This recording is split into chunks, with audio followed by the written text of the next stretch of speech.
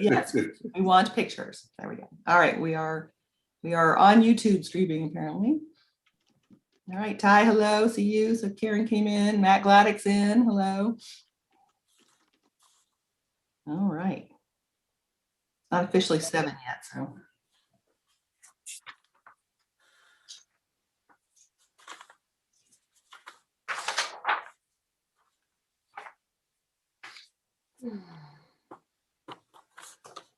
Oh boy, oh boy, oh boy, oh boy, oh boy. Michael, you're unmuted, just so you know. I know. I got no secrets.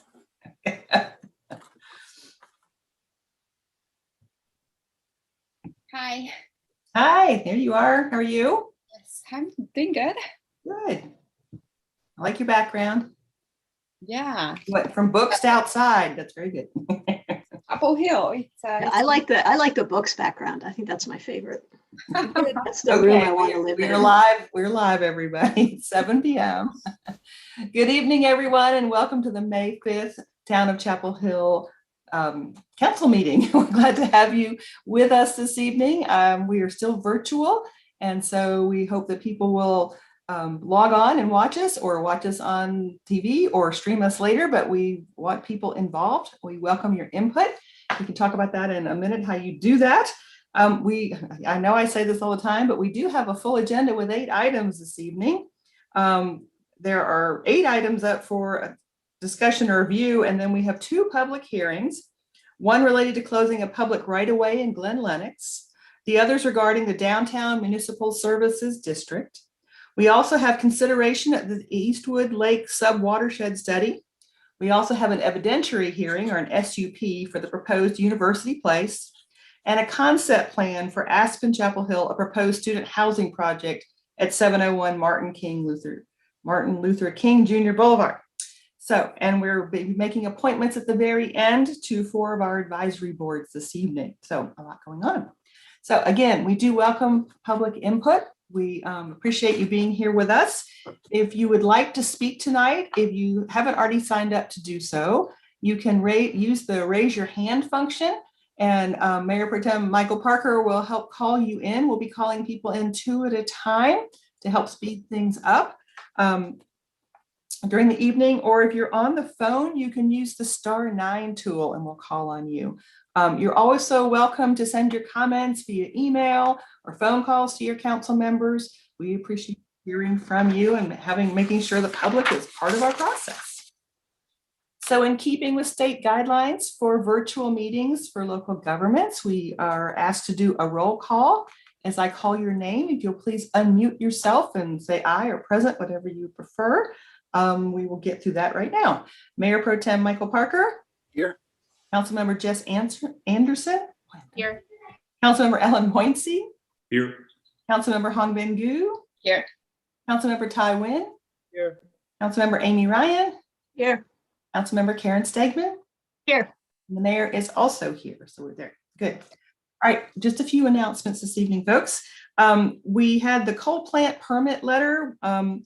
Well, I want to give you an update. The petition that was brought to Town Council on April 21st from the Environmental Sustainability Board regarding a new air permit application for the cogeneration plant at West Cameron Avenue that is run by UNC. The council submitted comments. The comments were due in. They're going to be hearing it tomorrow to the North Carolina Division of Air Quality about this permit, requesting that any future permits or plans for the plant reflect the strongest possible public safety and environmental standards.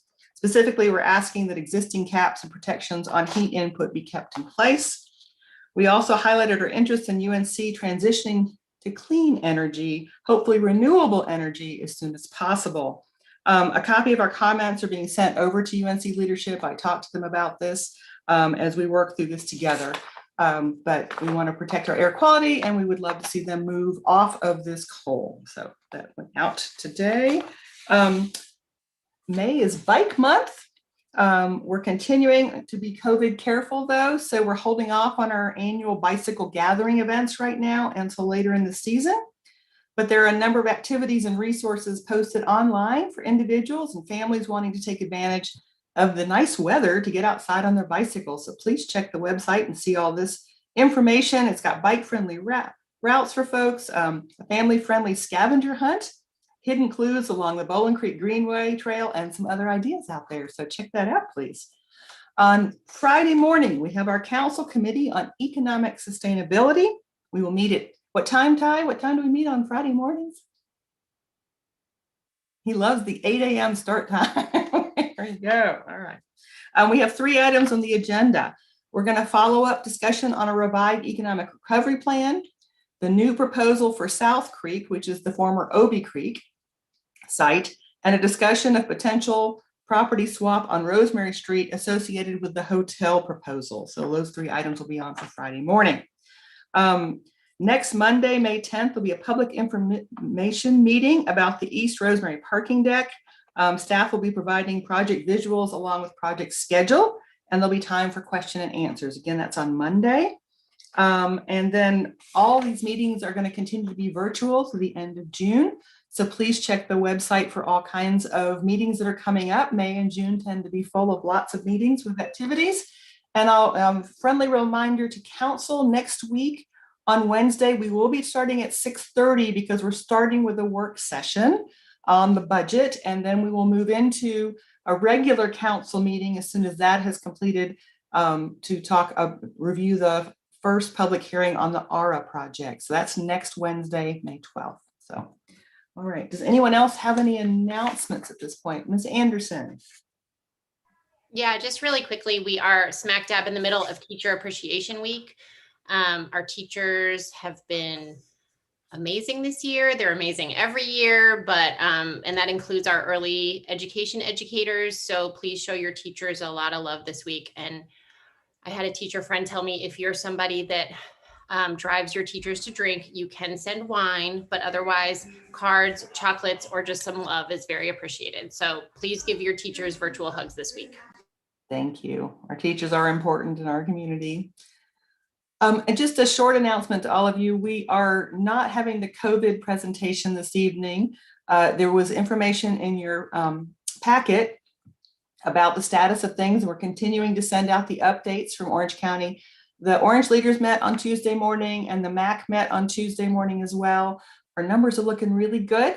The percent of people in Orange County getting their vaccine is tremendous. We're very, very proud of the community's willingness. We're going to continue to concentrate on communities who may need us to come to them. So Orange County is working very hard to go to vulnerable communities. The Friday centers actually got openings. You can walk in right now. They'll be scaling back a little bit, and Orange County has scaled back to 2 sites plus the pop-up events they're going to be doing. But our percent positivity rate is really low as well. UNC is also experiencing a low positivity rate. They're continuing to test, mandatory testing. This is the last day of classes for UNC, and they start their exam period, and graduation will be not this coming weekend, but the following weekend. 5 different events going on for that to reduce the size of an overall event. And the speaker, in case you hadn't heard, will be Dr. Fauci. So UNC's graduation speakers, and you're allowed to tune in virtually. So that should be really a good event. So if you have questions about COVID related information, you're welcome to send them to me and I can get them to the MAC group and we can get you answers. But as of now, we're doing really well for this community. I'm very, very proud of how well we're doing. So yay. All right. We will go then to comments from the public on items that are not on the agenda this evening. Mr. Parker, do we have anyone signed up? Just double checking, we do not. Okay. All right. So then that brings us to the consent agenda. Petitions? Oh, sorry, petitions. Yeah, and we do have a raised hand now. Sorry, I forgot about the petitions. I went right past that. We actually have a raised hand. Okay. And that is Christine Carlson. Amy will bring you in. Yes, I may not have understood you properly. I was just going to speak about the permit for the coal plant You're as a welcome. public comment. Yes, you can speak. Okay. Well, good evening, Town Council, Mayor. My name is Christine Carlson, and I'm here to talk about the coal plant permit. I've been a resident of Chapel Hill Carborough community since 1969. For 2 years, I lived with my family in student housing on campus. And it's with a great concern and astonishment to me that in this year of crisis, the Department of Air Quality has decided to weaken rather than strengthen the UNC coal burning air permit by eliminating the heat input limit from it. At a time when we should be acting on providing sustainable energy, they are regressing to the use of an antiquated, toxic, finite burning of still more coal. Excuse me, the coal burning capacity of the boilers UNC has is at capacity now, and adding more fuel to the fire will cause more toxic pollution. Also, the toxic coal ash produced will increase. I understand that it's being shipped off to poor communities out of state. There's a good reason we don't want it here. It's dirty and it's toxic. We have enough of that stuff under our police department in Chapel Hill, right? Coal is a thing of the past. UNC is the only public university in North Carolina still burning it, and one of the few nationwide. And it's already one of the dirtiest. We've got to think of the health of our children and our community and of those in other communities. I'm glad to see that this council is starting to do something about it. And I just want to encourage you to keep on DAQ to deny the weakened air quality permit draft.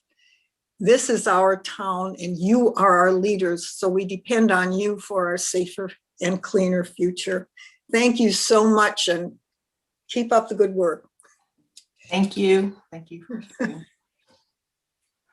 Okay, I'll take us back to our two, I think we have two petitions. The first one on here, and I don't know if anyone's here to speak on the CF Smith Property Group's request to allow limited scope conditional zoning district review for construction start and construction completion timeline extension request for the special use of the Tri-City Medical Building at 5002 Barbie Chapel Road. Yeah. Anyone here to speak on that? Mayor Dan Jewell, I don't want to extend your meeting at all. You have our written petition and just here to answer any questions that you might have about it. It's a little bit different. We need to convert our special use permit to a conditional zoning first. And the request before you is to refer our petition to allow us to make a limited application to convert the SUP to a conditional zoning. So then we can ask for the extension. Simple. Okay. Thank you. So our normal process is to receive and refer to the manager and mayor so that they can start the process to investigate what would be involved in answering a petition. So your motion. We receive and refer. Second. It's been moved by Mr. Parker, second Mr. Boincy. We need a roll call vote, please. Mr. Parker, Yeah, aye. Ms. Anderson, Aye. Mr. Boincy, Aye. Ms. Gu, Aye. Mr. Nguyen, Aye. Ms. Ryan, Aye. Ms. Stegman. Aye.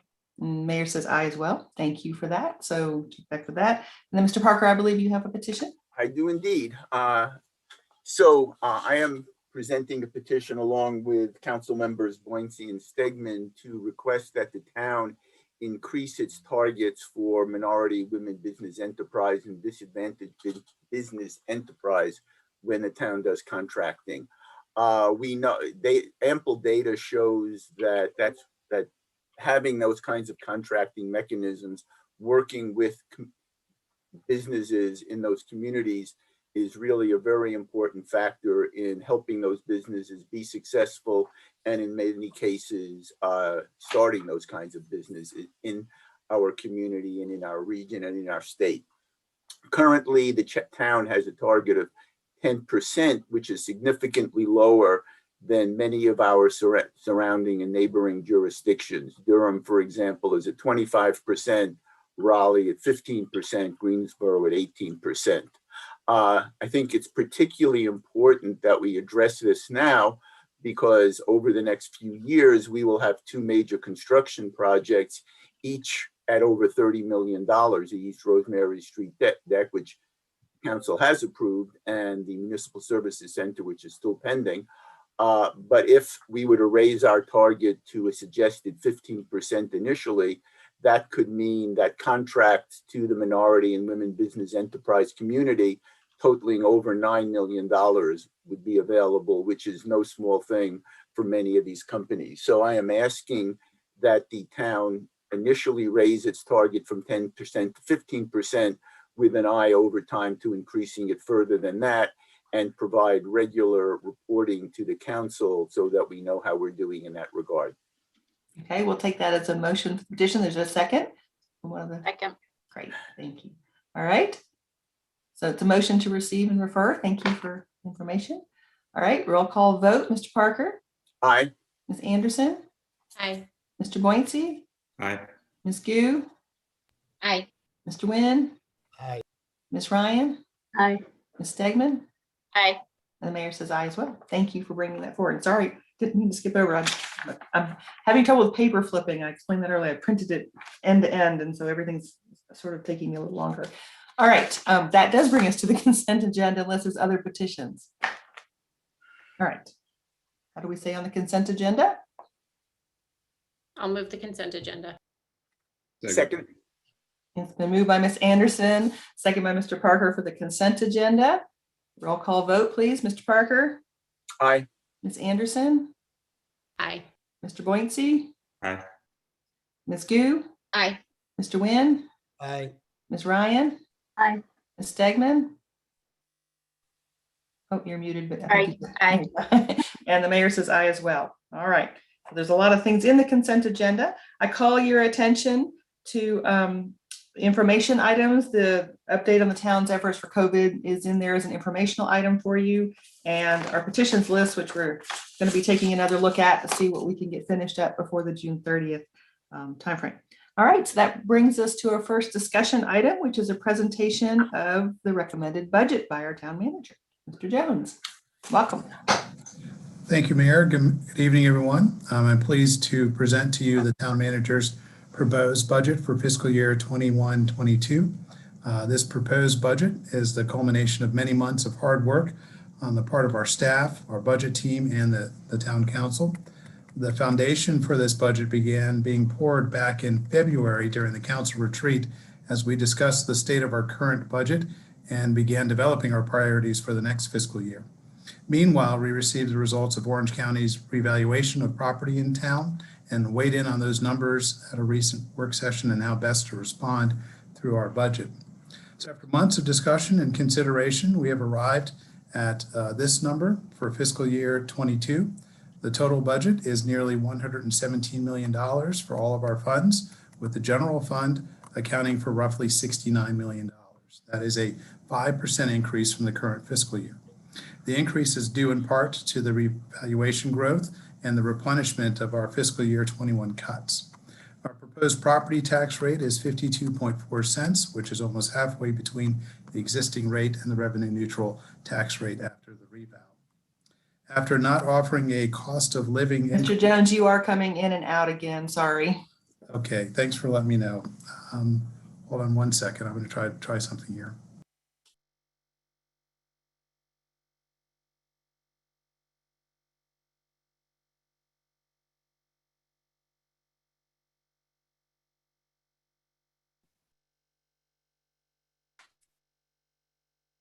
Mayor, can you hear me now?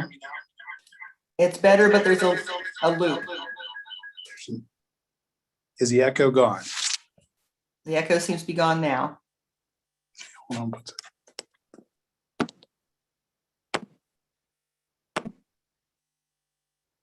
It's good if you want to continue. Okay, Mayor, can you hear me okay? We can hear you now. Great, thank you. Sorry about that. Just had a backup just in case we ran into that problem again. So after not offering a cost of living increase in the current fiscal year due to the pandemic, I am proposing a 3% of market pay increase for our employees for the next fiscal year. The town's pay plan has all of our positions broken out by grade, and each grade has a pay range. And so the goal of the percent of market pay adjustment is to help employees get to the market rate over a shorter period of time. And employees who are below market will get a higher percent raise than those who are at or above the market at currently. We believe this budget provides a significant investment in the council's priorities and those of our community. And we'll have more details on those priorities in just a moment. So let's take a look at our revenue comparisons from year to year. Our property taxes are expected to grow by $3.5 million from fiscal year 21 to 22. The sales tax will also experience an increase with our fiscal year 21 budget. We had assumed a 5% decline from the prior year. The fiscal year 21 estimate now assumes a 10.9% growth for the year. That's a remarkable occurrence considering the impacts of the pandemic. So we are now forecasting for next year a 2.5% growth in sales tax. This is in line with the information we have received from the North Carolina League of Municipalities. The FY22 budget assumes a partial return in occupancy tax revenues, still about $450,000 short of our pre-COVID numbers. In terms of our state shared revenues, the FY22 recommended budget assumes a small decline in utility sales tax revenues, which is being seen statewide. Our FY21 revenues and our charges for services were also down by about $1.8 million. That was largely due to a $1 million drop in our parks fees, a $400,000 decrease in revenue for our school resource officers, and $200,000 in charges to the town's enterprise funds due to decreased personnel costs. So we anticipate recouping some of that lost revenue, but not all of it in fiscal year 22. Another important number on your screen relates to the appropriated fund balance as a result of lapsed salary savings due to our hiring freeze and higher than anticipated sales tax revenues. The town anticipates ending fiscal year 21 by actually adding to the general fund balance. This we've managed our budget wisely during difficult times. And once we do have the final year-end results, we will come before council to discuss the best strategic use of those funds next fiscal year. On our next slide, you will see the significant increase in the property values, especially in Orange County. Property taxes make up about 50% of the town's general fund revenues. The chart provides the components of the town's tax base, which is made up of Orange and Durham County real property, Orange County and Durham County motor vehicle property as well. And the valuation data will be used, that you see on the screen, will be used to compute the 21 tax bills. Orange County completed a revaluation on all real property last year, which includes all residential and commercial land and structures. And based on that reevaluation, the town has realized a little over 13% growth in that area. So the town typically sees an average growth in a tax base of about 1.5% per year in a non-reval year. As we do every year, we'll take a real quick look at the property tax rate for the town. Our existing tax rate is 54.4 cents per $100 of assessed value. The revenue neutral tax rate is 49.4 cents. So we are proposing a tax rate close to the middle of those two numbers, 52.4 cents. We are trying to be mindful of the effect the increased valuation will have on the commercial and residential property owners, while also helping the town restore the cuts that were made in fiscal year 21, and to begin the process of investing in a number of our strategic initiatives that both the council and the community have called for. Prior to the pandemic, the town had experienced an average sales tax growth of 5.2%. We had anticipated a significant drop in sales tax of about 5% for fiscal year 21, but surprisingly, we've experienced just the opposite, as I mentioned just a few moments ago. At this point, it looks like we'll finish the year up nearly 11% from fiscal year 2021 or fiscal year 2020. We're going to take a little bit of a deeper dive into the priorities for fiscal year 22. We are proposing a 3% pay adjustment for our employees to recognize their hard work and to help us remain competitive, attracting and retaining top flight employees. We have 4 new positions to highlight, including an assistant town attorney, a diversity, equity, and inclusion officer, and a new crisis counselor in our crisis unit. We are proposing to reinstate $445,000 for the Ephesus Fordham TIF transfer. We have proposed $500,000 to address the needs identified in the Climate Action Plan. We've added $100,000 to the Human Services Fund to address growing needs in our community. And if approved, that fund will increase to over $556,000. We put aside $100,000 to help address recommendations that may come out of the work of the Reimagining Community Safety Task Force. And I've included $400,000 to address recommendations that may come out of the compensation and classification study, and to ensure we remain competitive for the services of our public safety officials in police and fire. We anticipate implementing those recommendations midway through fiscal year 22. We're also recommending we add back $250,000 to our OPEB contribution to ensure we stay on track with addressing our future commitments. We're proposing to restore some of the infrastructure funding that we removed from the fiscal year 21 budget to help us continue to climb out of the infrastructure hole that we are in. $350,000 for buildings maintenance, $345,000 for vehicle replacement, $250,000 for street resurfacing, and $350,000 for our PAYGO capital program. Offsetting some of the costs associated with our pay adjustments and other new investments is about $1 million in position savings, primarily in the police department, where we have used vacancy savings in the past to help balance our budget. Our new approach will reduce those vacant positions and provide some funding for other needed positions and investments like our new crisis council. While the COVID-19 pandemic significantly impacted the town, we were still able to carry out many of the services that are highly valued by our community, including emergency management, which was so critical over the course of the last year or so, affordable housing through our housing and utility assistance, library services through our safe pickup options, and technology improvements as well to allow the people's business to continue in a physically and cyber safe manner. All of our services continue to operate in some way, shape, or form because of the leadership of our council and the commitment of our staff in our community. I want to spend a few minutes highlighting some of our existing services that will be positively affected by our recommended budget next year, including affordable housing. If we combine our operating and capital costs with the affordable housing bond, we anticipate investing another $10 million to help preserve and create new affordable housing in our community. This budget would also increase the funding provided to human services agencies by about 18%. We had over $1 million in requests this year. If the council is comfortable with this proposed increase, the Human Services Advisory Board would go back and re-examine the applications for the FY22 funding to determine where best to allocate that money and then bring that back to council for consideration. Under new services, we have $500,000 to assist with the launch of the Climate Action Response Plan. The funding could be used to create new positions to move the plan forward and a significant amount of new funding to help provide energy upgrades for our buildings.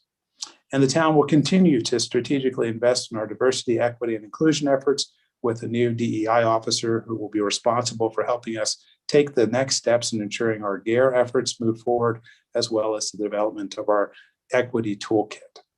We believe this budget will also help lay the framework for the town's 5-year budget strategy by developing a funding plan for investing in key town initiatives like those on your screen.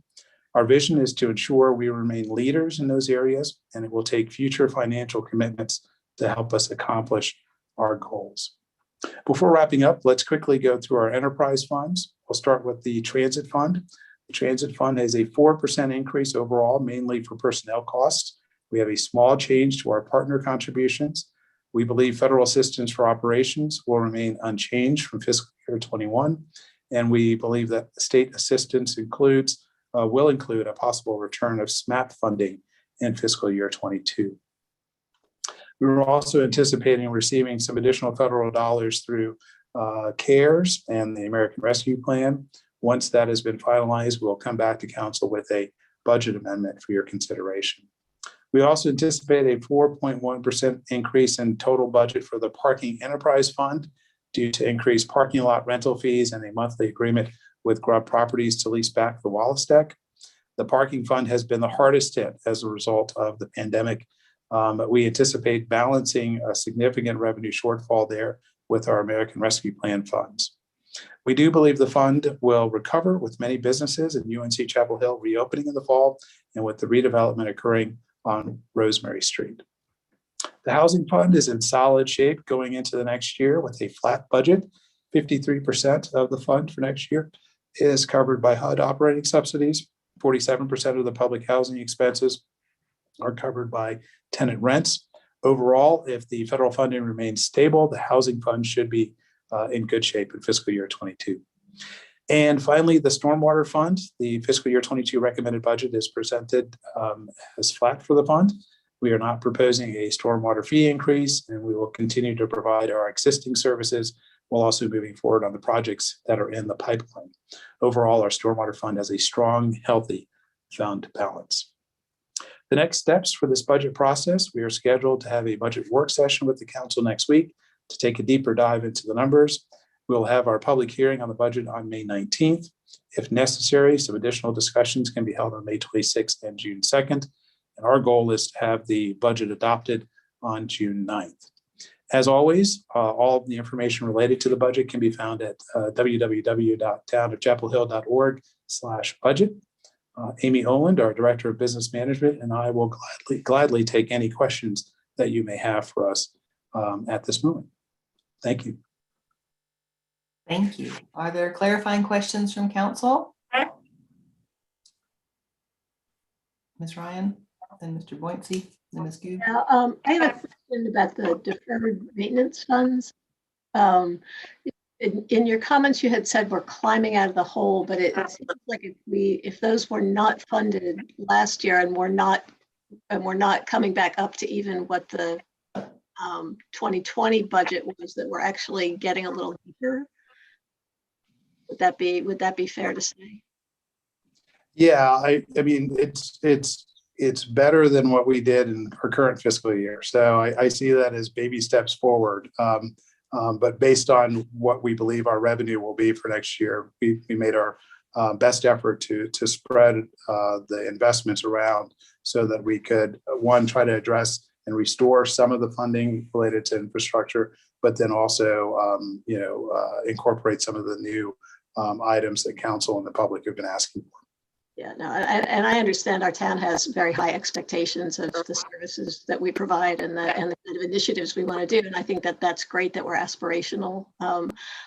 Again, it's like being on a plane and they tell you if the oxygen bag drops, you put yours on first, right? So we need to make sure that the town is taking care of real basic business too, even as we're trying to do these other aspirational things. So I just, as we're looking at this process, I'd like to find ways to maybe to be getting on a more solid footing with those funds. And even, I know that we're anticipating CARES money and we don't know exactly how we'll be able to use things, but I'd be interested in exploring ways that maybe if we do have federal money that comes in that takes care of some budget line, we can then transfer those to these deferred maintenance to kind of bring us up to a place where we're getting our nose above water again. And that's a great point. And that's exactly what we're doing right now.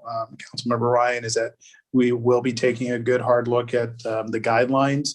Right now, the guidelines are pretty vague about how to use the American Rescue Plan funding. We hope within the next couple of weeks, we'll have more specific details on that. And one of the things that we have talked about is utilizing some of that funding for infrastructure if we're allowed to do so. So it is high on our list. Well, and again, too, I mean, there may be money that you can't use directly for these things, but for instance, if they're going another pot of money that then we don't have to on, we can reallocate. So it may be the case that you don't have the specific information by the time we approve the budget, but I think we can figure out kind of a general policy going forward about how that system would work. So I'm glad that you're thinking about that, and I encourage you to keep thinking that way going forward. And it's a great point, and we can always do budget amendments if we find out after the budget's been passed that we can use that fund for that money for something else that we had not anticipated. We could come back with a budget amendment for council in next fiscal year to reallocate that. Great, thank you. Thank you. I'm gonna jump in. Sorry, Mr. Boyncy first. I've been attending a lot of the conferences about our American Rescue Plan monies and what other cities are contemplating and doing, U.S. Conference of Mayors and a bunch of different groups, and they strongly encourage us to wait for the guidelines and not to jump too quickly on how to spend these monies, that we have 3 years to spend these monies and to not just plug holes, to be thinking forward of what kinds of things we could do to benefit the community for the future versus just filling holes, and to take our time and get public input, all the things that we value here. But it was a good reminder to do that. The other thing they strongly encouraged was to appoint an employee, and I've talked to our manager about this, appoint an employee or to hire outside administrative auditing help to make sure that we're tracking how we spend these monies and that we're meeting the guidelines with the monies, because other cities have had to redact money with CARES funding because they didn't start right away with being able to track it. And I know Ms. Owen's department's very good at all this, but I think it's something we need to think about how we move forward. They even said the guidelines were probably going to allow you to spend money to hire the outside help or to help pay for doing the tracking, but we're going to have to account for every dollar, how we spend it, where we spend it, what we do with it. So they're expecting the guidelines shortly, but I want everyone to think about that. We don't have to jump right away. We're probably going to have to make this budget decision before we know exactly what we want to do with the incoming monies. Since we don't have the guidelines yet, it'll make an interesting conversation as we wrap towards closing in on passing a budget. So the state's going through the same process, and Metro Mayors is on top of this, and the league is having workshops on this. There's a lot of information on how to figure out the best way forward without knowing what a infrastructure bill may or may not look like or may not pass. They're cautioning us, like I said, not to jump too quickly, because if you spent something on infrastructure with your ARP money and then you got infrastructure money, you might not be able to spend it on other things that you could have spent ARP money. So a balancing act. So anyway, sorry, just to throw in there. Mr. Boyncey, followed by Ms. Gu. Yes, so thank you for the presentation. I was wondering about, I guess, for the additional 100,000 for human services. Do you know anything about the nature of many of the requests and applications that are coming in? I'm just curious if maybe we're seeing. I'm just curious, kind of generally about if we're seeing most applications having to do with some particular part of our community or particular kinds of programming. Do you have a sense of that? Council member, it's a mix, and because we have a lot of human service agencies and nonprofits in our community that are looking for assistance right now. We do anticipate providing that information to you all about the work that the Human Services Advisory Board did, the applications that they received and reviewed, and then those that they've chosen. So we'll be providing that information to you all soon, and we can all take a deeper dive into what we're seeing there. But it is kind of a mixed bag. Got it.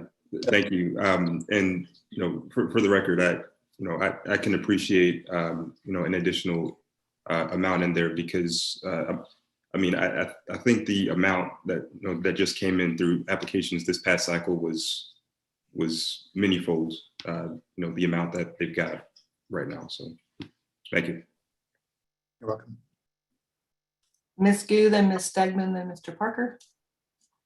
Yeah, well, I have, I think, three issues. One is what I want to follow what Councilmember Boyncey just said about this human service funding, the $100,000 additional funding for the human service. I listened to their meeting last night, and I think they were very excited. I think this is something that they have been asking for a long time, and we know there are lots of needs in our community. For the applications last year, I know that there are applications that are very outstanding from very outstanding nonprofit organizations. Some are from minority and women nonprofit organizations, but I think they're not being funded in the first round of recommendation. I'm hoping that we will, in our spirit of promoting those women and minority nonprofit organizations and businesses, that we will give them special consideration. So this is one of the comment. And then second, for the total for the parking fund, I see that we're going to have the 4.1% increase for the parking fund. Is that in addition to the 1.1 million from American Rescue Fund that we already committed to it? No, the 4.1% is just overall the total budget change. So the 1.1 million is the amount that was needed to make up the gap between the total expenditures for that fund and the total amount of revenues that were available. The parking fund, as we mentioned, has been the hardest hit as a result of COVID, with UNC not being completely in person. And so that was the amount that we've appropriated. And we had talked about, earlier that we are not using any of the American Response dollars yet, but we knew that this was one area that we needed to be able to fill that gap. So we're just putting that in as a holding amount. So it will be a total of the 1.1 million, no additional above that amount So for that, fiscal year 22. okay, so that 4.1% increase is that 1.1 million from American Rescue Fund? Is there No, that's just the total budget change. I'm sorry, I can get to that. I'm working on getting to that page. That just shows the total number of from one budget year to the next.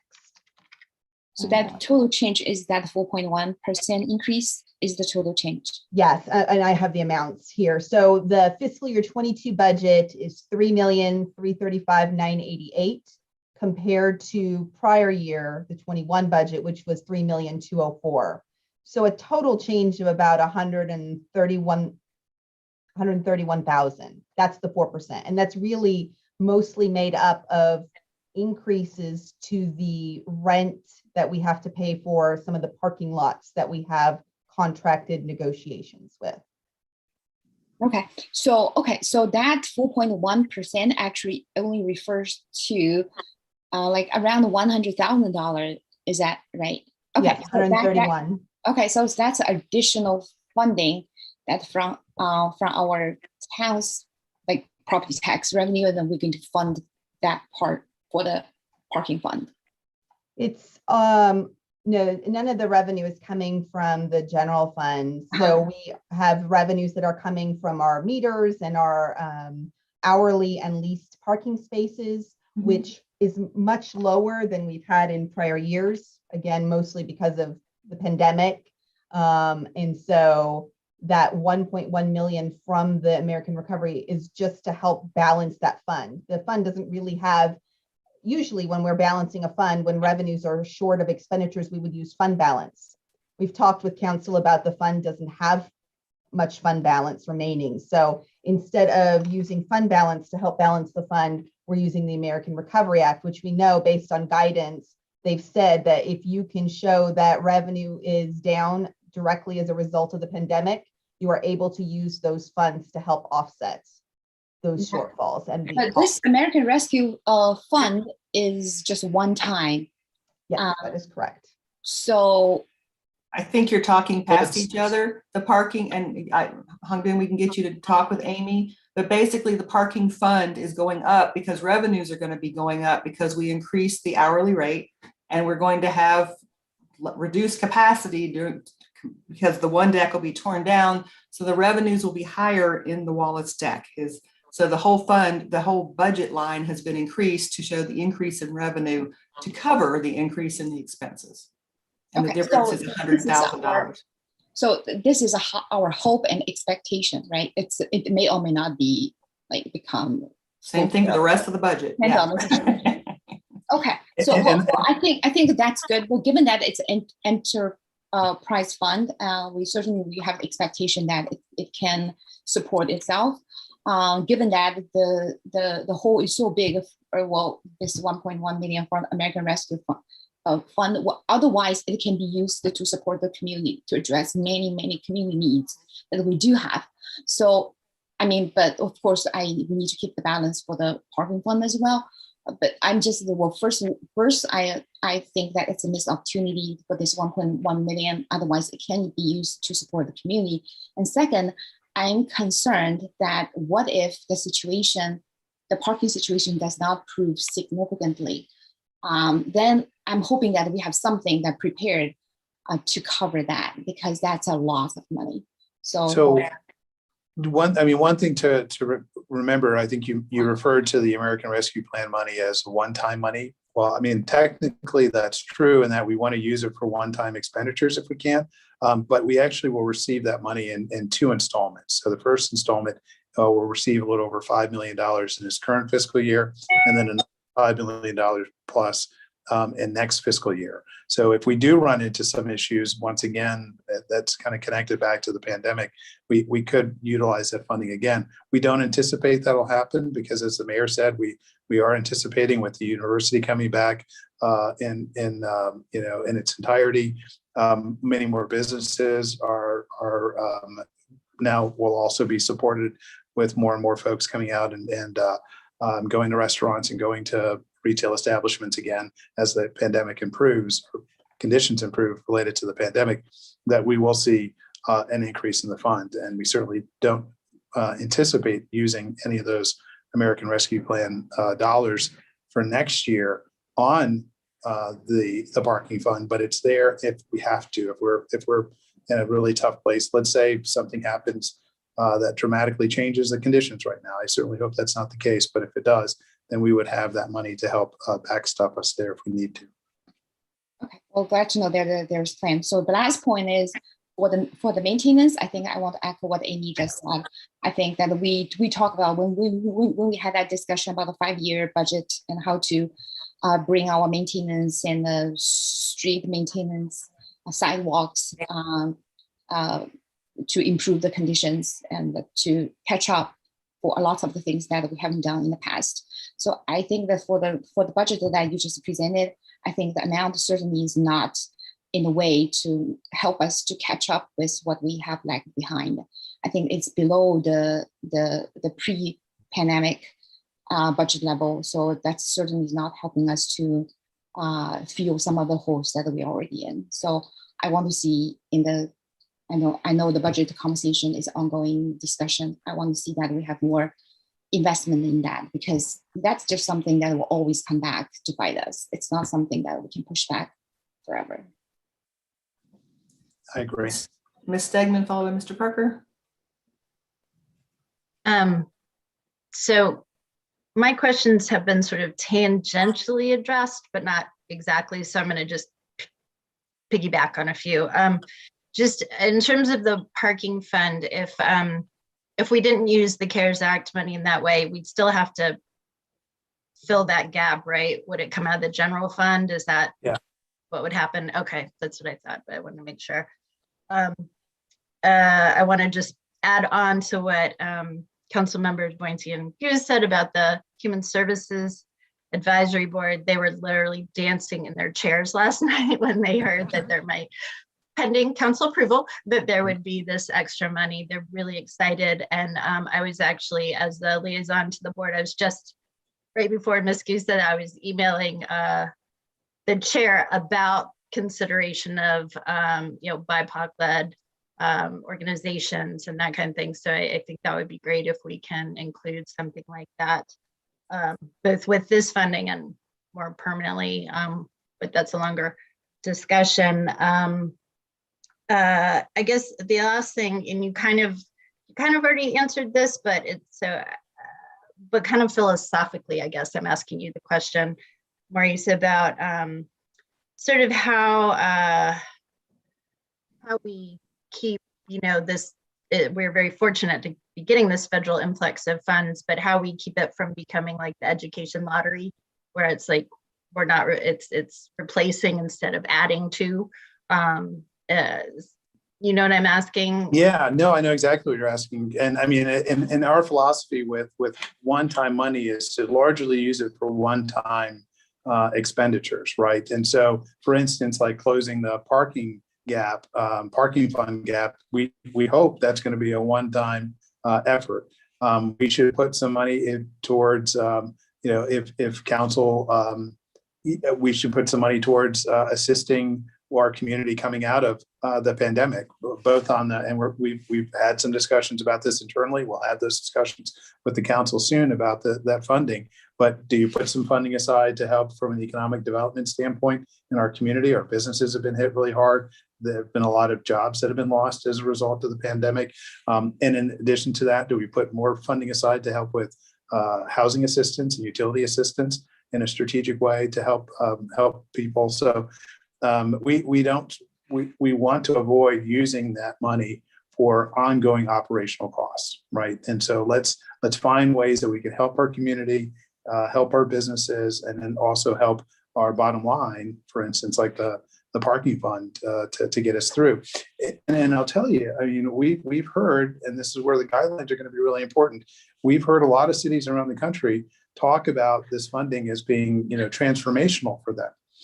Now, some of those cities, they're getting hundreds of millions of dollars versus the 10 million that we're getting. So I'm not sure it's going to be transformational for us, but are there things that we could use this money for that would help kickstart some other initiatives or efforts that we have been talking about for quite some time? And so that's how we're looking at it. We'll have a deeper conversation with you all soon about that funding. Great. Does that answer your question?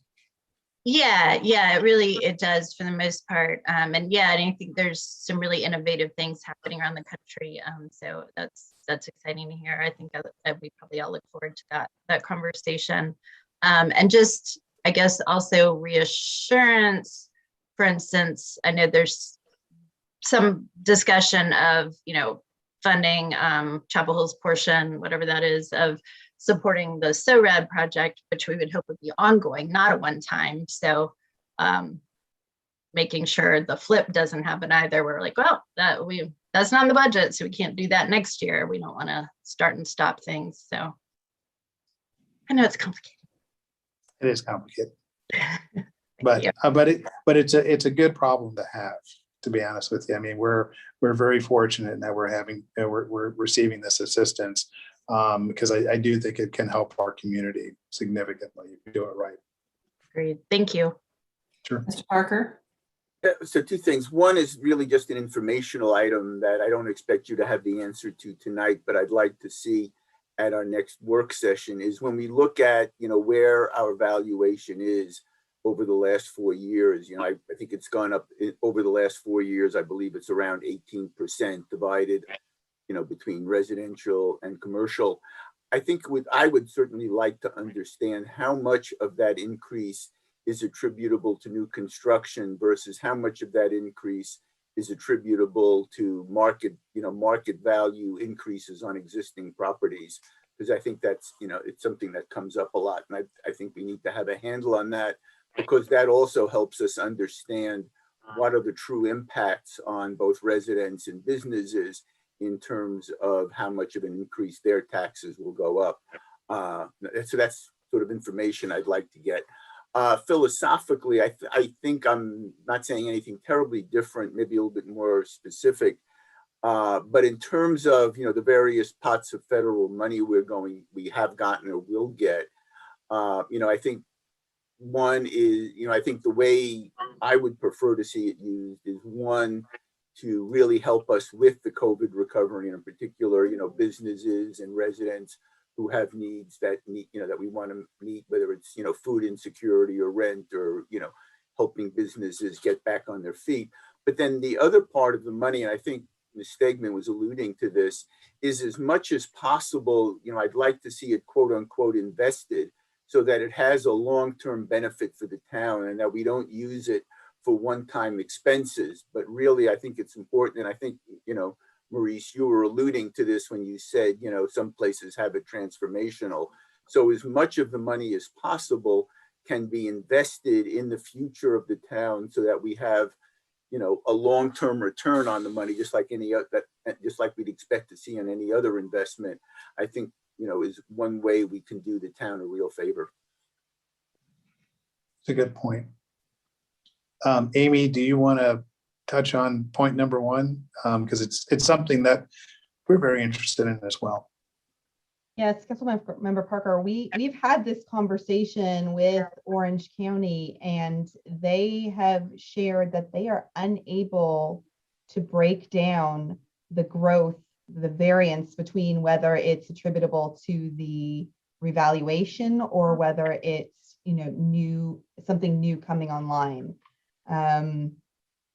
I don't understand, but they have shared that is not something that they can breakdown, because we did ask for that as part of the information that we were hoping that they could share when they were with us on the April 14th work session. So But it's knowable information. I mean, we don't have to get it exactly right. We know that over the last 4 years, we know that there have been, I don't remember, 5, 6, 7 major new developments in town, right? I mean, it hasn't been 100.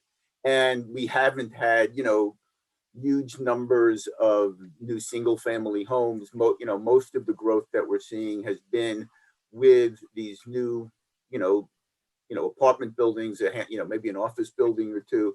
So I think if we could get somebody either on the town staff or get, an eager beaver from the business school, I think it's we may not be able to get it from the county. We may not be able to get it perfect, but it is knowable. And it's probably not more than a day's worth of work for somebody who's has the appropriate data in front of them. So I would really like to see us get that. I think each time we go through a budget reval, in my case, it's been, this is the second time, but even watching previous councils, we go in circles. Well, the county can't give it to us, so we don't know it, so we can't, and it is knowable information.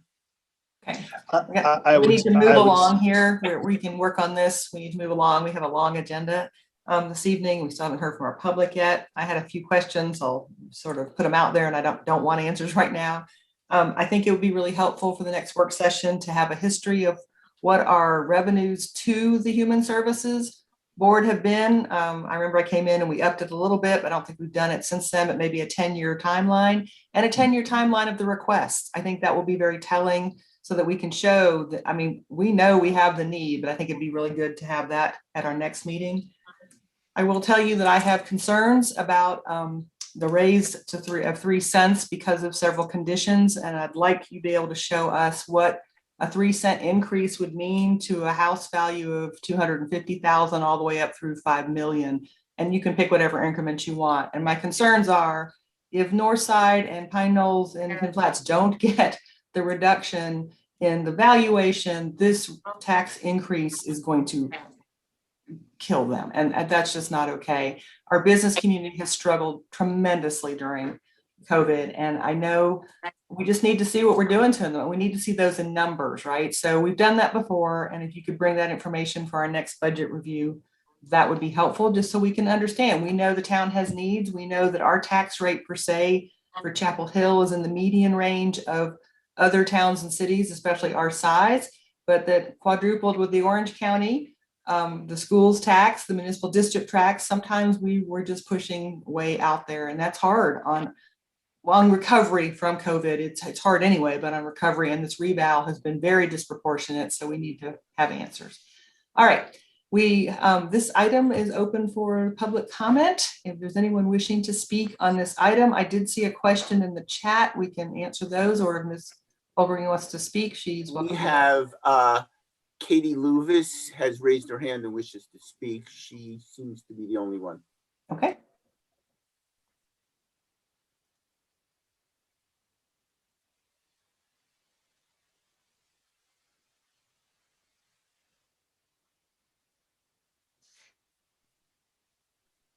Welcome. Hello, good evening. Katie Luvis here from the Chamber for Greater Chapel Hill Carborough. And the Chamber is going to follow up with a letter from our board that's much more articulate and hopefully makes the case more persuasive, but I could not let tonight pass without making a statement. It is a terrible, terrible, terrible time to do a tax increase for our local businesses. As you know, a lot of them have really taken it on the chin in the last year during the lockdown. They're just starting to see a ray of hope. What happens with a property tax, with a tax increase, is the property owner literally serves up that bill right to the tenant. So our local businesses who are tenants in properties are going to receive that exact increase. And it's a pain point. It's really painful. So that's all I'll say. I know you all are thinking carefully about this, and we'll follow up with more information that'll hopefully give you some material examples of how this matters to them. Thank you. Thank you. I can refer the couple of answers in the chat box that all budget proposals and all ways council spends monies are always going to be public meetings.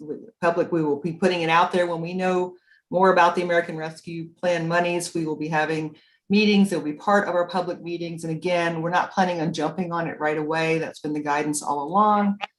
It may come into balance if the manager may be recommending to use those monies instead of some other things proposed in the budget. And that will all be part of this budget process. So stay tuned. And two, there was a question about why there was 50K in the climate action 2 years ago and 500K. Well, the 50K was the grant, the money to get started on doing the consultants to help us put together a climate action plan. We didn't want to spend a lot of money on climate. We wanted to, but we didn't spend a lot of money on climate action until we had a plan. And now that we have a plan, it has some requests in it. And part of those requests are going to get started in the first year with a proposal of 500K. So that's what that's about. So, all right. There'll be more opportunities to comment on the budget. If council members want to share anything now, I will ask council members. I will make a motion to excuse Ms. Anderson from the rest of the meeting. She's had a family emergency hit, but I will need a vote to excuse her absence. So moved. Moved. Who moved? And sorry. Amy moved. 5 seconds. Moved by Ms. Ryan, second by Mr. Nguyen. Roll call vote, please. Mr. Parker. Aye. Mr. Boyncey. Aye. Ms. Gu. Aye. Mr. Nguyen. Aye. Ms. Ryan. Aye. Ms. Stegman. Aye. And the mayor says aye as well. So we excuse Ms. Anderson. If she can join us later, she will try, but it's not likely. Okay, so any other comments to share about the budget? This will be coming back again next week. So get your questions in and be thinking about these. And we've asked some good questions tonight. Okay, thank you. All right. Item number 13, receive the draft of the long-term recovery and transformation plan. Mr. Richardson, welcome. Thank you, Mayor. Good evening, council members. Are you seeing my screen? We are seeing your screen. Okay, great. Again, as the mayor said, my name is John Richardson. I serve as the town's community resilience officer.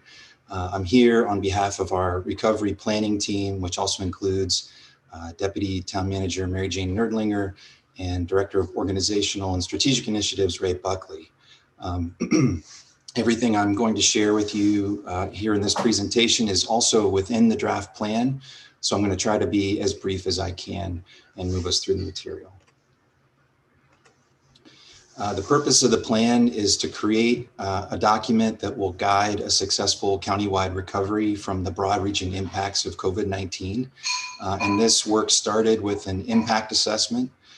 It included cost recovery training and different options that are also found in Appendix D of the plan. And of course, the creation of the plan itself. The project has 4 main phases. As I mentioned, the first phase was to quantify the impacts from COVID-19. The second was to establish a stakeholder group, or a series of groups, I should say, to design the strategies and initiatives to address the impacts we learned about. Step 3 was developing the countywide plan itself and setting action to help address those impacts. And then moving forward, phase 4 is about the implementation and monitoring of the plan as we go forward. The recovery planning was organized into the 7 working groups that you see on the screen there. So economy, housing, health, human services, natural and cultural resources, community planning and capacity building, and then finally intergovernmental affairs and communication. There was also public involvement in many aspects of plan development, which included what you see on the screen here, things like virtual surveys, focus groups, workshops, etc. And this is again detailed within the plan in more depth under the stakeholder engagement summary appendix. The plan also outlines the different ways that racial equity was prioritized and addressed throughout the planning process.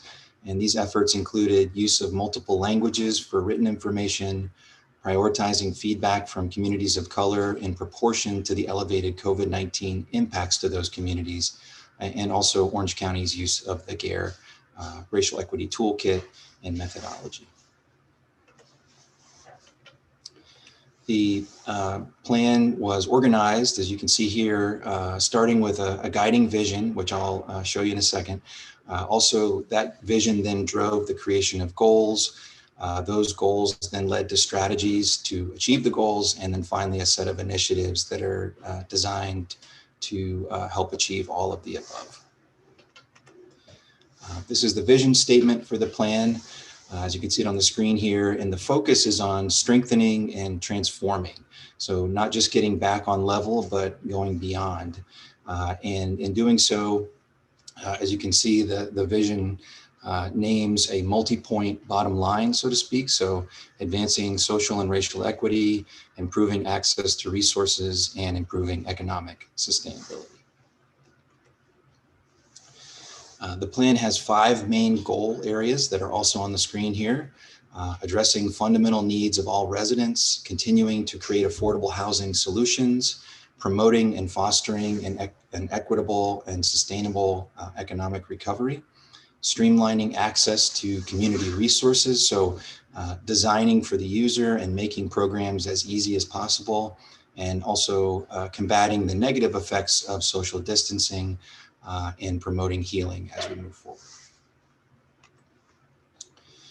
And again, all of this is within the draft plan, so I will be brief on the next few slides.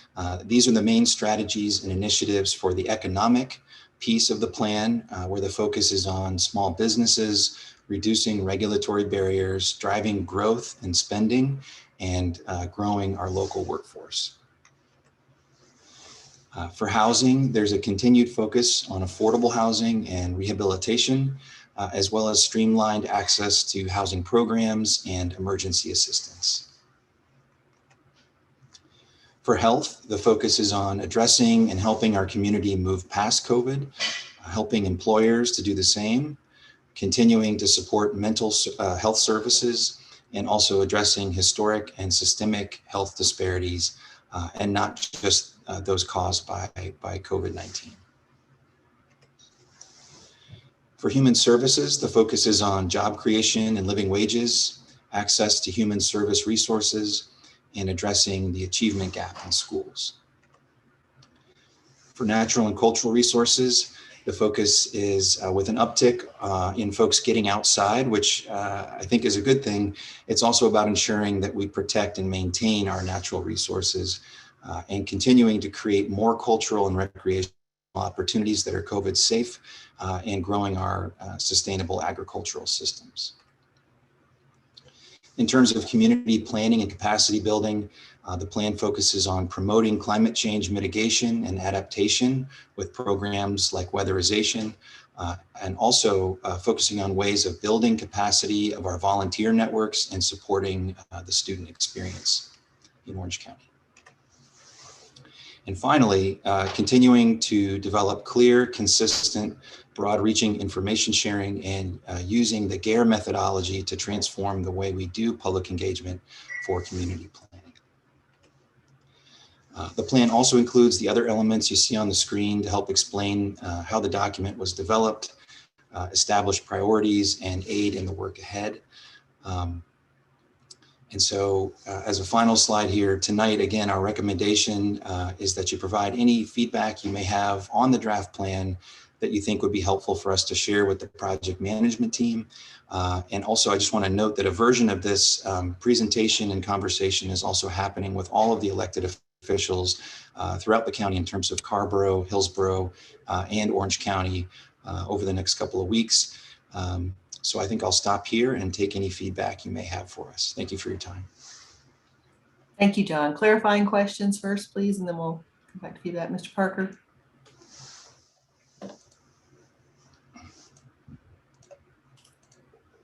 Yeah, John, I was looking, apart from any specific comments I might have on any of the initiatives, I guess my overall question is, how does that plan interface with budgeting? I mean, most of the things in there are not free.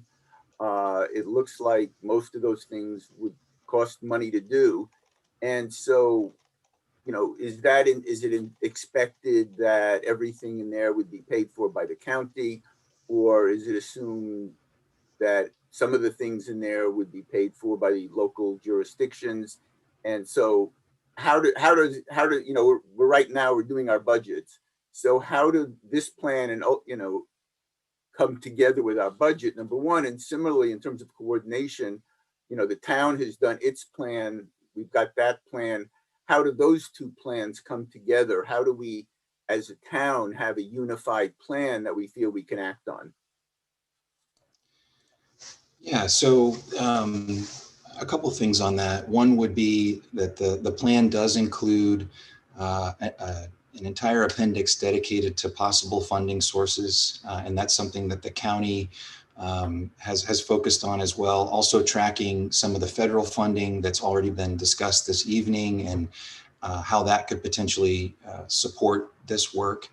I would say from a local standpoint, the way that we've started to look at this is just to try and find the places within the plan where we have existing projects and programs that overlap and help advance the work that's in the larger plan.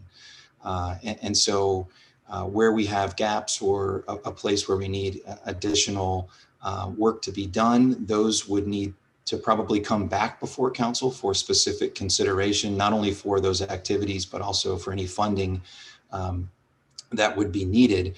But for the things where we've already got funding, programs that would have additional dedicated funding as part of perhaps the FY 21-22 budget, we see a lot of overlap in terms of the work the town is already doing and what could be funded as part of the annual budget upcoming that could also help advance the work that's in this plan.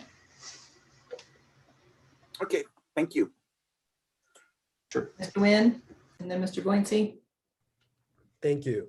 I guess my first question is, so what is going to be the process after this plan is passed in terms of actually implementing? As you know, there's a section for like suggestions for implementation, I believe from the consulting team in the plan that we received in the packet. But what is the projected process for actually making these things happen? That's a good question. I think the next step, so apart from gathering the feedback from the different elected officials and boards here late this spring, the idea is to bring the feedback to the project management team and have that team work through those comments, all those comments from all the different elected bodies, and then make revisions and bring back what would be a final plan for consideration by all of the elected boards for endorsement. After that, I believe the plan would then be to look to the structure of the recovery working groups, the 7 recovery working groups that are assigned to each of those 7 categories I was talking about earlier, and have those leads and those supporting partners get to work on the near-term initiatives that end up in the final plan. So the exact timing of that, some of that exact timing is also spelled out under each of the strategies. There are some initial planning steps that are usually, you know, within the first year, and then following that, some additional steps beyond that first year, usually within the first year to 2 years, to continue moving those strategies and initiatives forward. Gotcha. And then my second question was on the racial equity piece. You know, I think the staff response, and it mentions in the plan that input from communities of color was kind of weighed at a, whatever the term is, at a higher amount than input from other communities. Could you kind of walk me through that process and how, I guess, the consulting team did that? Because I mean, just even looking at the numbers, we got what, like over 15-fold more participation from white folk. So, you know, even if you weigh the 40 responses from, you know, the African-American community more so, it still seems like there's a disparity there. I can do my best to try and describe the process we heard from the consulting team. I hope I get this right, and I will try and check back with the project management team afterwards. And if I didn't get it right, I'll certainly let you all know what's what. But the way that I understand it is the consultant took all of the comments, all the feedback from a number of different sources. So There was the needs that were addressed in the impact report. There were surveys about community preferences. There were specific needs from meetings with leaders and also communities of color, and then also other meetings around promoting long-term resilience. All those factors, all those types of meetings, what the consultant did is took the feedback and weighed the feedback specifically from communities of color, both in the specific meetings with leadership and also in the group meetings, as well as from the survey data and other face-to-face meetings, and weighted it above other feedback. So in other words, the way I'm understanding it is that what was said to be important by the groups most affected by COVID-19 is proportionally reflected in which strategies and initiatives have priority within the plan. There's a technical science to it. There's a formula. They showed us a big spreadsheet. I don't have that in front of me tonight. I can try to get a more technical answer for you, but that's at a higher level, that's the way I understood the process to go.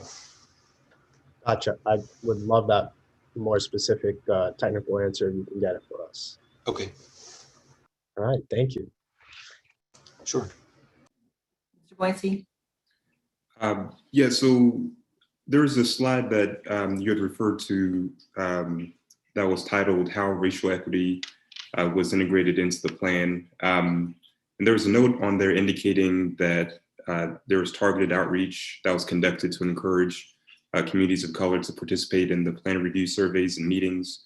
I submitted a question about, what the data is in terms of the demographics of people who were able to show up to the plan review meetings, how they were held, the number of those meetings, and some of the feedback that was heard at those meetings. I didn't get a clear answer on those. I was wondering if you could shed some light on some of those points.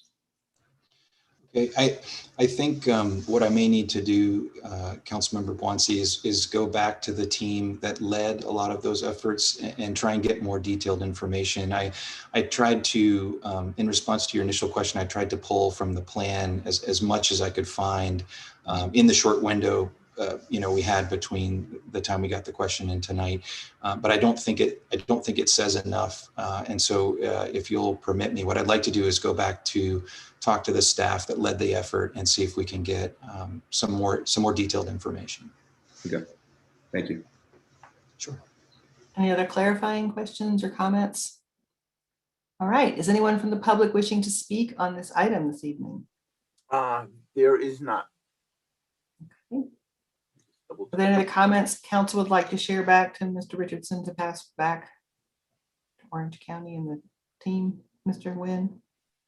One of the recommendations I saw in the plan was, especially around the racial equity piece, was supporting minority businesses by trying to, better balance capitalization.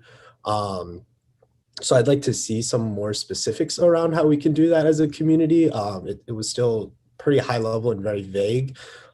Specifically, I'd love for us to explore a model that, I'm going to probably say this really wrong, but Cuyahoga County in Ohio did. They just recently committed $5 million in partnership with a local venture fund to invest in local startups, and their main investment criteria was, the potential for local jobs created.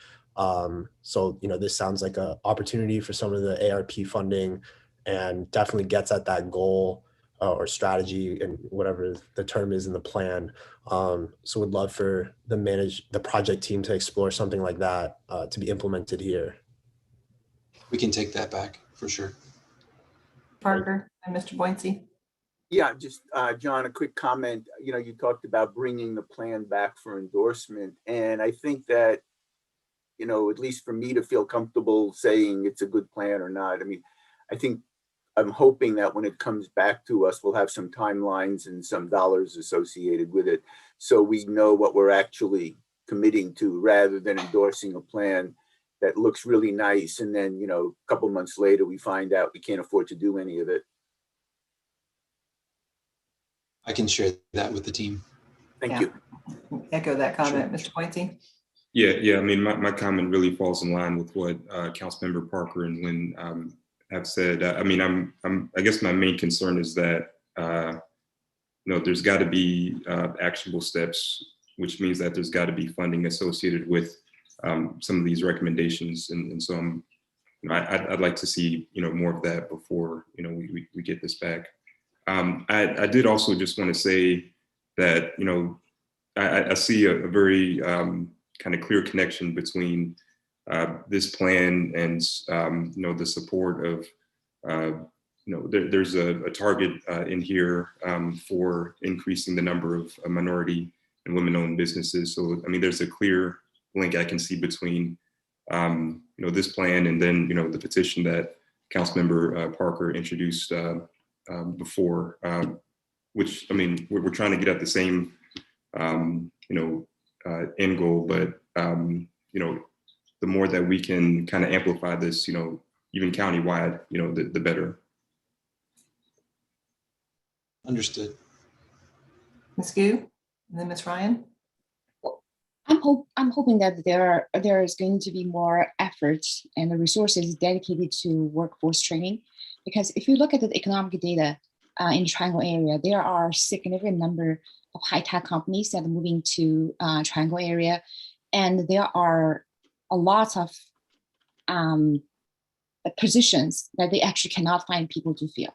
I feel like there is a gap between, on one end, we see the minority groups and like there is increasing disparity that people are not getting the good job and paying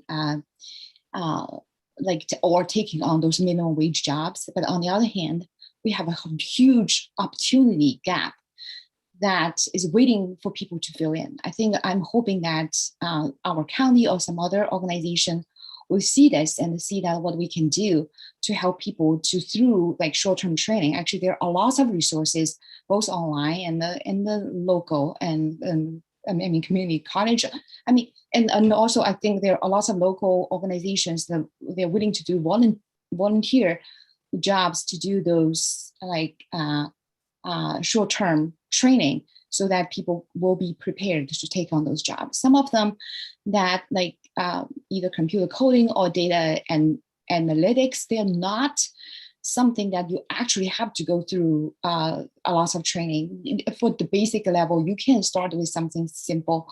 So I just see that there's a lot of opportunities there. And I think if we really want to change the conditions of our this economic gap in our minority groups, we have to start from there, like giving the young people the opportunities and giving them these new opportunities that there are openings out there. Just for some reason that the people either do not have the training or haven't had opportunities to get that kind of training. I think what we can do, I think that is something that I feel very, very passionate about. Ms. Ryan. Yeah, thanks, John, for the presentation and all that hard work. I know obviously we're stronger when we work with our partners in the nonprofit sector and with the other municipalities around. So, excuse me, I'd like another, just a little better understanding how we're going to coordinate with the county, with the other towns, so we're not duplicating efforts. We can join together and really make it a county-wide effort. And I think some of that's going to involve better understanding how the decision-making process works up at that level. This isn't something that we're going to, that we should or can do on our own. So just understanding how that partnership is going to work, I think is real important. Okay, I'm going to move us along. If you have more comments you wish to share with John, please send them to him. Email would be better, I guess. When do you need us to send the rest of our comments in? Maybe over the next week would be great, if that's okay. Thank you very much. Thank you. Thank you. All right. That brings us to our next item on the agenda. To consider an application for modification to conditional zoning at 1751 Dobbins Drive. I'm going to ask Ms. Johnson, I don't think we need to see the presentation on this. We've seen it many times. Council's been showing their support. So can I ask that we just move the item to approve the consistency with the comprehensive plan? So moved. Second, Then moved by Ms. Ryan, second by Mr. Parker. Any comments? I know we haven't shared any comments, but you've seen this multiple times. Actually, I should have asked if there's anyone from the public wishing to speak before we continue on with our vote. there isn't. Okay. Roll call vote then, please. Mr. Parker, Aye. Mr. Boyncy, Aye. Ms. Gu, Aye. Mr. Nguyen, Aye. Ms. Ryan, Aye. Ms. Stegman. Aye. Mayor says aye as well. Then we'll need another motion. I move move the ordinance ordinance. A. Moved by Ms. Ryan, second by Mr. Parker. Any comments that need to be shared? All right, roll call vote then. Mr. Parker, Aye. Mr. Boyncy, Aye. Ms. Gu, Aye. Mr. Nguyen, Aye. Ms. Ryan, Aye. Ms. Stegman. Aye. Mayor says aye as well. Ms. Johnson, is that all you need from us this evening on this one? Okay, thank you very much. Good luck to them. Hope they can get this fixed. Okay. All right. That brings us to item number 15. Open a public hearing to consider closing a portion of the public right-of-way at Maxwell Road within the Glen Lennox development. Mr. Roberts, are you with us? Yes, can you hear me? Yes. Okay, good evening. Thank you for letting me come speak to you this evening. Of course, my name is Chris Roberts. I'm your manager of engineering and infrastructure. So tonight I'm going to be going to present to you the recommendation to open and close the public hearing to consider the request to partially close the public right-of-way to support a realignment of Maxwell Road within Glen Lennox. There are 7 slides, which should take approximately 5 minutes. So staff recommends that the council open and close the public hearing for this public right-of-way closure request. Note that public comments may be received at the email below concerning this right-of-way closure request. And of course, come back on June 9th so that council may adopt a resolution to permanently close this public right-of-way. So where are we at this location? If you look at this map, the map has been turned 90 degrees so that north is on the right-hand side, but on the top, you'll see Fordham Boulevard. And then on the left-hand side, you'll see NC 54, which of course also has the main entrance to Glen Lennox. And specifically there we're talking about is Maxwell Road and only this part of Maxwell Road. So as you can see, this right-of-way closure process began with the request to call for a public hearing on April 7, 2021. So tonight we're recommending to open and close the public hearing, and if council so chooses, to take action on the request on June 9th. Your decision on June 9th should be on the question of whether the closing would be detrimental to the public interest or the property rights of any individual. This is per NCGS 168-299. Today, we have not heard from anyone opposing this request. So let me get into a little bit more detail about where this is specifically. The red lines that you see here are the current right-of-way for Maxwell and also a little bit of landmark. The blue lines are where they're proposing on having the new right-of-way. And you can see the existing, how it overlays where the proposed new lines are at. This hatched area is where the existing right-of-way to be abandoned or closed. Essentially what they're doing is they're just moving the right-of-way over. It does require that there is right-of-way closing and dedication of a new right-of-way here. So what are some of the key issues? The closure is for the realignment of Maxwell Street. The realignments per the development agreement with the town. There are no adjacent property owners in this area. It's all Glen Lennox ownership. Of course, back to the recommendation that the council open and close the public hearing for this right-of-way closure request. Again, note the email down below where the public may send comments up to 24 hours after this meeting. And on June 9th, the council may adopt a resolution to permanently close this public right-of-way. Thank you. And at this time, I'll be happy to take any questions. Okay, thank you. Are there any clarifying questions? All right. Is there anyone from the public wishing to speak on this item? No, there is not. Okay, I'm going to ask a clarifying question then. Are we allowed to put this on the consent agenda since we don't have anyone, if we don't receive any comments? I will have to ask and see if that's possible. I don't know. Okay. Well, Just certainly. wanted to know. Okay. Sure. Thank you. All right. So then, council members, comments. Can you give us the full screen back, please, Chris? Sure. Let's see. Council members, any comments to share? All right. Any motions to make? I move we close the public hearing, allow 24 hours for public comment and take this up again at our June 9th meeting. Second. Moved by Mr. Parker, second by Mr. Nguyen. Any other comments that haven't been shared? Okay, roll call vote. Mr. Parker. Aye. Mr. Poincy. Aye. Ms. Gu. Aye. Mr. Nguyen. Aye. Ryan. Aye. Ms. Stegman. Aye. Mayor says aye as well. So we will see this back on June 9th. We will research whether we're allowed to add it to the consent agenda or not. And if people are wishing to make comments, please do so, and those will be shared back with us. Appreciate that. All right, moving along. Thank you very much, folks. We have item number 16, open a public hearing for the Downtown Municipal Service District services. We have, Ross Tompkins with us. Welcome. Yes, thank you.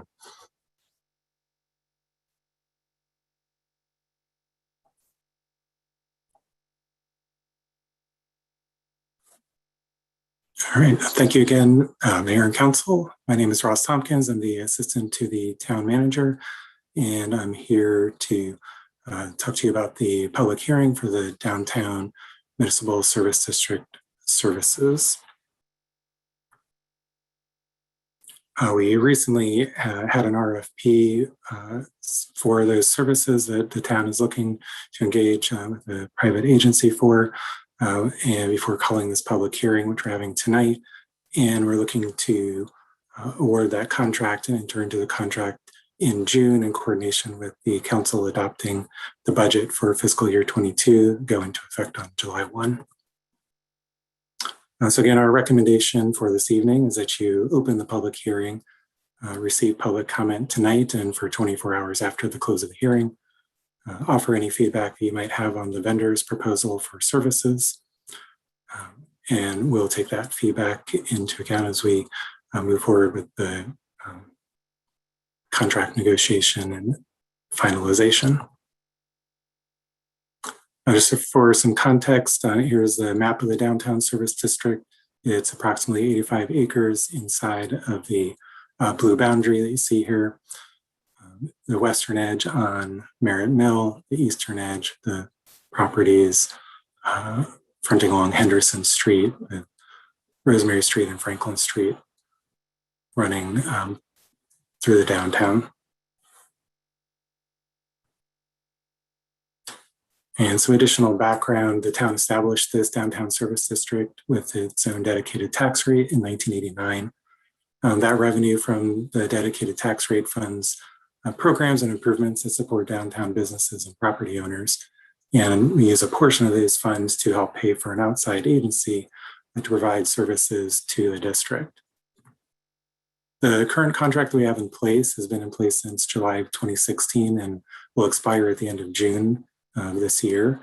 And in order to enter into a new contract with a private agency, the town must follow established state requirements when looking to work with another agency to provide those services to the municipal service district.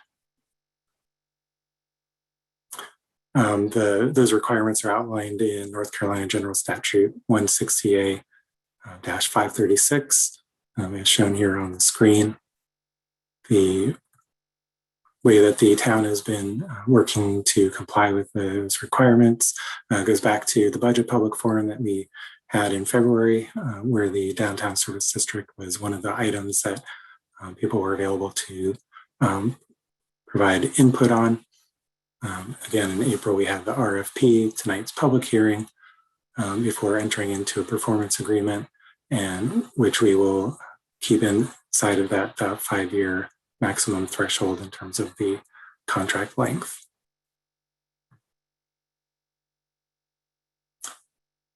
When we published the request for proposals on April 1st, we sought qualified organizations to provide services that promote, maintain, and enhance the town's downtown MSD. And there was a submission deadline of April 19th for any interested agencies to submit their proposals. The town received one response. It was from the Chapel Hill Downtown Partnership, which I know you all are familiar with. So they were founded in 2004. That agency has been the one that has performed these services for the town.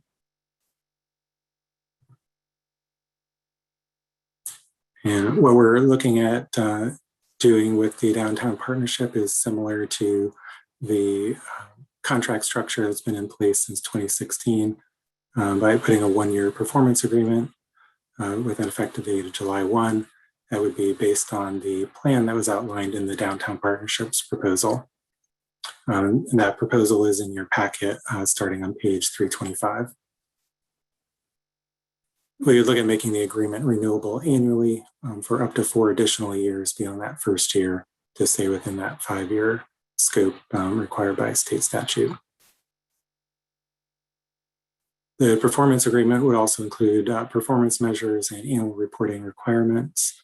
The performance measures have been proposed by the Downtown Partnership and they're in the areas as defined in the RFP of economic development, marketing, programming, communications, and organization.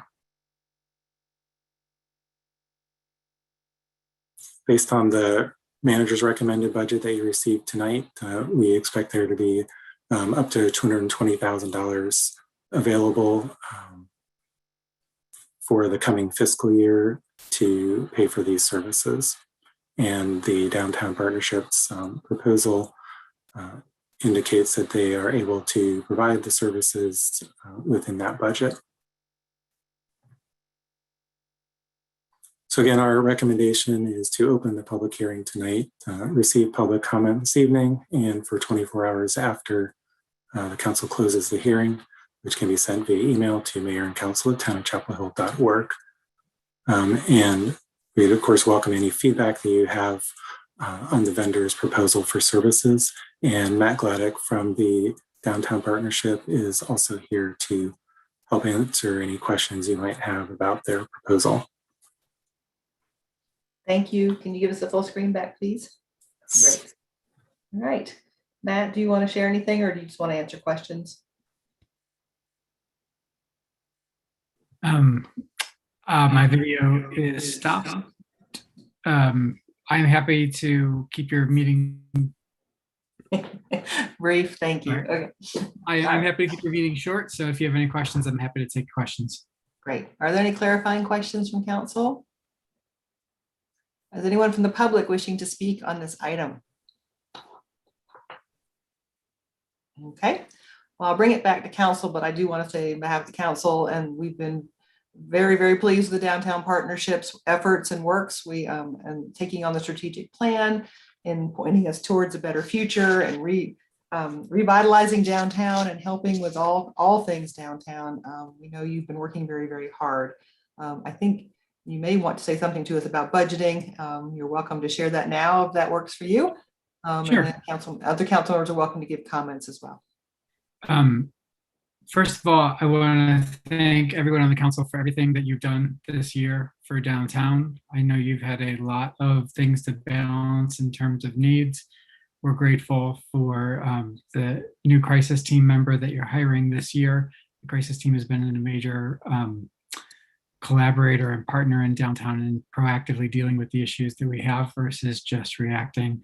Also, I know how much of a hit the parking fund has taken this year, which is reflected by the larger hit that our downtown businesses have had as well. And I'm grateful for the town's help in dealing with parking. We took a significant amount of money out of our rainy day fund this past year to do increased services this year. We have the additional $10,000 that the town is proposing from last year is a help, but we will be having to cut services from our budget without increased funding coming. So just something, I know there are many competing interests for where money is going. We hope to do more. We're working with the university on Adopt a Block to work on our landscaping issues and try to find a more efficient way to have a better landscaping in downtown. But as you're looking at increased services, that is an area where we would have a need to increase our landscaping budget. Great, thank you. Any other comments from council? Mr. Parker? Just a question for Matt. I'm going to put Matt on the spot. What the hell? So you know, basically, as I ended, the way Ross described it, you know, you were basically given, you know, sort of a budget target based on the amount that we felt was available, and you submitted your proposal within that budget target. Had you not had a budget target, how much would you have asked for? Another $20,000 would allow us to continue on as we did this past year from what we had to pull out of our rainy day fund. So just another 20, that's all? You know, I hope that as I've been in this position for 2 years, that we look to increase a little bit at a time, and that we build faith and trust by being good stewards of the resources that we're given. So I don't think that it would be, it would be I certainly could use more money if it were given to me, but I think that in terms of building faith and trust, in terms of what we can best use the money for, an additional $20,000 would go a long way in terms of helping us to increase the beauty of downtown, in addition to the other work that we've already done.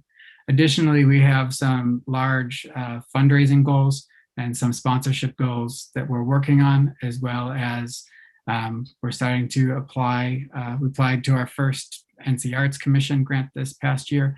So we are certainly looking for other ways to increase our budget beyond just looking at town funds, but that's my short answer, which got pretty long. Okay, thanks for your candor, Matt. I appreciate it.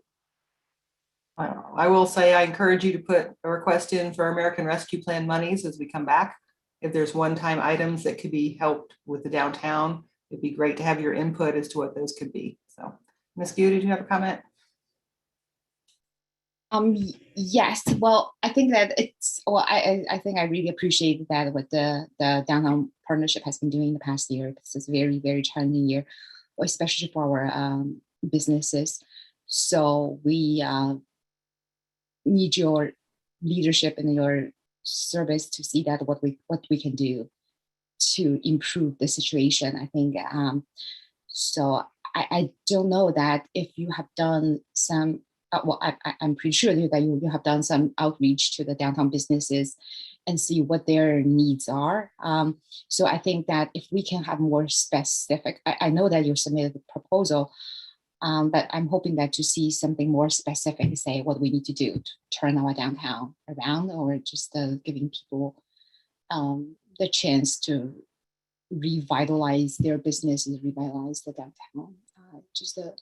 From my conversation from people, I feel like there is a real need to really turn things around and not just keep business as usual. We need to do something that's like transformative, or I don't know how to frame it, but we need to do something pretty significant. That's what I heard from the businesses. Yes, I think that's absolutely true. I think that the increased sidewalk space has been transformative for businesses during this time. Without that space, businesses would have been really, really suffering. The to-go spaces has been really important. A lot of businesses have had to pivot to shifting in that way, and that's been an incredible benefit. We've gotten a lot of good feedback from Save the Music, our street performance series in downtown.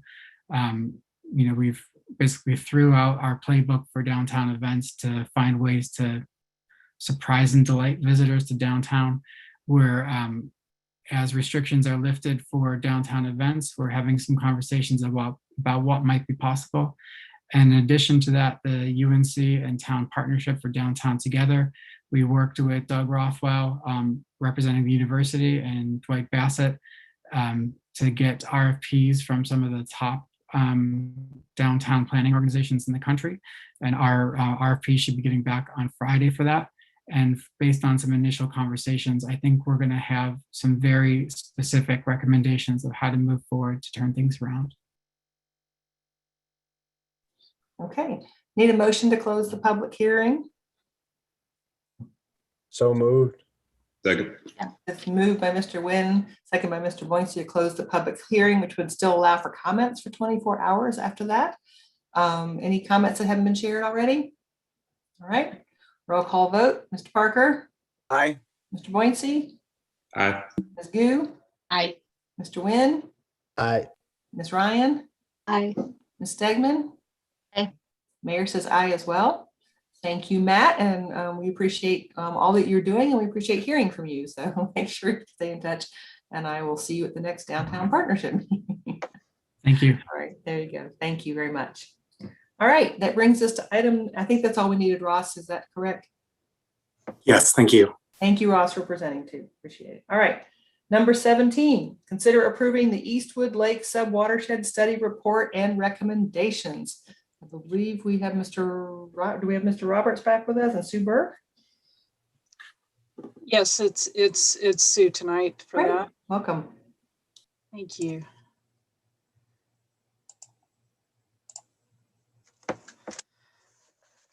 Good evening, Mayor and Council. I'm Sue Burke, Senior Engineer in Public Works and Stormwater, and tonight I'm joined by Tom Murray, who is the Raleigh Stormwater Program Manager for WK Dixon, the town subwatershed study consultant.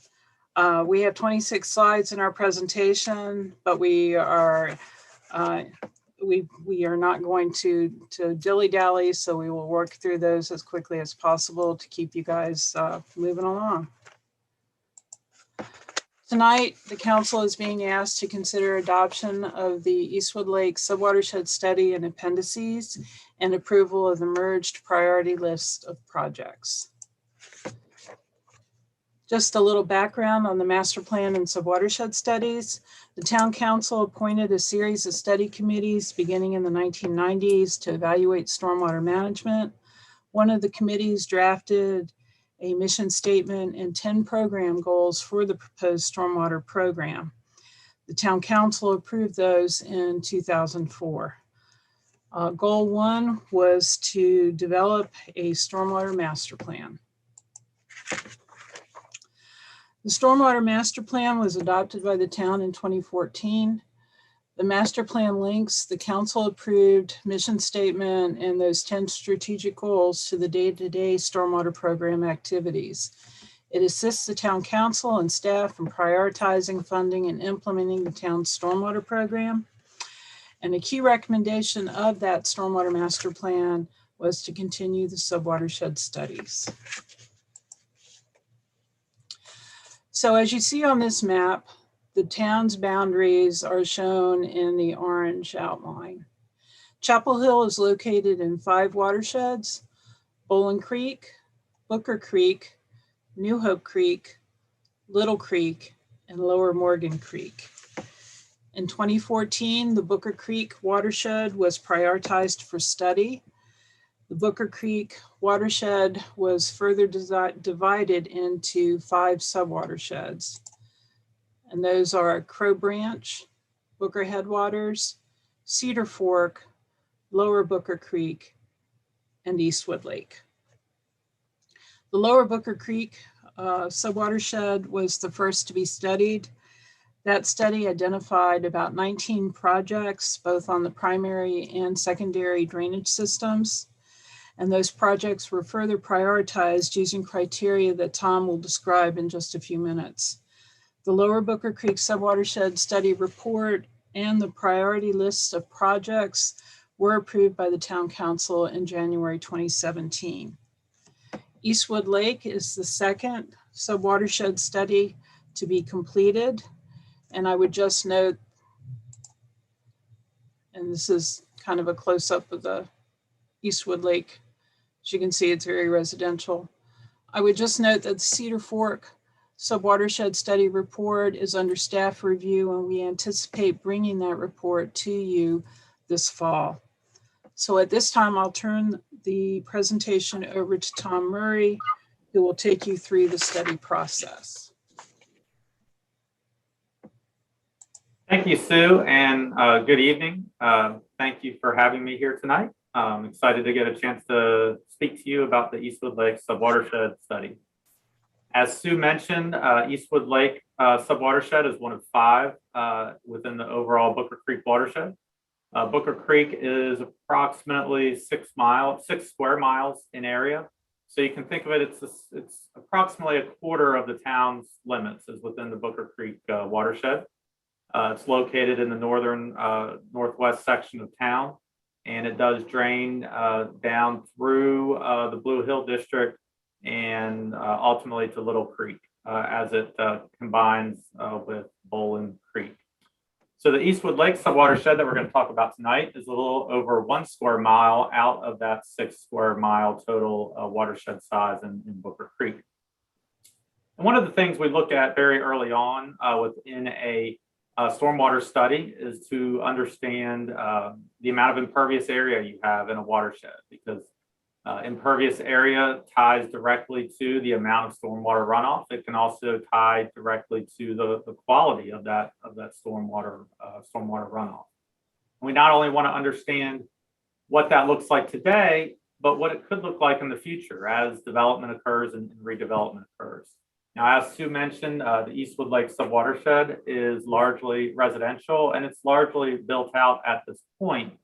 But one of the trends that we have seen over the years is there is some single lot redevelopment within that subwatershed, where you'll see smaller homes being replaced by larger homes that may have a larger impervious footprint. So when you see that potential change from 20% existing to possibly 25 future, that accounts for the potential of some of that single lot redevelopment over time. So when we do a subwatershed study, what we want to have is a consistent process. And that consistent process allows us to have that same process that we undertook in Lower Booker Creek watershed, and that we're working on Cedar Fork as well, so that you are consistent in how you look at managing stormwater within your watersheds, and you end up with a consistent comparable product at the end. Because ultimately you want to be able to compare a project in Lower Booker Creek to a project that was recommended in Eastwood Lake, and understand how to prioritize those projects. One of the first steps that we undertake is a data review and fieldwork component. From a fieldwork standpoint, we go out and we identify the stormwater features within your watershed. And that can include closed systems, or think of it as man-made structures. So in this subwatershed, we identified over 500 stormwater structures just within the 1 square mile watershed. And that could be a manhole, that could be a head wall on a culvert, that could be a catch basin in the street, the curb and gutter, that great inlets that you see in the street.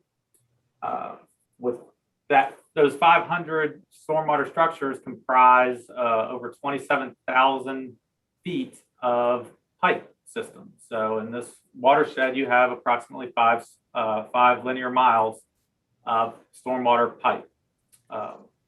In addition to that, you have, of course, the open system. What we call the open system is your channels and your streams. And we also assessed that within this process. Once we collect the data, we move to a modeling phase where we want to accurately represent what is occurring during a rain event, and make sure that the model is representative of what is actually occurring on the ground. So we'll model a wide range of events. We compare those to recent storm events that have occurred within the town. When we started this study, there had actually been several significant rainfall events that we were able to compare to. And then once we have that model validated to existing conditions, we then can run some of those future condition scenarios and understand if development occurs, what is the worst case scenario within the watershed as far as how much more water could we see, so that we can start to identify projects and start to build resilient solutions to manage not only stormwater runoff today, but also understand those impacts in the future.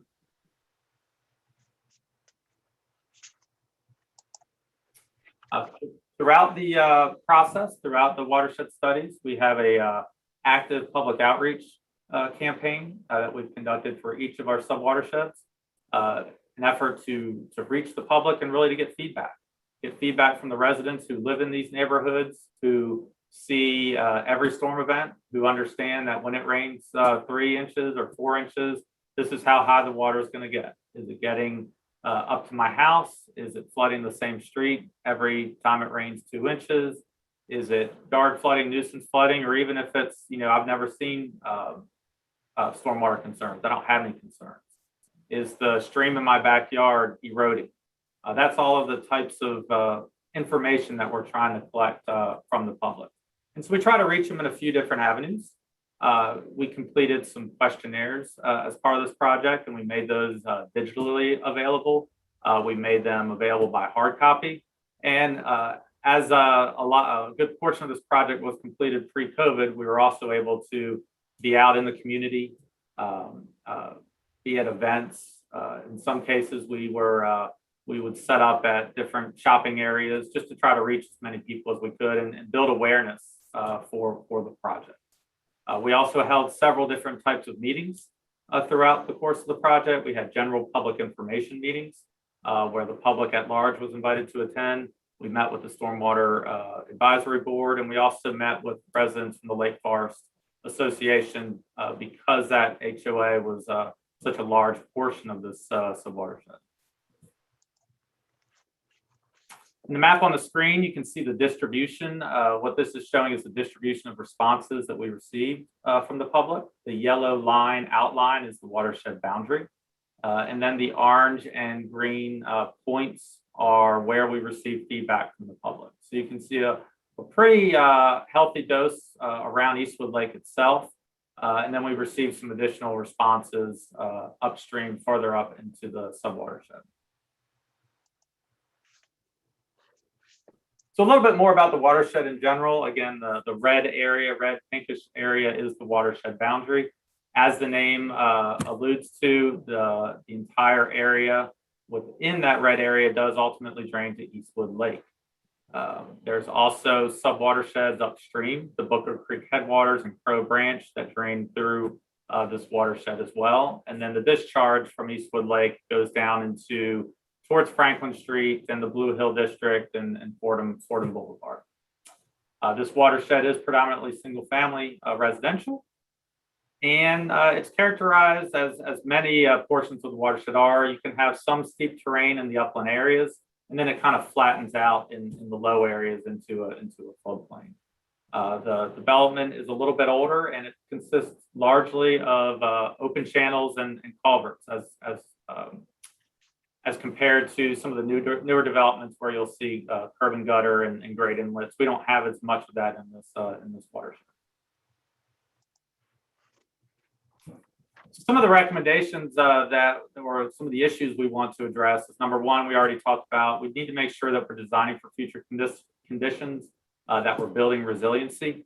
I think that also ties in with your climate action plan, as we want to be as resilient as possible and understand how we can best manage stormwater and our natural resources. There's multiple competing goals in stormwater, but there are ways to help integrate those solutions to the extent possible. So there is documented historical flooding in the Booker Creek watershed. It is an impacted, developed watershed that has urbanized over time, and so there are impacts from that. There's also water quality concerns. As water runs off of impervious surfaces or yards, you can carry a wide variety of pollutants from parking lots and buildings, fertilizer and pet waste from lawns that can get into the stream system and cause downstream issues from a water quality standpoint. And then you have the stream stabilization issue, that when you have higher, more intense rainfall and runoff events, it causes erosion of the stream, and then that sediment that's eroding from the stream is a pollutant as well. And then the third piece we want to understand is maintaining your infrastructure itself. Like any utility, the infrastructure is aging. That's a pretty consistent problem throughout the country, and certainly in North Carolina. So we want to be proactive to the extent possible. We talked about in this subwatershed alone, you have 5 miles of pipe, and it's all aging at a fairly similar rate. And so what we want to do is maintain that system before you have failures, because failures in your infrastructure are going to impact your residents. It can cause road closures. It can certainly be a public safety concern. And so there are ways to help prioritize where you should be looking to proactively maintain that system. One of the recommendations that we have in both studies that we've completed so far is to look for ways to better access the floodplains and to better have a more natural connection from the stream to the floodplain. An urbanized watershed, over time, what you'll see is the stream will start to incise, and you'll get more and more storm flow into the stream itself and not accessing the floodplain. And so there's several concerns with that. Number one, it does cause more erosion. But number two, it causes the water to get downstream a whole lot faster. And so what we want to do is be able to connect to the floodplains to the extent possible, slow down the water, let it infiltrate some, and that's going to help with water quality, and it's also going to help with flooding. One example of a floodplain storage project is the recently completed Booker Creek Park, downstream of Eastgate, and so that was just completed this year. That was the top recommended project in the previous study, the Lower Booker Creek. And so there's other opportunities for similar types of projects throughout the watershed. And here's some of the locations that have been identified for storage areas. Again, the green outline is the subwatershed boundary. So within Eastwood Lake itself, there's a site identified upstream of Piney Mountain Road.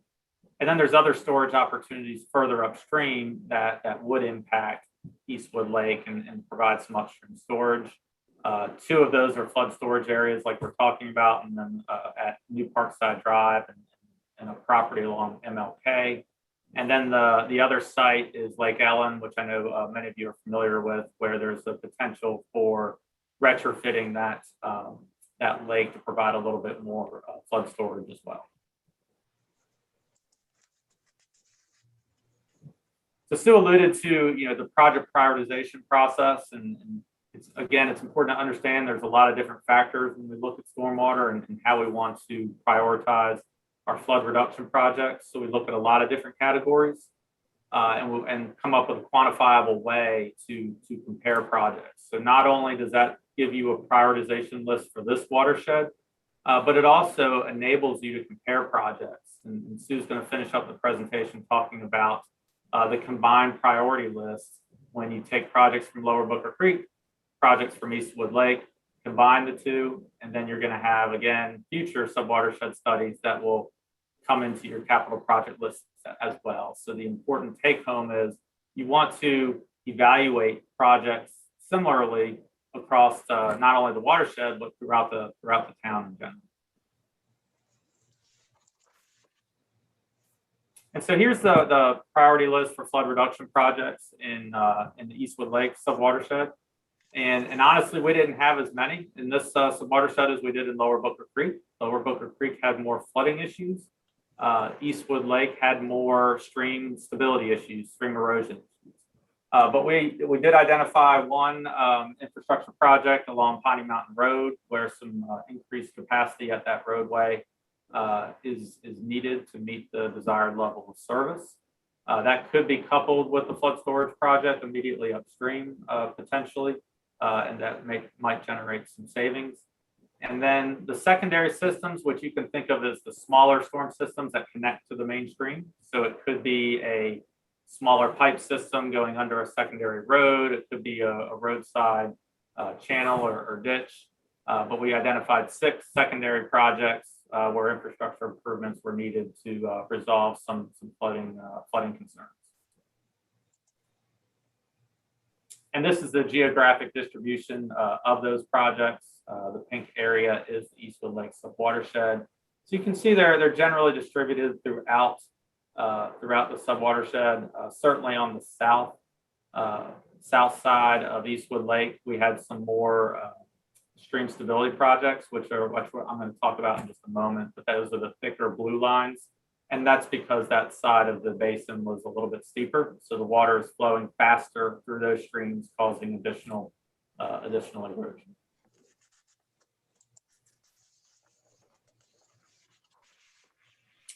This is just an example of one of the secondary systems, and this actually has some flooding and stream erosion. This is again on the south side of Eastwood Lake, near the intersection of South Lake Shore and Ridgecrest.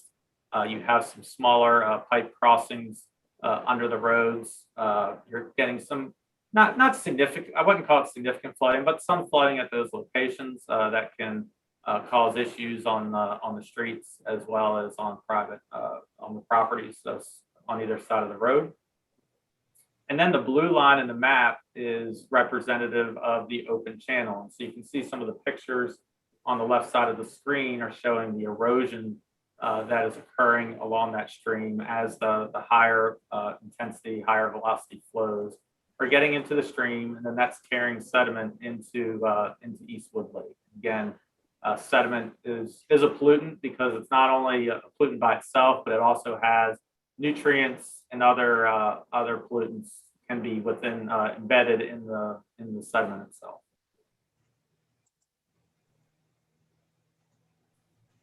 A big component, again, we talked a little bit about water quality, but identifying opportunities to incorporate. Number one, we want to incorporate opportunities to treat stormwater within all projects to the extent possible.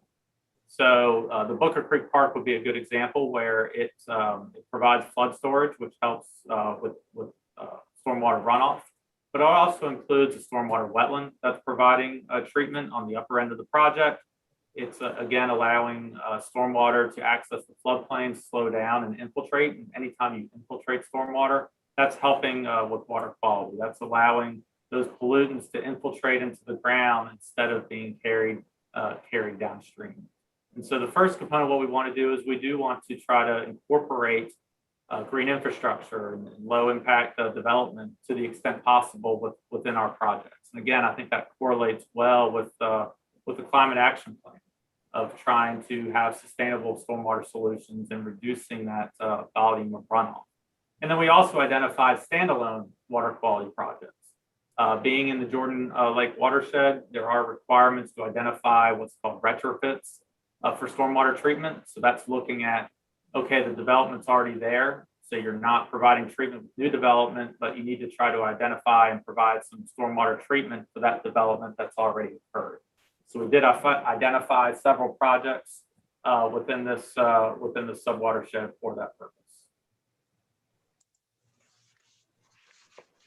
And then the stream stabilization component, what we've found throughout this subwatershed is there is a lack of vegetation on the banks. At times, it's fairly typical to have the sanitary sewer running immediately adjacent to the stream. Typically, those sanitary sewer easements are cleared, so that lack of vegetation can ultimately cause the stream banks to erode faster. And again, this is an impacted watershed, there is development, and as you have a developed watershed, you're going to get continued, steep terrain and high flows are going to lead to higher intensity flows in the streams, causing erosion. So typically, typical solutions would be we want to revegetate those banks to the extent possible. We want to flatten the side slopes where we can, and where the stream is steep, we look at some rock crate control structures and other ways to help slow down the flow of stormwater. And these would be some locations, again, some more examples where we've seen some stream erosion issues. Again, this is on the south side of Eastwood Lake. You have several streams that are going, taking drainage from the community, taking drainage from public right-of-way, and then the stream goes through private property back to a road crossing. So that's kind of fairly typical in this watershed. And then the picture on the right is an example of what some of those unstable streams can look like and get to over time. So some of the policy recommendations we recommend that you consider is that it is important to understand that there is, again, historic flooding within the Booker Creek watershed.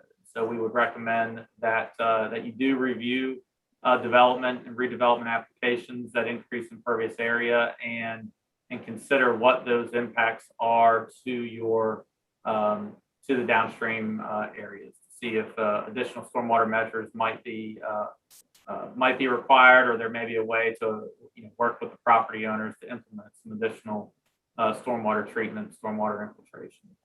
We also highly recommend that the town encourage green infrastructure and low impact design to the extent possible. There's a lot of elements to consider with that, but it certainly, again, it does connect well with your climate action plan. And it can be challenging at times in Chapel Hill. The soils don't infiltrate as well as other areas, but there are ways to incorporate those measures and try to reduce the volume of stormwater runoff.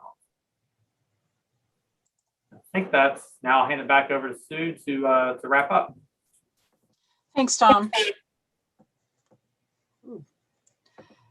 As each subwatershed study is completed, more projects are identified and are prioritized using the same criteria that was established in the Lower Booker Creek study.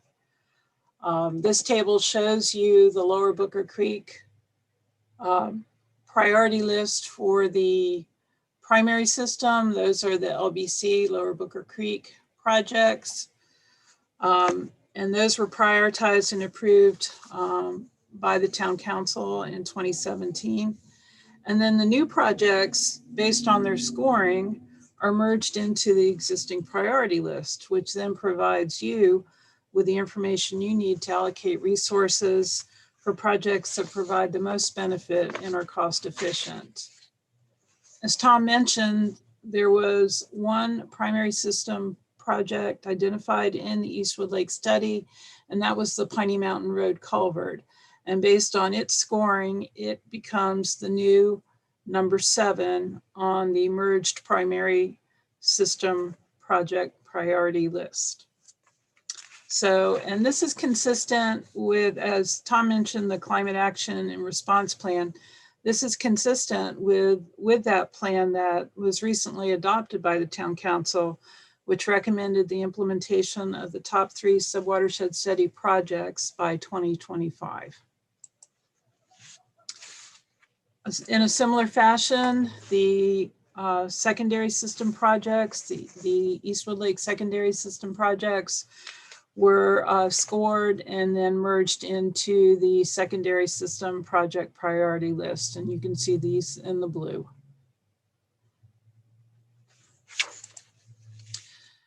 There are funds in the current fiscal year stormwater budget for the design of Redbud flood storage, which is the next priority, that is the top priority project now that Elliott Road is essentially complete. Construction of Redbud and the design and construction of up to 2 additional projects will use the remainder of the 2015 stormwater bond funds. Just wanted to let you all know that the town has submitted a Building Resilient Infrastructure and Community, also known as BRIC, grant application to FEMA, which, if we would be approved, would fund the design and construction of up to 5 projects. The Stormwater Management Utility Advisory Board met on April 27th and approved these recommendations, and a copy of their recommendations were included with the agenda item. The board recommended adoption of the Eastwood Lake Subwatershed Study Report and appendices, approval of the merged list of primary and secondary projects. They support pilot and demonstration water quality and stream stabilization projects, and also support the non-structural policy recommendations for additional stormwater control measures, low impact design, and green infrastructure. So just to sum up, again, we're asking for the town council to consider adoption of the Eastwood Lake Subwatershed Study and appendices, and approval of the merged priority list of projects by adoption of resolution R11. Thank you. Can you So turn that us to full screen? Yes, ma'am. Thank you. Council, other clarifying questions before we hear from the public? Ms. Ryan, then Mr. Parker. Hold on just a second. So a lot of the stream restoration projects that you're planning in this area are on private property. So I assume there are a lot of practical obstacles to accomplishing those. Yes. They are a challenge because it does involve anywhere from 2 to 14 property owners for any specific project. Altogether, we identified 8 projects totaling about 7,000 linear feet of stream.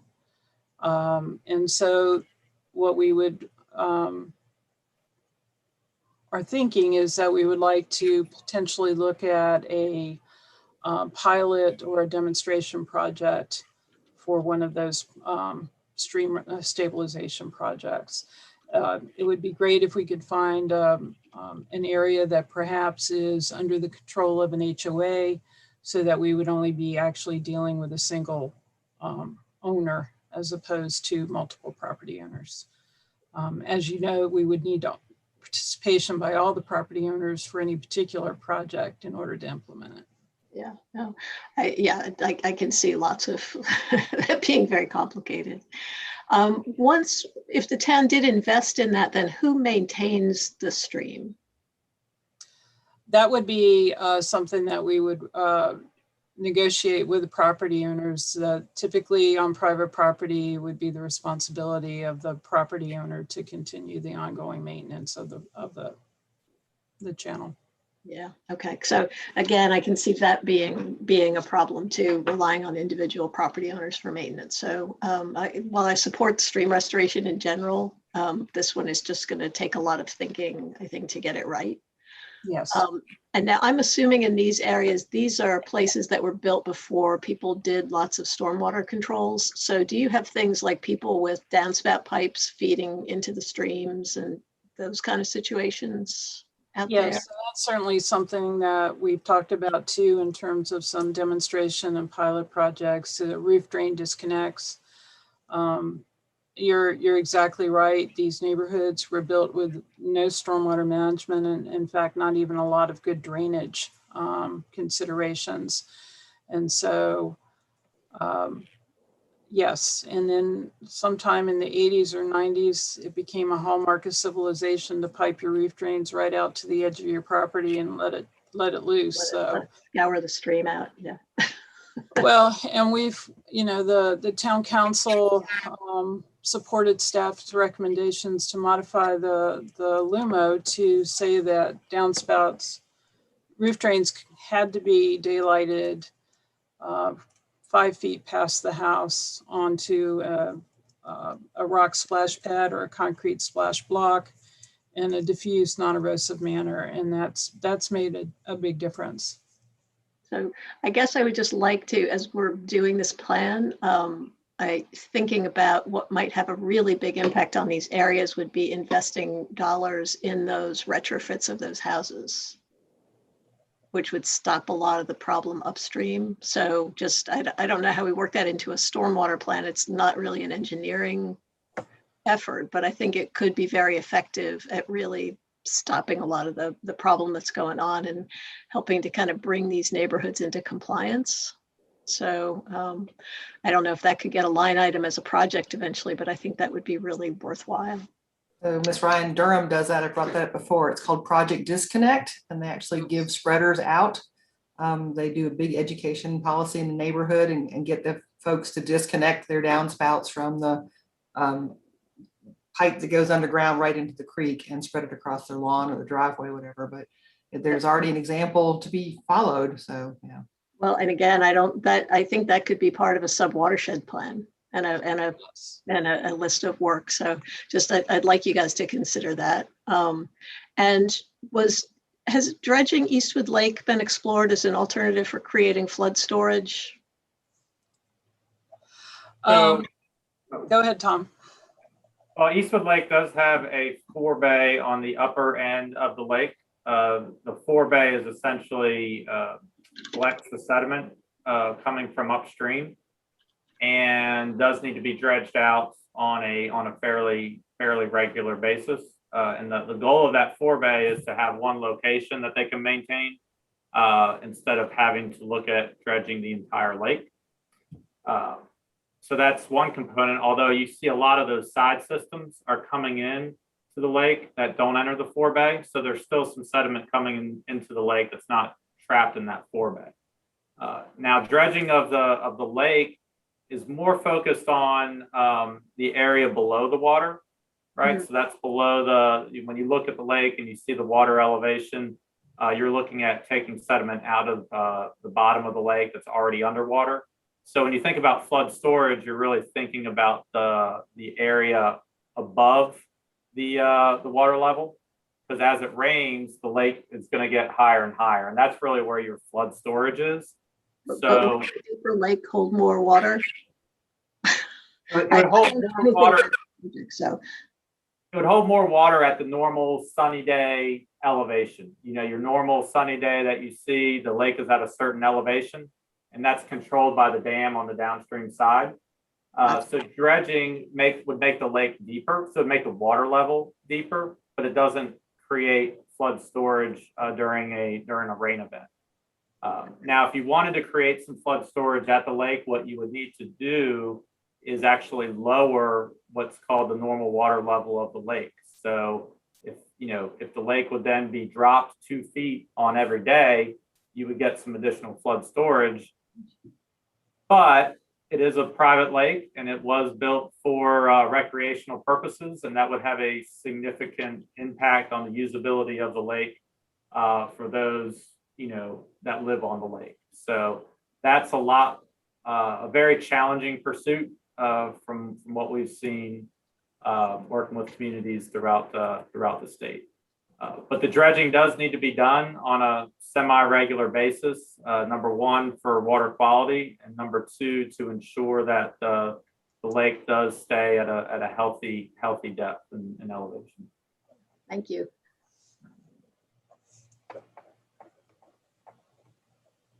Mr. Parker? Yeah, I just wanted to get some clarity on the policy level recommendations that were made. You talked about if there's impervious surface added, then we would, look at putting in more stormwater management features. Is that over and above? I thought that's what our current stormwater regulations did. So am I to understand that the policy, recommendations are saying that our existing stormwater regulations, at least in that regard, are not adequate? So I think that the existing stormwater regulations are adequate when you look at it solely as an individual site. But when you think about the fact that this watershed has been impacted over many, many years, and there's a lot of development that's occurred within the watershed over time that doesn't have stormwater controls, what you have now is you have an existing problem with stormwater, flooding problem, water quality problem. So there may be opportunities to do some above and beyond stormwater treatment, both for quantity and quality at areas that are going to have impacts on areas that are already flooded downstream. Now, there's different ways to do it. We've worked with communities that say, one example would be, let's say your normal, if this is the city of Greenville, I'm actually referring to, their normal regulation was a 10-year level of service or 10-year detention for stormwater. But in areas that had significant impacts and flooding issues, they actually increased that to the 25-year level. So they would essentially have overlays within their system where additional stormwater treatment was required. It doesn't have to be done that way. It can certainly be done on a case-by-case evaluation as you receive development projects. But we think it's important to at least understand that when you do see projects come through in these watersheds, to maybe look at them in a little bit more detail and try to see if there's a way to work with property owners if you don't want to do change in regulation. Okay. And the other question and I'm not sure if I may know the answer to this or not, but the first subwatershed study was finished, if I recall, in about 2017, I think roughly. And here we are in 2021, and we've just gotten the second one done. It would seem like maybe we ought to be trying to do these a little faster, or is it that we're not doing them faster because we're not going to have the money to invest in the recommendations anyway? But it just seems like, you know, if we do one subwatershed study every 4 years, I mean, we got a lot of subwatersheds. And that's a good point. And there's a combination of factors that play into that. As Sue noted, the Cedar Fork subwatershed should be coming before you this fall. So we were working on 2 of them were overlapping to a certain extent. I think that we could have brought Eastwood Lake to you sooner, and with last year being disrupted a little bit, that caused some delay. And then the third piece was, yes, there are certainly more projects identified than we have the funding for.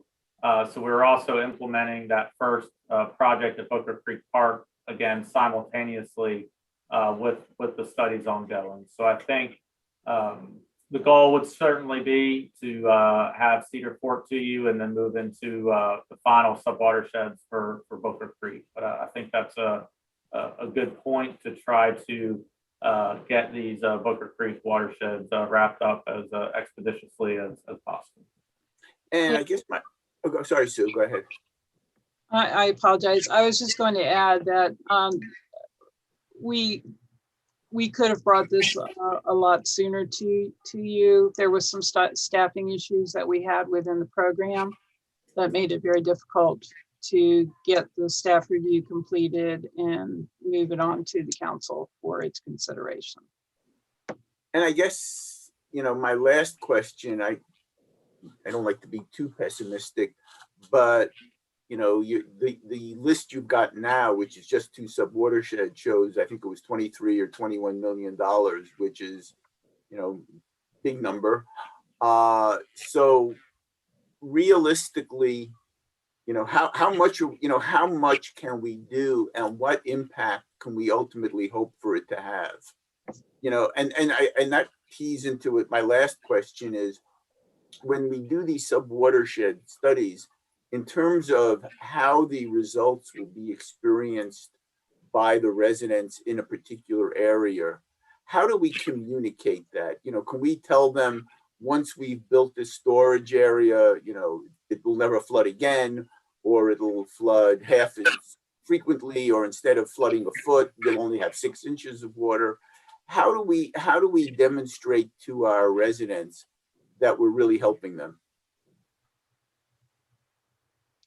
Well, I would say one of the places that we measured impacts in these watersheds, especially for the flood storage areas, and we did this as part of our BRIC grant application, was looking at the reduction in the flood levels at East Franklin Street on Booker Creek. And during the more frequent storms, there were appreciable reductions in flood levels. Now, we're never going to be able to completely eliminate flooding through Eastgate and the lower portions of Lower Booker Creek, just above the confluence with Bowling Creek. But we saw significant reductions in the flood levels with the construction of the flood storage projects. So, and that's why those were put, even though they didn't occur all in the Lower Booker Creek subwatershed, that's why they were part of the recommendations in the Lower Booker Creek study report. That's why they were prioritized, because they provide the most benefit to the most number of people. And Okay, that's, I was going to say, and that's how we presented the information to residents in terms of, you'll see this much less flooding during types of storm events. Okay, great. Thank you very much. Mr. Boynton? Yep. So I have two questions. To what extent have the 14 property owners that you referenced been a part of the stakeholder meetings? And I know that you said that you may not need all 14 to consent, but just curious if you all have seen anyone at these meetings. The projects, I mean, it ranges from two, from as few as 2 property owners to as many as 14. Altogether, there are about 55 to 60 properties that would be affected. We have not had, well, some of those folks attended some of the public information meetings, and so they saw what we were talking about. We haven't had any direct conversations with them about these particular projects on their properties at this point. Got it. And my second question is, I guess those 14 properties, do they all have single family homes, or are there other kinds of structures on some of the properties? I believe those were all single family homes. Okay. Thank you. Okay, any other questions before we hear from our public? Ms. Gu? Well, I think that probably is a question for our town manager. Well, given the needs, the funding needs, I don't know what is the scenario or pathway that he see how to make this happen. I don't know what is the funding scenario, or how are we going to catch up with all the funding needs for this project. And of course, in the past, we also talk about some other infrastructure and maintenance needs as well. I don't know that, of course, it's great we have a plan, but what kind of funding scenario that you see would be possible to implement this? Well, I mean, at the moment, we don't have a scenario that would speed that process up unless we were looking to consider increasing our stormwater fees, which is certainly a possibility, but we'd have to go back and take a good look at that and come back to council and have a conversation. We certainly can do that. Also, if the infrastructure bill does come to pass, there could be opportunities for getting monies from an infrastructure bill for these kinds of projects. That's certainly a possibility. We don't know when that's going to come or what it's going to look like. But. And the FEMA grant that Ms. Burke referenced, if we got that, it would also give us funding. Certainly having a list of projects and some conceptual plans and cost estimates puts us a little ahead of the game compared to other jurisdictions. So that's a huge step forward for us.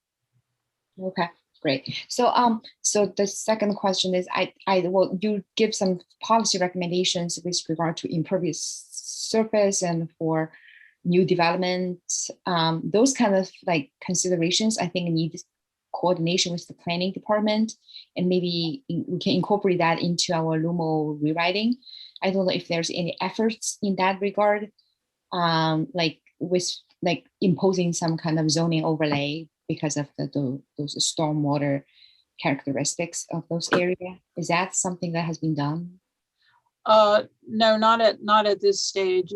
Basically, those recommendations were also included in the Lower Booker Creek subwatershed report, but because that was the first subwatershed study that came to council, and it had so many projects identified in it, I think those recommendations kind of got lost in the process. Certainly, though, the Stormwater Advisory Board believes that those non-structural policy recommendations would dovetail nicely into the LUMO rewrite project discussion. And so we wanted to highlight it in this presentation just to put it on y'all's radar, not necessarily for y'all to take any action on those recommendations as part of this process. It was basically just to give you a heads up, and then looking forward as part of the LUMO rewrite, this might be, that would be a good time to consider any changes or incorporating them. Okay, thanks. Okay, I know we have a couple members at least want to speak on this item. If we can call them in, please. And if you're wishing to speak on this item and you didn't pre-register, please use the raise your hand function and we welcome your comments. We have Neil Bench and Jeanette Bench have signed up to speak. I don't know if they'll be speaking separately or together. I only see. So we will move them in and find out.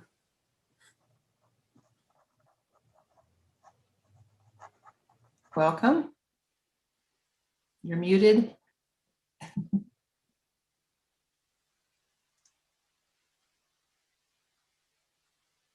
There you go.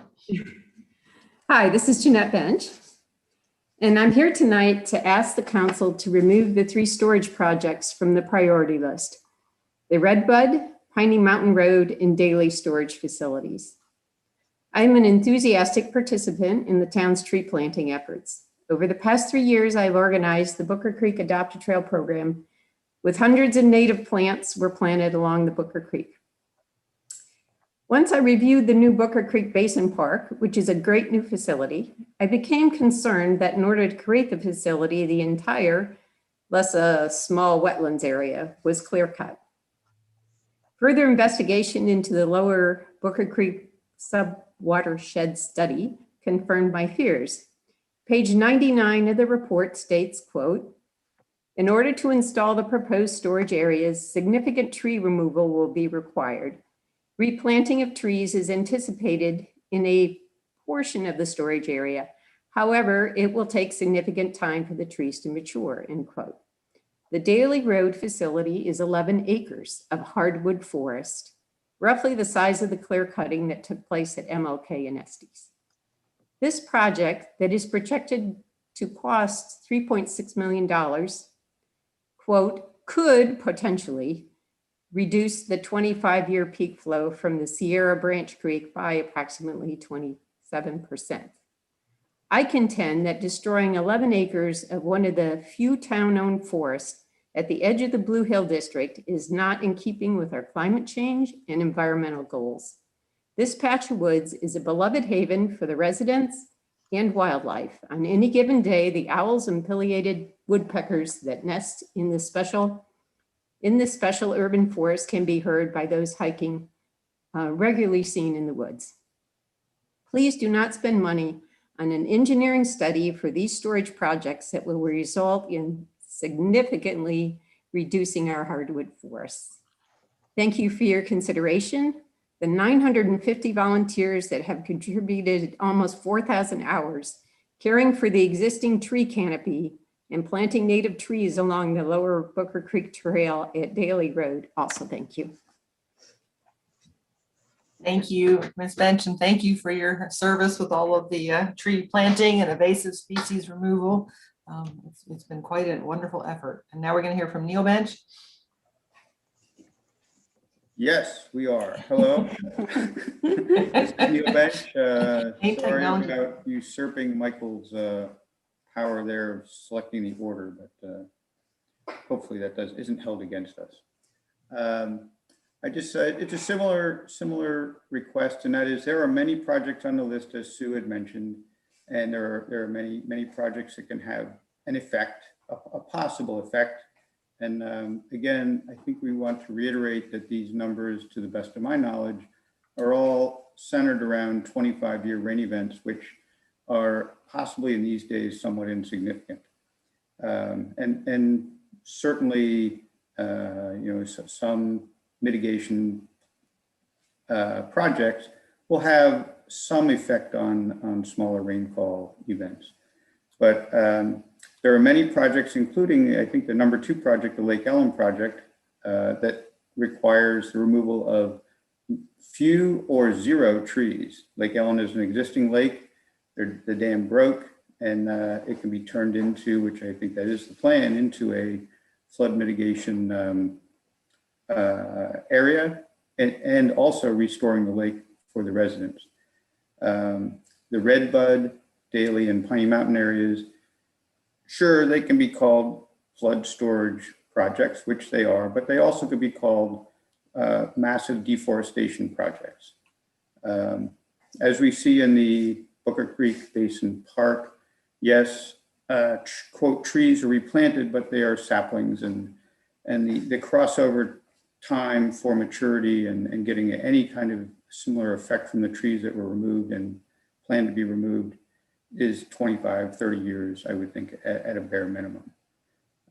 Also, I would like to really highlight, as was mentioned by Amy, adding and by Mayor Heminger, adding a project item of disconnecting drain pipes at homes and adding that to the list immediately and moving that way up on the priority list. Because if the upstream water can be reduced, then the need for flood mitigation is equally reduced.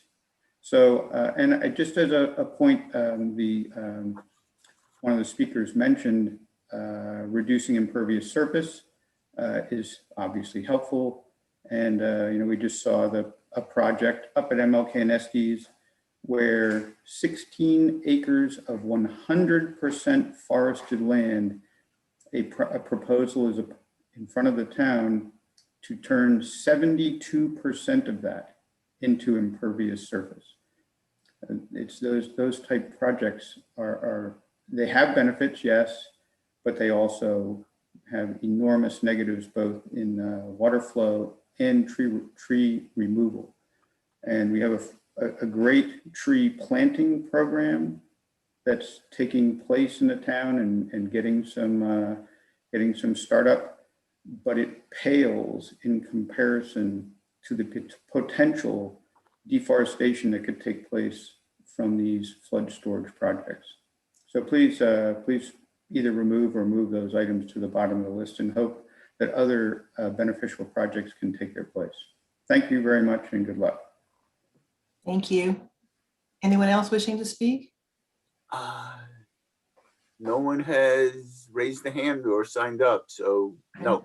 Sue, would you be willing to put the list of projects back on our screen, please? So we can relate to this request just to see it again.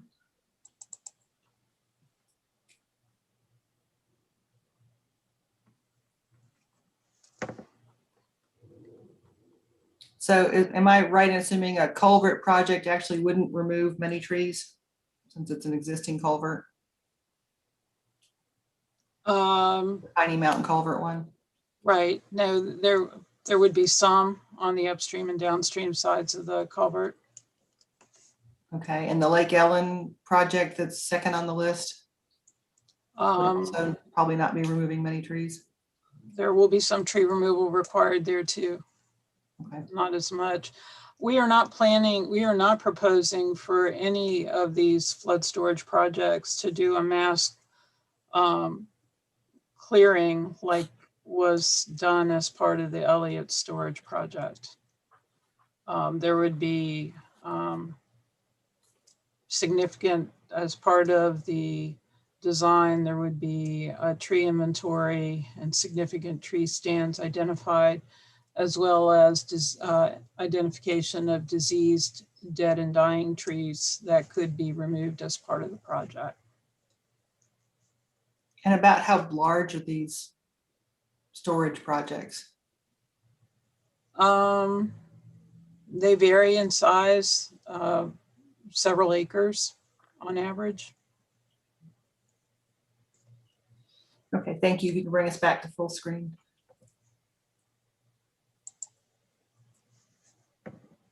Okay, council comments?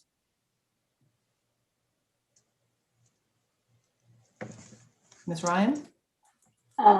So yeah, I appreciate the bench's comments. And I think that it was very hard to see an engineering solution over at the new Elliott Road retention facility. And I know it's great, and in 30 years it'll be forested, but if we can proceed more sensitively as we find the need to do those projects and get the biologists out there too, and not just the engineers, I think that would be great.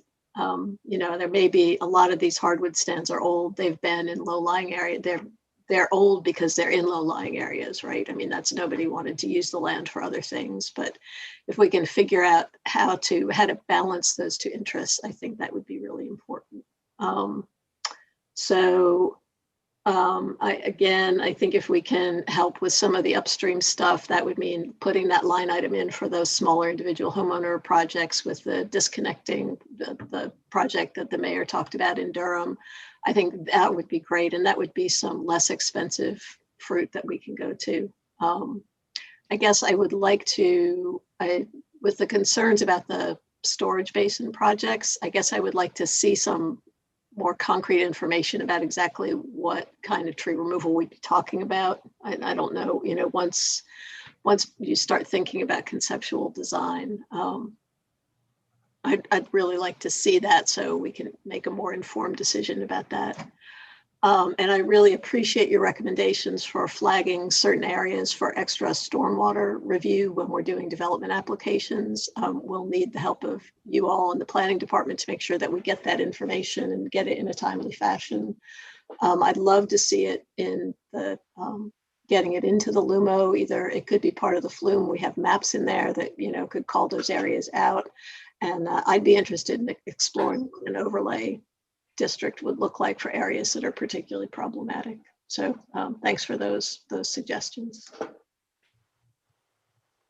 Ms. Ryan, are you commenting to add on the project disconnect as one of the items into the sub watershed plan?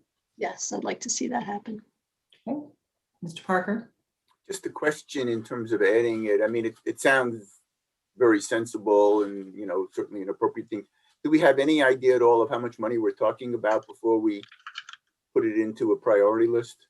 I mean, we don't know where in the priority list it would go, or like I say, how much are we talking? 100,000, 500,000?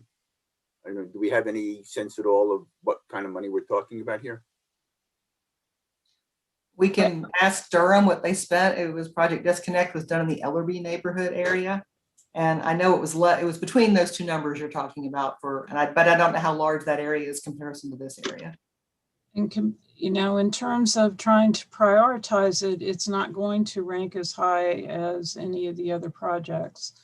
You're talking about having to do thousands to reduce flood elevations in the downstream areas. So I guess my question is then, you've asked us to approve this tonight. We have what seems to be an interesting suggestion, for doing, to call it, to shorthand it Operation Disconnect. How do we, can we approve something tonight with the caveat that you look at it, budget it, run it through your models, and then we would come back and amend this? I would rather do that than hold approval of this up, but I don't know if we were to add Operation Disconnect. I don't know where we would put it or how we would budget it. I'll defer to Tom in just a second on that. I would note that both of these reports did identify neighborhood retrofit projects. And a lot of I shouldn't say a lot, but several of them were based on would be within the town's right of way, where we would either do bump outs or bump ins along the streets to provide some additional water quality, as well as some drainage control where we don't have any right now. And those projects are not necessarily, just like the stream stabilization and the water quality projects, they're not prioritized. We have a ballpark figure in terms of what those costs are. But we don't have specific costs broken down for some of them. I think in the neighborhood retrofit projects that were identified, what would be, what Sue and I have talked about is identifying a pilot neighborhood that you could implement some of these features. So not only would you have the disconnects, but you'd have also other green infrastructure, because you really want to the extent possible, couple those together. So when you disconnect your rain spout, it's going into maybe a small rain garden. or maybe it goes into some right-of-way green infrastructure improvements that are actually within town right-of-way, so that you're able to not only disconnect that system, but also hold and infiltrate the water before it gets into the rest of the storm system. So it would be, I think it could be powerful to do a pilot area or a portion of a neighborhood in those areas that were identified, and then that could potentially generate some enthusiasm for the surrounding community as they see some of those projects implemented. So I think that would be a very positive project. It would also give us an opportunity to help quantify what those benefits are from these types of combined retrofit projects. Council, how do we feel about adding that to the list to be investigated? Thumbs up if you're interested in that. Certainly investigate, yeah. And Yeah. and then hopefully, that they could come, our staff and Tom could come back and tell us, and then they could tell us where it fits into the list and, all that sort of thing. Okay. But I think this combined project seems like a good idea that can address several different needs. May I ask, is it possible to pass the overall plan, but require that you come back to show us what the schematics would look like on some of these concerns areas before moving forward on them, that we would get to be able to preview what a storage area would look like, what it encompass before actually moving forward on them?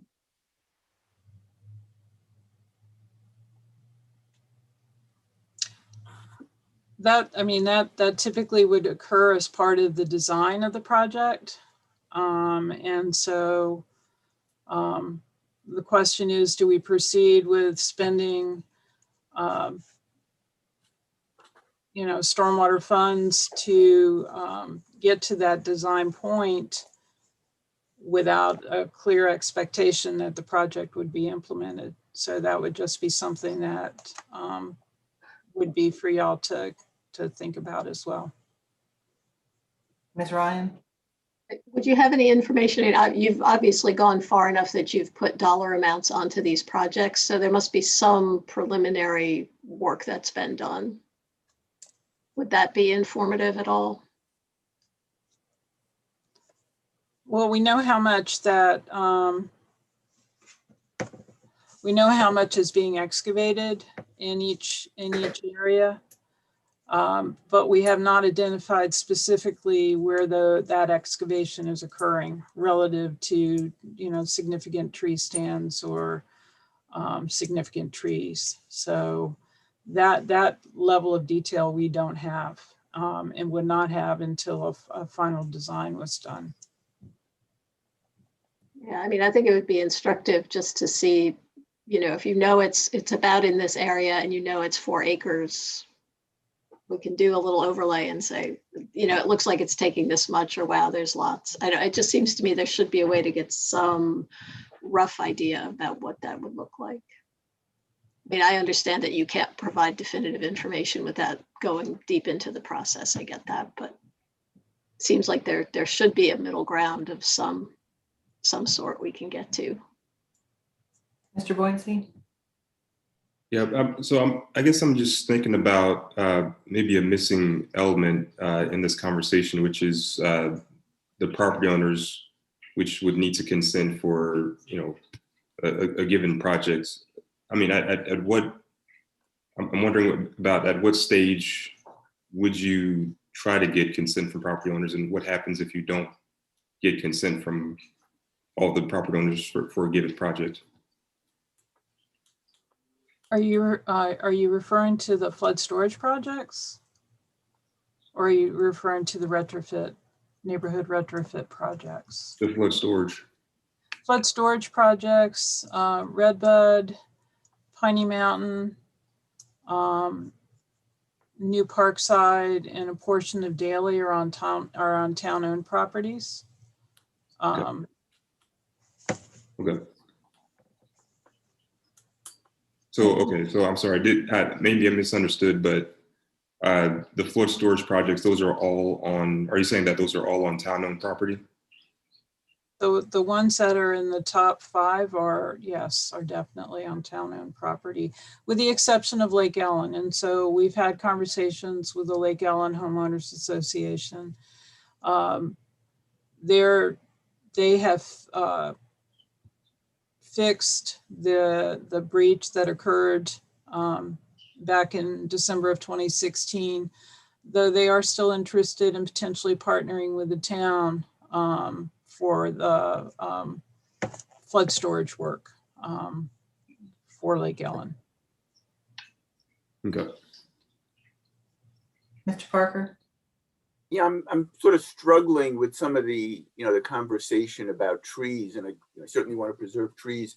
I was just thinking, though, if we got to a certain point and you were able to tell us, X% of the trees would have to go, whatever that percent is, I don't know then what the algorithm either you or the council would use to decide whether or not to proceed.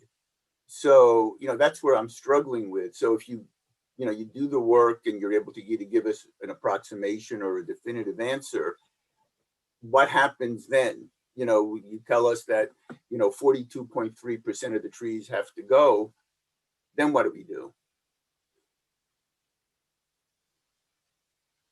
And that's kind of I know, we'd have to make a judgment call. because I don't know how to translate the information that we might get into a decision, is what I guess what I'm saying. Yeah, we'd have to make a judgment call with that. And as we're busy planting, we've gotten grants to plant more trees in our community. We have hotspots, and it is one of the climate initiatives is to plant more trees.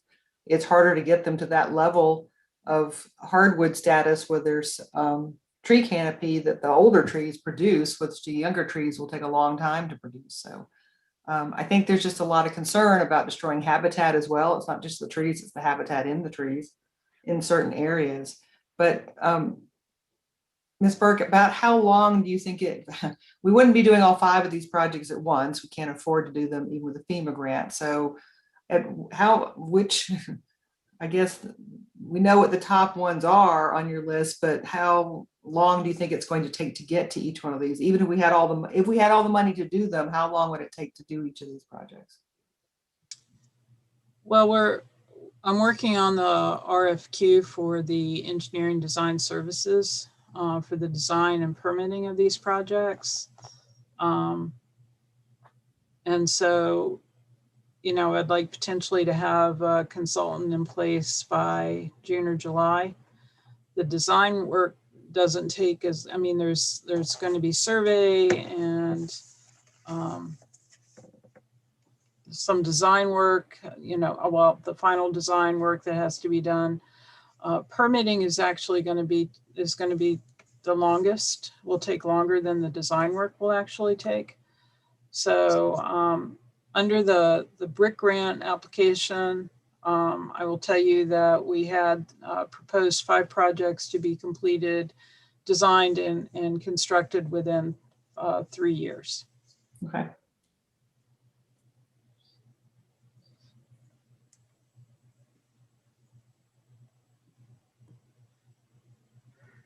What's the will of the council? Well, I guess, I want to keep moving forward. I don't know how what to say past that. Yeah, it does seem that more discussion and information is needed. There would be an option actually to send this back to our stormwater board to talk about some of these concerns we've raised, to see what kind of other issues might come up. Or we could do what I suggested, is that it comes back to us before we go to the next step. We definitely want to design. I see us spending the effort to design them no matter what, because we think we need them. So I don't think it's wasted energy. I do see that we might choose a different priority depending on what's going on. If we have 5 projects designed already, then we can choose which ones to move forward on, depending on which ones destroy more habitat, which ones are going to retain the most water, or what the current conditions are. Ms. Ryan? And I think also that, I'm just guessing here, but that I think that the rubrics you used were cost and how and impact and those kind of things. So I don't know if you considered other impacts like tree canopy coverage, wildlife habitat, that kind of thing. I don't know if that was part of the rubric, but it would be interesting to look at the prioritization through that lens also, just a little more nuanced. So, I mean, my feeling is that I don't want to hold things up now. I definitely, whatever we do, I would like to suggest that we get an exploration of the D-Connect program and getting that on here and, you know, making that a priority. I think that's just beneficial and not disturbing. And I understand it doesn't have as big an impact as digging a big stormwater facility, but it will help. And then in terms of getting more information on the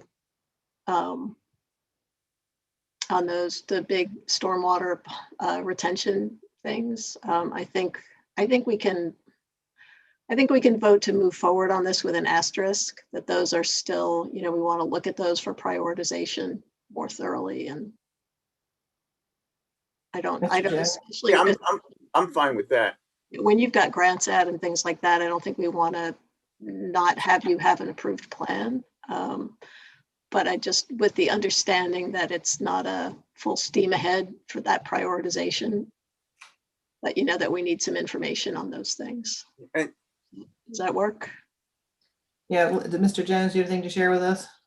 Yeah, no, I was just I think what Councilmember Ryan suggested makes a lot of sense, to just go ahead and move forward, approve the plan, when we can develop a plan for getting this information back to you all, and having a deeper discussion before we move forward beyond the next steps, if that would work for council. Does that work for council, Ms. Gu? Well, and just commenting on that, this retrofitting community, what I heard, if I heard that correctly, is at least there are two different ways of doing that. One is part of some other combined project when some other infrastructure stormwater project is planned for that community. So we can combine that with neighborhood or household retrofitting projects.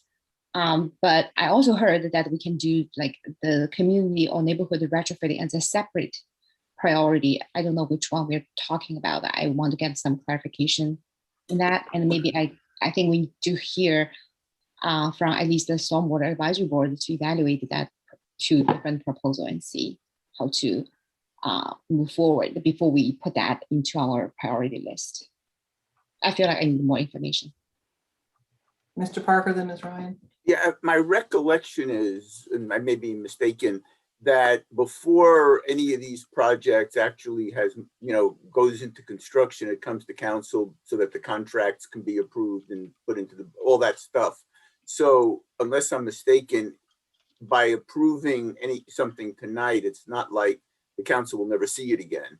So I think there is that fail safe built in. And so I think I'm in agreement with what Councilmember Ryan and, you know, Manager Jones said. Let's, you know, stick on an asterisk, but let's move this forward, because there is at least a possibility with some of the federal funds that having shovel-ready projects will be really, really valuable. And so I think I would like to move this forward so that if money becomes available, we're at the front of the line to get it. Would you like to make a motion to that effect? I'd suggest two asterisks, one to add in the retrofit, the disconnect retrofit information to be included next time we see this, that they have information about it. Yes, I move that we approve the plan with, you know, making sure that that we have a chance to relook at the storage projects, to take into account, you know, broadly put environmental impacts, and also look at and consider for prioritization that combined retrofit and other, neighborhood improvement plan. Is there a second? Second. All right, it's been moved by Mr. Parker, second Ms. Ryan. Anything that hasn't been said? Okay, roll call vote then, please. Mr. Parker? Aye. Mr. Boyncey? Aye. Ms. Gu? Aye. Mr. Nguyen? Aye. Ms. Ryan? Aye. Ms. Stegman? Aye. Mayor also says aye. And thank you for bringing this to us. And we would actually like you to take that environmental look as well, just to let us know some environmental impacts as well on this. So thank you for that. Is there anything else you need from us on this item? No, ma'am, I think that does it. Thank you so much. Thank you. Just to update council, because of the lateness of the hour, we've asked the applicant for the concept plan to move to next week. We will be having an interesting mix of meetings next week, so we will have it on there on the agenda with the budget, the ARA project, and the concept plan, and we'll figure out the agenda. But so we have bumped that, and the applicant has been made aware. So that brings us to the next item on the list. I'm flipping of papers here. Evidentiary hearing continued, special use permit modification for University Place at 201 South Estes Drive. First, our clerk will need to swear in anyone speaking on this item, or I guess our attorney. I'm not sure who's doing the swearing in. Ms. Anderson, are you doing the swearing in? Oh, Sabrina, are you doing the swearing in? Okay, Ms. Oliver will be swearing in.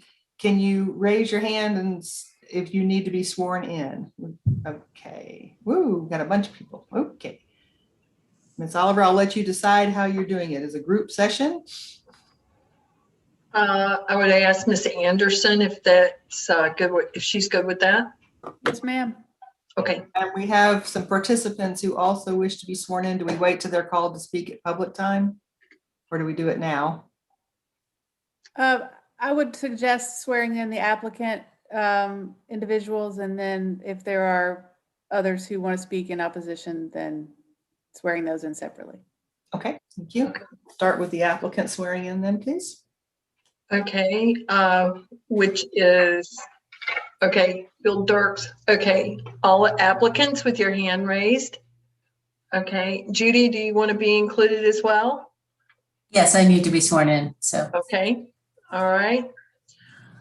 Do you swear or affirm that the information or testimony you're about to present is the truth to the best of your knowledge?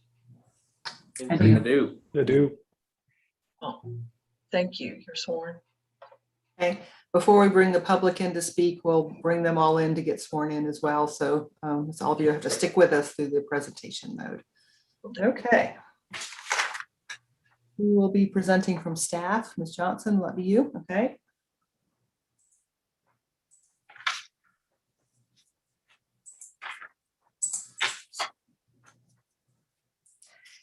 Good evening, I'm Judy Johnson with our planning department, and here I have a fairly brief presentation. I'm not going to give a little bit of background, a little bit of process, and just you've heard this before. This application the public hearing did begin back in April. So we're looking to continue this evidentiary hearing and receive additional evidence this evening, and then continue this to May 19th.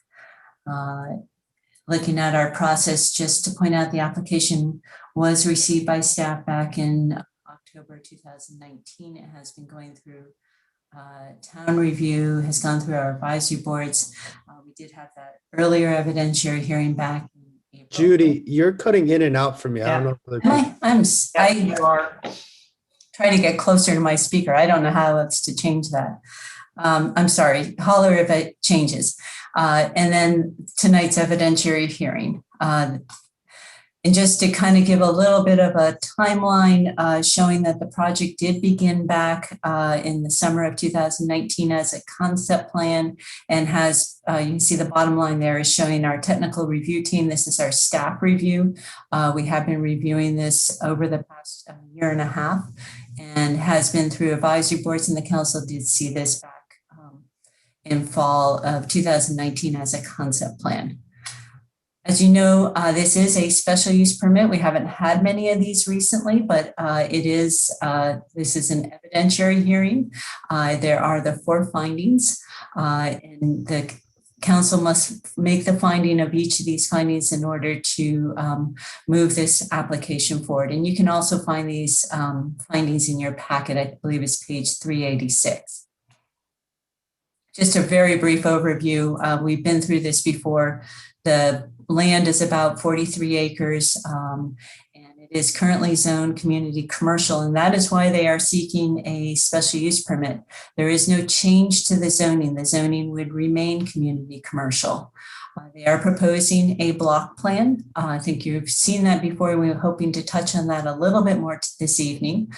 They are proposing several land uses. I've highlighted some of the more common ones. In your packet is a whole list of other land uses. Some of those would be accessory land uses, or most of those would be accessory land uses. And just to orient you, I think everybody knows where the property is, surrounded by 15501, South Estes Drive and Willow Drive. The property is outlined in green. The missing little piece up there in the north is Binkley Baptist Church. A significant portion of the property is covered by the floodplain. And I think everybody is aware of Little Ridgefield across the street on 15501, the Willow Terrace on the other, the condos or townhomes on the other side of Willow. And then to the south on the opposite side of the Bowling Creek is Brookwood and Camelot Village.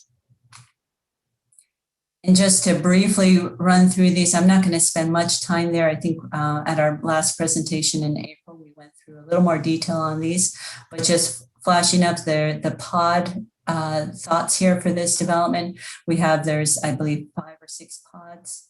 So the different pods and what would be permitted in each of those pods. And so the pod D is what would be facing Estes Drive and would be the most limited as far as development due to the proximity to the creek.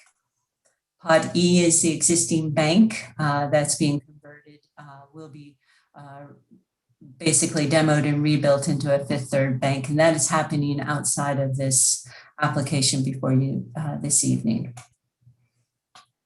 Just wanted to touch for a minute about the phasing of this project. They have broken it into 3 phases.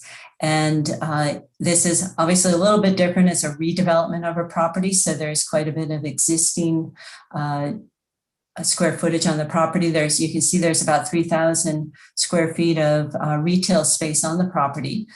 Phase 1 would actually be a decrease in that retail. And that's partly associated with the demalling as they open up the interior space, the corridors where you walk through the mall there today. That's not leasable floor area. And so they would be, basically that area would not be part of the floor area anymore. And so there's, so you can see the floor area for the general retail drops down to 225, but then increases in phase 3 back up to 325,000. The Harris Teeter there on the property is proposed to stay throughout the redevelopment of the project, as well as the movie theater.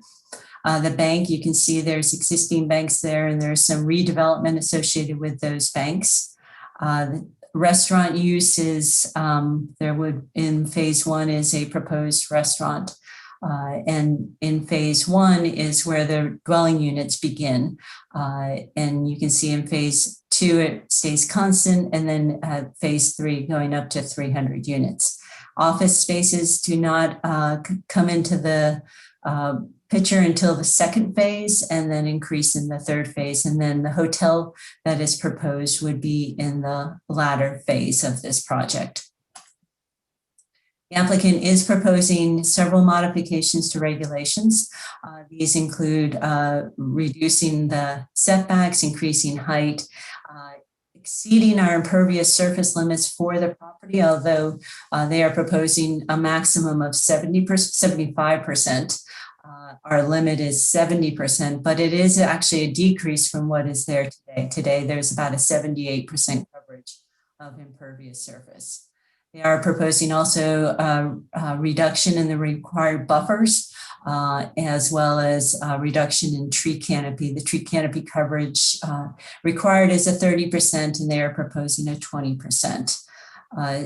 In your packet are some parking standards that are proposed.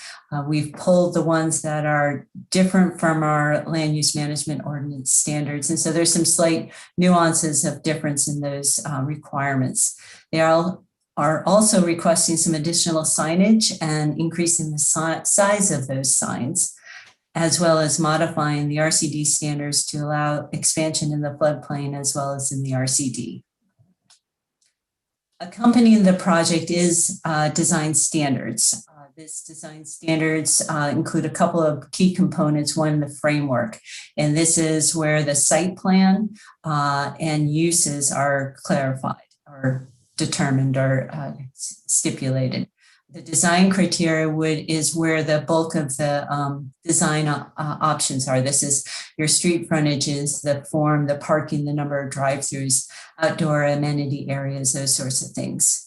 And then the last key section is the development options. And this is mainly regarding the pods, and it's basically going back to that earlier slide I showed, showing the different uses and amount of square footage in each of those different pods around the site. The project has been reviewed by our advisory boards as well as our development advisory boards, as well as the Stormwater Management Utility Advisory Board. The applicant did voluntarily agree to go to that board, understanding the significant stormwater impact of being in the floodplain and the RCD. You can see that most of the boards did approve it, several with conditions. And this concludes my presentation. At this point, we're recommending continuing the evidentiary hearing this evening and then continuing this hearing to May 19th. Thank you. Can you give us back the full screen, please? Clarifying questions from staff. Ms. Ryan? I just have a statement. For the Community Design Commission recommendation, they said that they approved the block plan in the streets. They didn't impose conditions, but they said they didn't look at the minimum maximum heights. They didn't look at the building footprints. Is that correct? I believe that's the case. And we've also been working with the Community Design Commission on the design standards. We have in your packet, the ordinance does include a stipulation, I believe it's number 7, about the design standards about, and we are still working through a little bit of language on that, of how that's going to move forward, but having the Community Design Commission involved in at least providing input into those design standards. I know they did not have enough time to adequately review that. They're quite lengthy. So we're working, and that's one of the stipulation changes that will probably bring back a refinement to you in the next, in the 2-week time period from now. So we will have those comments back from the CDC by their meeting between now and the next public hearing? They are meeting, no, they would not meet, but we are bringing back some information to you. Okay. Were the design standards substantially developed from the Blue Hill design guidelines? That's a good question for the applicant. Okay, I'll save it then. Okay. We want to hear from the applicant, but I do want to ask that the presentation, I'm hopeful that it is shorter from last time and that you were going to be highlighting the changes from last time. Last time we went on pretty long. So if you can show us what changes you've made from last time instead of starting the whole presentation over again, that would be very helpful. Thank you, Madam Mayor. Because this is a special use permit and it's quasi judicial, I want to start out and then we'll turn it over to the applicant. My name is Leanne Brown. I'm the attorney for the applicant. In a quasi judicial context, the State Bar many years ago determined that best practice would be to have an attorney to handle certain aspects of the hearing, because some aspects of it are the practical law. And that's the reason that I am here with you now. It's been a while, probably since you've done a special use permit. I haven't done as many lately either, because everybody's using other systems and you have been too. But in this particular case, you have an existing special use permit that's been in existence in one form or another for almost 50 years. And the last time it was modified was in the year 2000. The proposal that is before you now is to modify that permit again to bring it up to speed to current things to do. We have several team members here tonight. I want to tell you who is here. So if you have questions, you know to whom you can send them. Ashley Southpaw is here. He's with the applicant, as is David Klepper. Ashley will be presenting again, and yes, ma'am, he is going to pick up where he left off last time. We're not going to replow the ground we plowed. Bill Dirks is here with us as well. He's our civil engineer from John R. McAdams Company, and is here to answer technical questions you may have. Hunter Freeman is here. He is the Green Stormwater Infrastructure Practice Lead at McAdams, and he's working with us on the stormwater piece and other matters as well. And then Brian Ficker is also here with us. He is the architect for the project. I want to point out as we do start out from a time-saving point of view that the written material in your agenda packet, both from last time and from this time, is all evidence before you. There is much detail in that evidence that you can look to as you begin to find facts and places from which you can ask us questions. So again, we won't try to replow all that ground with you either. You do have the 4 findings that, and as you listen to the evidence we present tonight, the findings are, is the project designed and proposed to be operated to maintain and promote public health, safety, or welfare? Does it comply with the required standards of LUMO? Is it located, designed, and proposed to maintain or enhance the value of contiguous property? And is it consistent with the LUMO and with your comprehensive plan? And those are the things that guide you. It's important, I think, for us to pause and note here that we're dealing with an existing development that is a lawful development pursuant to a valid SUP is modified. And each time that special use permit was, when it was issued, and each time it's been modified, your predecessors have made the same 4 findings that you will be making now. So in the relative history of things, we're not starting from scratch, as you know. Included in the request before you are several things that are described as modifications from your existing regulations. You do have a provision in your LUMO section 4.5.6 allows you to make these kinds of modifications when the public purposes that LUMO has are satisfied to an equivalent or greater degree. What's unusual about these, or what is worth emphasizing about these, is that because this is an existing development, many of the things that we're looking at as modifications from existing LUMO requirements are things that were not requirements at all at the time the project was built and at the time it was modified before. And so, and the project exists lawfully, it's not non-conforming, even though the ordinance has changed some over the years, changed a lot in the last 50 years. So as you hear about these, what you're going to hear is how this proposal brings this project closer to your existing development standards than it is now. We may not fully reach what your current standards are, but it does bring it closer. And because this is an existing development, I think that's an important point to keep in mind as we go forward. With that being said, I'm going to call Ashley Sawpaw to the stand and ask him to testify and to pick up where he left off. Before he begins, though, I'm going to ask him to share with you briefly his credentials that provide his testimonial expertise. You will notice in your agenda packet that there's a requirement that folks do that, and I want to be sure we catch that up from the last hearing. So he's going to do that, and then he'll pick up where he left off. Ashley?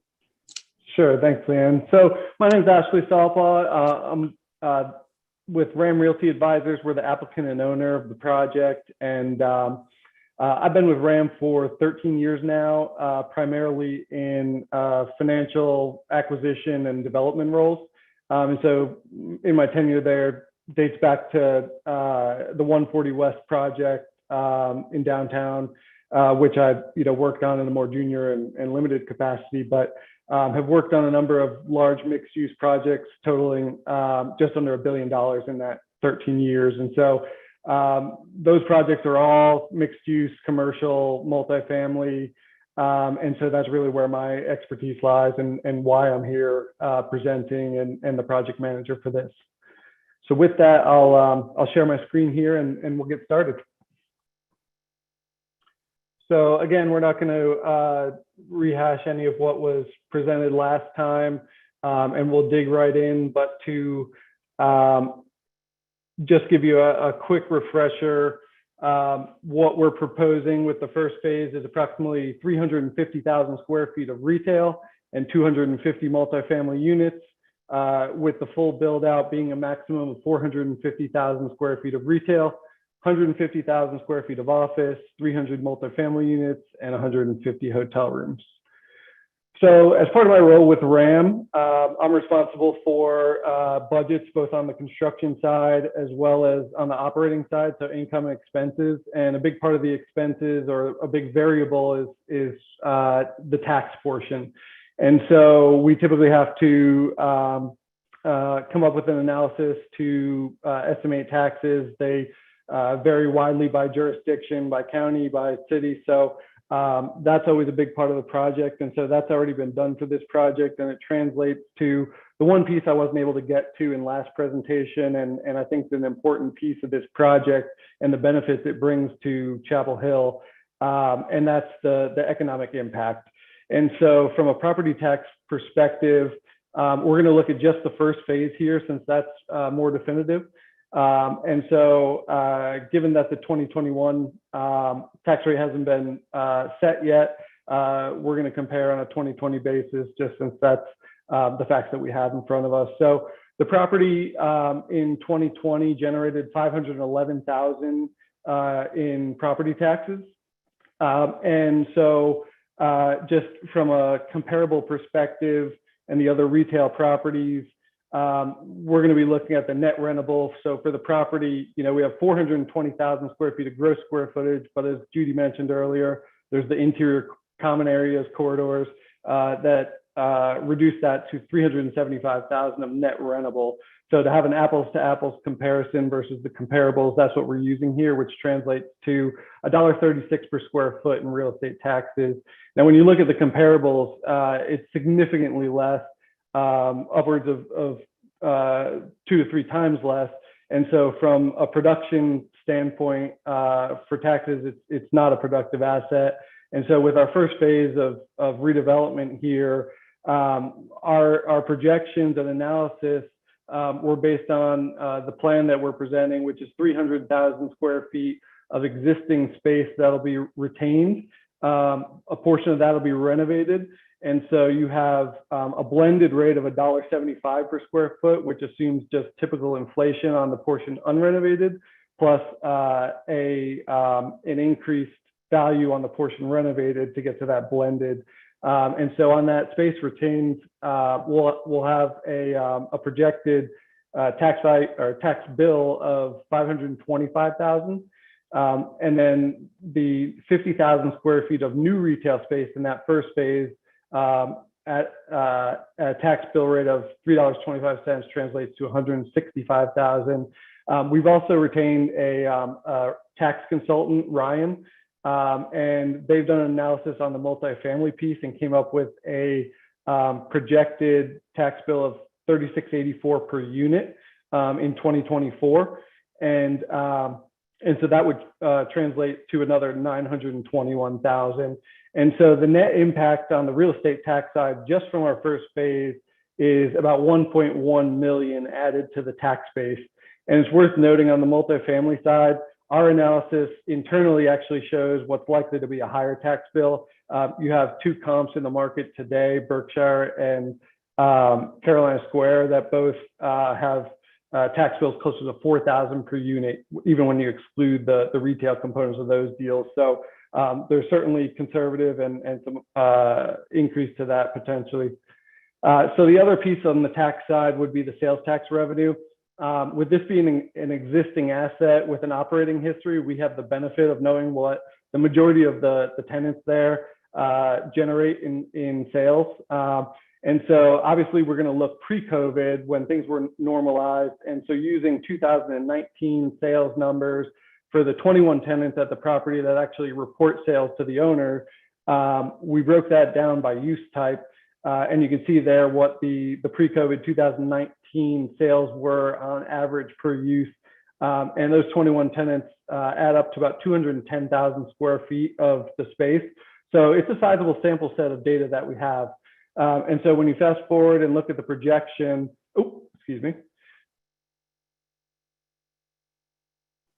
apologies. When you look at the projection here, based on what our phase 1 breakdown is of space, we're getting to on that 148,000 feet, which includes the existing vacant space to be leased, and also taking into account a vacancy factor under the assumption there will likely be vacant space and ideally less than 10%. But again, we're being conservative here. We're looking at about 50 million in net sales increase from the new tenants and the redevelopment, and at the county tax rate of 2.25%, the county would generate another 1.1 million. And what it doesn't take into account is the added benefit of this redevelopment that'll have on the existing tenant. So that 1.1 should be significantly higher with the impact of that. So last piece on the economic impact would be just the job creation. And so we have about 10 projects that we've executed over the last 2 to 3 years. And so we have a good sample set of construction jobs that would be created. And so that estimate just from our first phase would be about 250 to 300.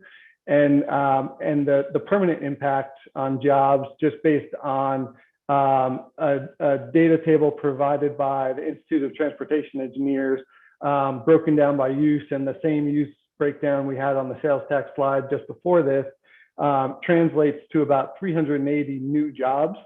And that doesn't take into account jobs created on the multifamily side, but that's fairly minimal. It's generally around 10 jobs. So in total combined, we're looking at close to 400.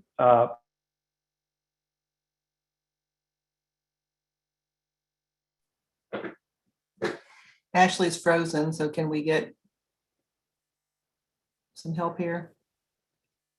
Sure, this is David Klepser. Can you all hear me okay? Yes, we can hear you. Okay, I'll go ahead and jump in there. So yeah, obviously the close to 400,000 jobs. I can see if I can pull up, bear with me 1 second. I'll pull up the presentation here so I can share it and move on to the next slide.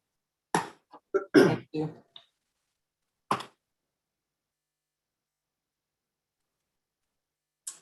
Yeah, so I think, I'm not sure if, can we release? Yeah, we can get you to share the The screen. screen share, okay, yeah. Let me pull that up here.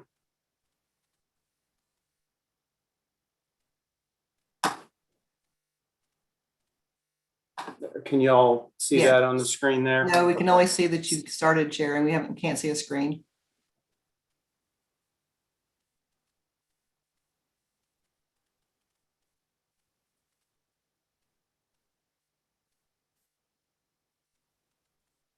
There we go. Is that coming up? Okay. Yeah. Great. So moving on to address some comments and concerns that we had received from the last presentation, noted here on the screen. Site should remain commercial, primary commercial use, concern that site could become all apartments, and then the flexibility for providing too much flexibility here. So addressing the first comment about primary commercial, it being primary commercial use here, we done some research here looking at other shopping centers in the town, and with our plan requiring a minimum of 300,000 square feet of retail and allowing up to 450,000 square feet of retail and 150,000 square feet of office, you can see here that even at the minimum levels of the redevelopment here, that University Place still is one of the top size centers in Chapel Hill by a factor of 2 or more compared with the other projects in the city. Hey, all, I apologize. I got kicked off my internet service here. David, if you'd like, I can jump back in. Yep, go ahead. I'll stop sharing. Apologize for that.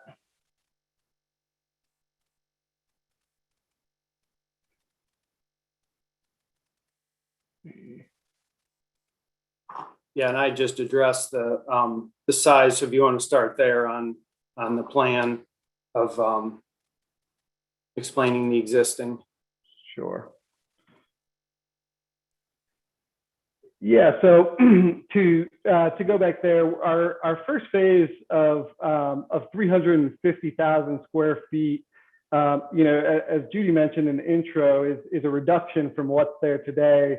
But the reality is it's actually a pretty significant increase. And the reason for that is, for a few reasons. One, we have interior common area corridor that's not leasable space. And another is the interior of the mall is it's obsolete. It's not leasable, and it's a dead mall at this point. And COVID has really just sped up that process. And so that accounts for about 200,000 square feet. And so that 420, in reality, today there's about 225,000 square feet of space that's exterior facing and leasable. And so with our plan to bring in 350,000 square feet, it's really addition by subtraction. So the net effect is, while we're removing square footage, we're actually adding about 125,000 square feet of new high quality leasable exterior facing retail. And just to point out detail on how that's actually going to work, how that's going to function, if you recall last month, we talked about we're going to be demoing about 110,000 square feet, including the southern season and some of the interior mall. And what we would do in conjunction with that is create new exterior facing storefronts that face onto the green space in Main Street. We're also proposing a larger 23,000 square foot entertainment or food hall use with access both to the Main Street side as well as the Estes face, which is a combination of the former Red Bull space and the main mall entry there. We mentioned it last month to work something out with kids and expand in place versus trying to find a site at Southern Village or elsewhere in Chapel Hill or Durham. And that space is a perfect fit for them. And then to utilize the depth of what's left near Silver Spot, we're proposing a junior anchor box there of about 14,000 square feet. So you can see there we're fully utilizing that entire remaining building. There'll be no more interior mall. And so that'll really be how we're creating that 125,000 feet of high quality leasable space from portion of what's existing there today, in addition to the new space. And you see some images there on the right-hand side, and those are of the new space being created. So continuing on the concerns around the block plan, and one of the comments we heard last month was surrounding the fact that the site could be all apartments. And so again, we have the minimum requirement to maintain minimum 300,000 square feet of retail.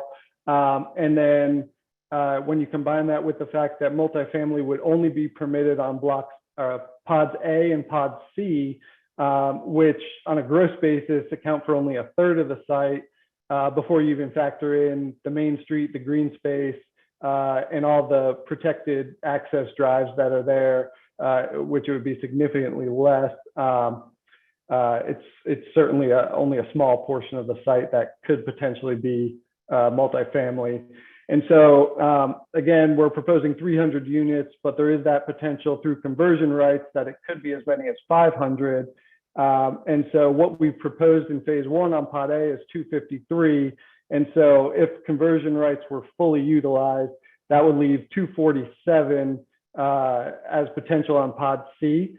We're at about 100 units per acre density on pod A. That's a typical density for the type of project it is, a 5-story multifamily building wrapped around a parking structure. That same density would apply to pod C if those units were converted, or that density was converted to units. And so that would only be about 2 for combined 5 acres on the 40-acre site.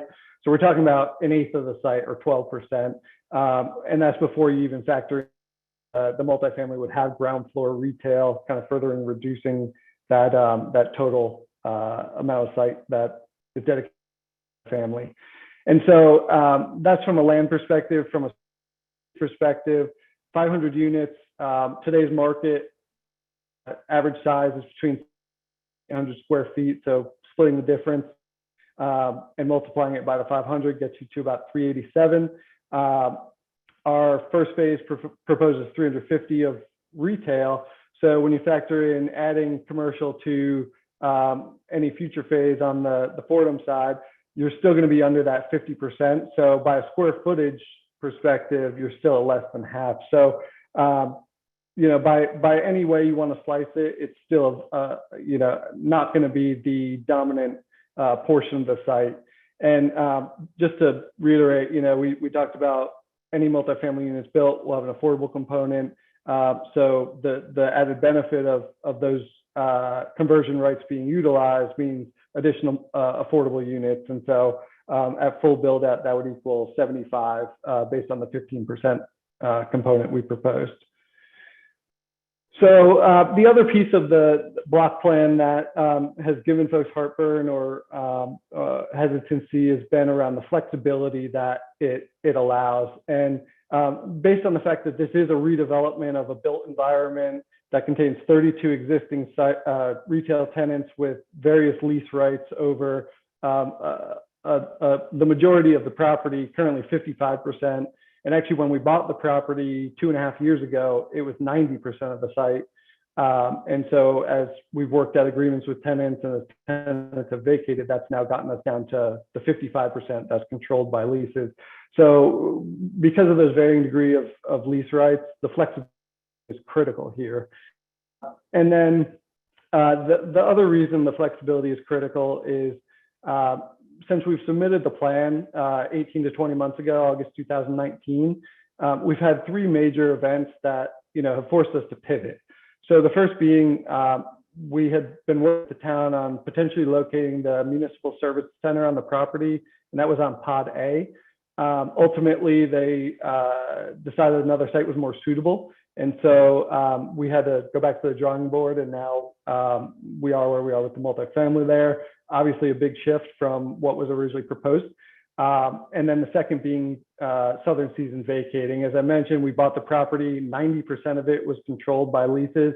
A big portion of that was Southern Season. So when they vacated, it completely changed the options we had on the redevelopment and opened up that entire Fordham side for a potential redevelopment. So that was a pivot. And then the most obvious and most recent is COVID-19. And so there's a lot of aspects to that, both from tenants vacating to just the way it's changed retail, not only in the short term, but certainly in the long term. And then the add-on speeding up really the inevitable with projects like this, where it's a dying mall, dying a slow death. And thanks to COVID-19, that is now a very near-term death. And that's why we need the flexibilities, because retail is changing extremely fast and it's going to continue to. And so being able to adapt in real time is really critical to retail continuing to be viable and successful in the future. And then just to touch on the block plan and comments about other projects, Blue Hill, Caraway, and to a lesser extent, Glen Lennox, the block plan approach, there's been varying degrees of success based on approaches and other projects. And, as Judy mentioned, we've been working on this over the last year and a half or longer, and have really tried to apply lessons learned and as well as supplement the lack of details on other projects, which is why we have a 60+ page comprehensive design standards book. And so we feel like we've really tried to address a lot of the things that have either been lacking or have maybe not been the right approach with some of these other projects. So another concern we heard was regarding height, both in just the relationship between building heights in single-story buildings versus taller buildings, and then more specific to the multifamily in the height and massing, and having that look different than what some of the projects built to date have looked like, and the massing has been like. And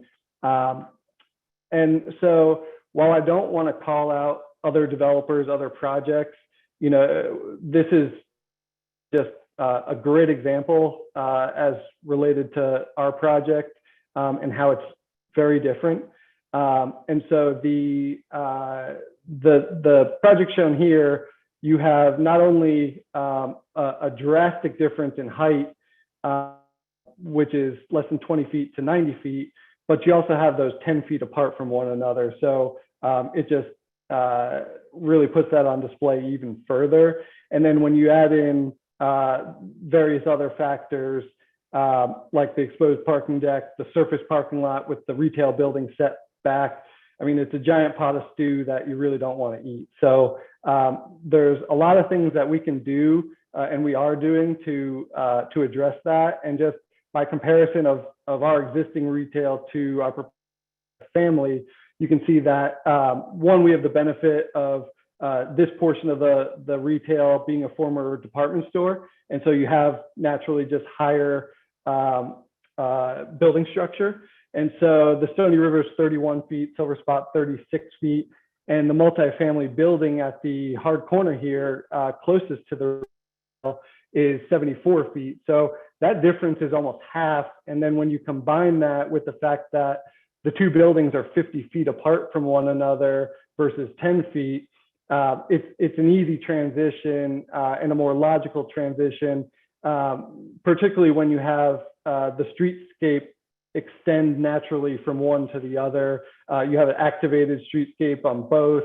I mean, they're just night and day and really shouldn't be compared, but they have been. And then the other part of that is, on a more broad sense, the relationship of single-story buildings to multi-story buildings.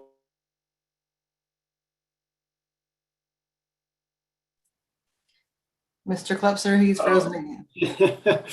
Yeah, so this presents a great example of how different size buildings can function together if it's planned and thought through on the front end. And so I guess you can see here on the slide that, you know, you have the benefit of a single owner here in University Place to be able to craft the project and really have that sense of place. And again, you know, taking care as to how the buildings interact with each other. And again, I think single story can function next to multi-story if it's done appropriately here, as you can see in that situation.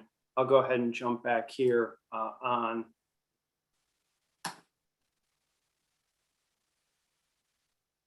Does that come up for you all? Yes, we can see it.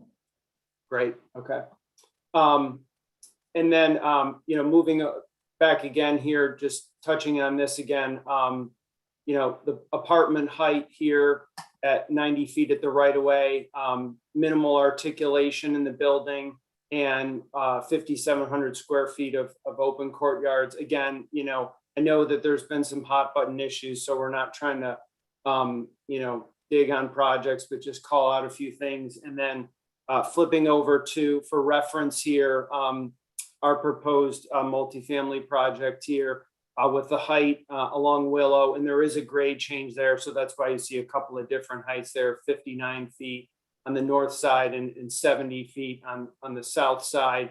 You know, not quite as high. We have existing mature trees, setting back the building to preserve against those mature trees there. And then we've got significant square footage in open courtyards here as compared to the example. So I think that this is, again, just, you know, highlighting some of the flexibility that comes with this block plan, design guidelines, and again, a single user to really be able to think thoughtfully about the overall project and how everything interacts together. So we'll keep moving on to some environmental concerns that we heard in prior meetings. The impact on the flooding, both on and off site, stormwater, despite the code, no code requirement there, and then also impervious surface and adding more green space. So David, if you want me to jump in, if you want to drive though, and I apologize, guys, I'm not sure what's going on here, but I'll keep it up on the screen. Go ahead. Appreciate it. So I don't want to reiterate what we talked a lot about week with the flood, but again, you know, any ZCP will require no rise. We'll be adding floodgates, protective flood barriers to any buildings renovated and any new buildings. And you know, the project is proposing a reduction of impervious of about 3%, which translates to 55,000 square feet or 1.2 acres. Can go next. And so one of the things we've heard is addressing stormwater. So following the last time we came in front of council last month, we did meet with the Stormwater Board and proposed enhancing the existing storm basins in there and increasing the capacity for drainage area from about 70,000 feet up to about 100,000 feet. So a 30,000 square foot area, drainage area increase that'll be treated. And so this proposal was supported by Stormwater Board, and you can see there the proposed locations that are a combination of some of the existing that'll be enhanced as well as some of the new ones. So again, we've seen this this diagram here with the 55% area that is protected by tenant lease rights. So that's a big constraint and hardship that we have when we're trying to meet a requirement on 100% of the site, and we're trying to do it in about 45% of the site. And so that's our biggest constraint here. And one of the things that's happened over the last month and even before that is, we're trying to get so into the weeds and find these tiny pieces of area that we can add to the pervious. And what we're doing is looking at shrinking sidewalks and making these changes that, I realize at a certain point are ultimately going to be a negative impact to the project and just the feel and sense of place. And so while we can make some minor improvements from what we're proposing, my biggest concern is that it's going to ultimately be at the sacrifice of the project and the sense of place that we're trying to create. So the other piece of that was adding more green space. And so what we've tried to do is a combination. We've tried to create a central green space, which is the focal point of the project, and that's located in the new Main Street area that we're talking about. And we tried to supplement that throughout the site to not just have one focal point, but to have smaller areas that all have distinct functions and feels. And for example, the existing area in front of Bar Taco, that'll be enhanced. And that functions differently because there you have folks waiting for tables at restaurants, waiting for a movie, or waiting for an Uber to go home at the end of the night. And so that's really a different function than from the area in front of Kidzoo, which is currently a service court. And we're proposing to make a large green space for Kidzoo to be able to utilize. And again, that's different from the primary focal point, which is intended to focus as being a real gathering space that you can host events and various regular programming. And so to touch on a little more detail on that primary green space, since it is such a focal point, we have some detail here on the next slide, which there is just zoomed in so you can get a better sense of what that is. It's about a half-acre space there, and it's bookended by two of those retail jewel boxes that I mentioned earlier. We have a couple perspectives, view one, which is the top view, and then view two there, which is shown on the lower side. And the direction it's facing that's the area, just to point out, that's currently interior mall that'll be converted to exterior facing storefronts. And so the next thing I want to touch on are what has changed and what are we proposing to change since the last time we presented. So the first we just touched on, I won't spend too much time on, the 30,000 square feet of additional drainage area for stormwater to be treated. The next is the incubator retail. So we're excited about this, 5,500 square feet Right now, it's about 8 suites, so the average suite size is about 500 to 700 square feet. And really, this is just a way to promote economic mobility. And so the concept of dedicating 20% for minority-owned businesses was proposed last month. It's a fantastic idea. We're all for it, and we're happy to agree to that one. The next one, which came up, was the central green space in the main street. So the cross sections that are in the design standards showed the green space actually as optional. And to be quite honest, that was really an oversight on our part. We have no intent to bait and switch or make that optional. That's a huge focal point. So we're happy to remove that. The urban designer also recommended that that be a minimum. And I think the minimum recommended was 20 feet. And really, it needs to be 50 feet. What's shown is actually 60 feet. But again, we want a little flexibility there. So that's curb to curb. It would include sidewalk, landscape, hardscape, all that within the green space there. So that's another item that has changed moving forward. We have really what we think are the most important changes, and I think the most meaningful changes. And so one item that's come up and came up last month in this discussion was the conversion rights. And so again, just to summarize, our proposal is 300 units allowed. However, through conversion rights, that can be increased to 500 units. And so that conversion rate would be, you would have one additional unit of multifamily for every 1,000 square feet of unused commercial space. And just to note, no single pod could have more than 300 units. And so the update on that is what we're proposing is to establish a threshold that would actually unlock that conversion right. So that conversion right wouldn't be allowed by right until we hit this threshold. And so the threshold we're proposing is a minimum of 375,000 square feet of commercial. And in addition to that, it would require the converted multifamily units to be vertically integrated into a mixed use building. So I think that is more in the spirit of what is being looked at for this project, is to create a true mixed use environment. And just to go back to the 375,000 square feet and why that number is what it is for a few reasons. The first being, I mentioned earlier, the current net rentable square feet is just under 375,000. So we're going back over that threshold. But again, to reiterate, only 225,000 today is really leasable space.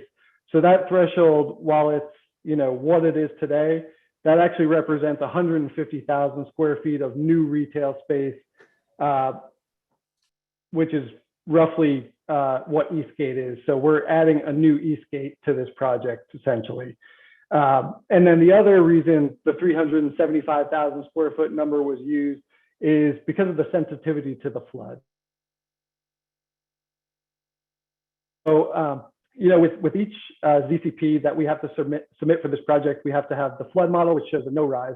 And so by moving one column, it potentially changes the flood model. And so it's unrealistic that we're going to be running hundreds or thousands of flood models, for every minimal change that's made. So the other check there is for us not to exceed the current gross building square footage.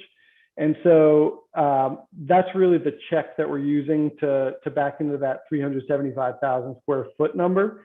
So when you have that square footage and then you factor in the multifamily, which, you have stairwells, elevator shafts, ground floor lobbies, and then columns. So when you add that on both sides of the project, you're starting to encroach really close to that 420,000 square foot mark, to where we may be triggering that or not being in compliance with that no rise. And so what we want to avoid is proposing something that we ultimately can't even do because it fails the flood model. And so that's really the rationale on the 375,000 square feet as the threshold there. Next slide. So just to touch on that a bit further, I think there was an unintended consequence when we ended up switching in our first submittal from having the 500 units to reducing it to 300, but allowing conversion rights. And there's this aversion to multifamily, and then there's also this request that this be a commercial first site. And so by having conversion rights where you're removing commercial for multifamily, it's almost a double negative, and that really wasn't the intent. And so one way we think we can actually address that would be by reducing the conversion rate, and so by changing that to 1 unit per 800 square feet, that would still allow 440,000 versus 400,000, so an additional 40,000. And so, Mr. Southpaw, can you tell us how much longer your presentation is? Because it's getting late, and I know council members wanted a chance to ask questions and give comments, and we have public. Can you give us an estimate, please? There's just a few more slides. So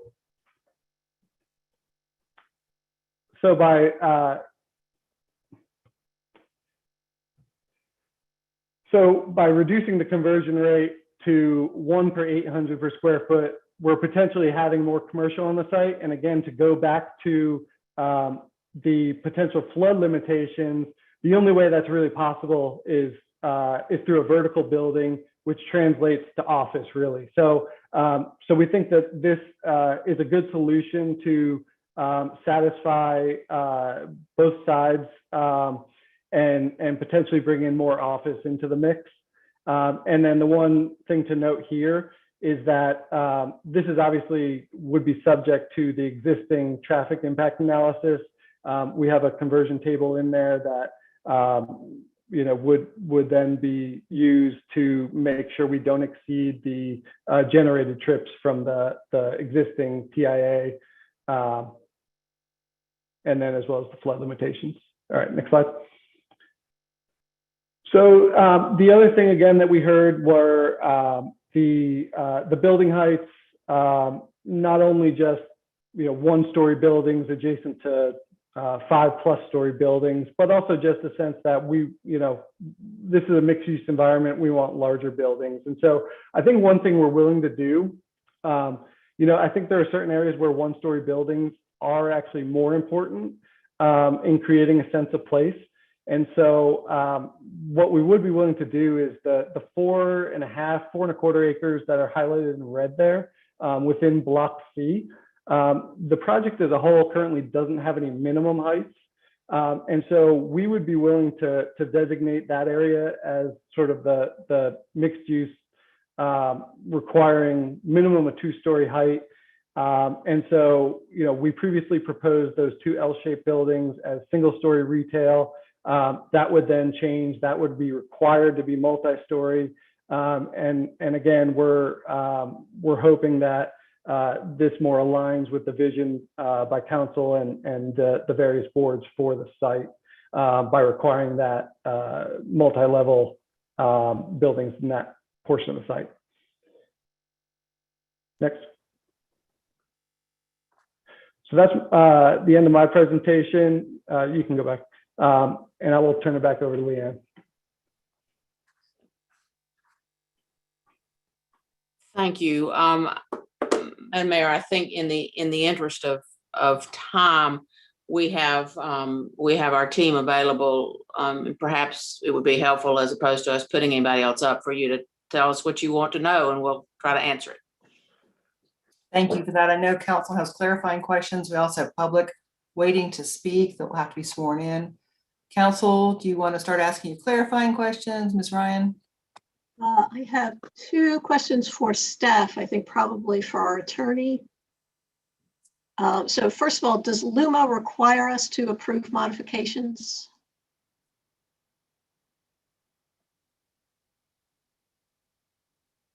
Sorry, camera trouble. Okay.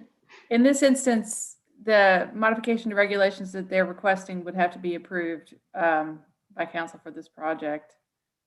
I'm sorry, is that the question that you're asking? I want to know, do we have an obligation to approve modifications, or is that at our discretion? There's a standard that's set forth in the LUMO, and Ms. Brown may have that in front of her, but there is a standard that you will apply here to the request being made, which I can pull that language up in a moment. But you'll have to decide one way or another whether that standard has been met in deciding whether or not to approve that modification. And is it legal for us to require an existing project to meet current regulations? So one of Ms. Brown's introduction was talking about how this was built when these regulations aren't in force, but do we, when we get a new application, do the current regulations apply or the old regulations? What applies to this site right now is the existing special use permit and all of its requirements. Certainly I would invite Ms. Brown to elaborate on that if you have further thoughts, but maybe I didn't understand your question. Yeah, I think my question's a little bit different. So for instance, if stormwater regulations change between the SUP they have now and the SUP that they are applying for, are we supposed to use the current SUP regulations, or do the old regulations from 1970 or whatever still apply? Oh, the current regulations would apply to a new request, which I think is why they are seeking RCD variance here, because at the time this SUP was approved, I think the RCD requirements were not even in place. Yeah, Ms. Ryan, and perhaps I was confusing in what I said, and I think Ms. Anderson and I basically agree. The current special use permit controls this property, and in the absence of approval of a modification, the special use permit as previously modified goes on, and the project can be there as it is.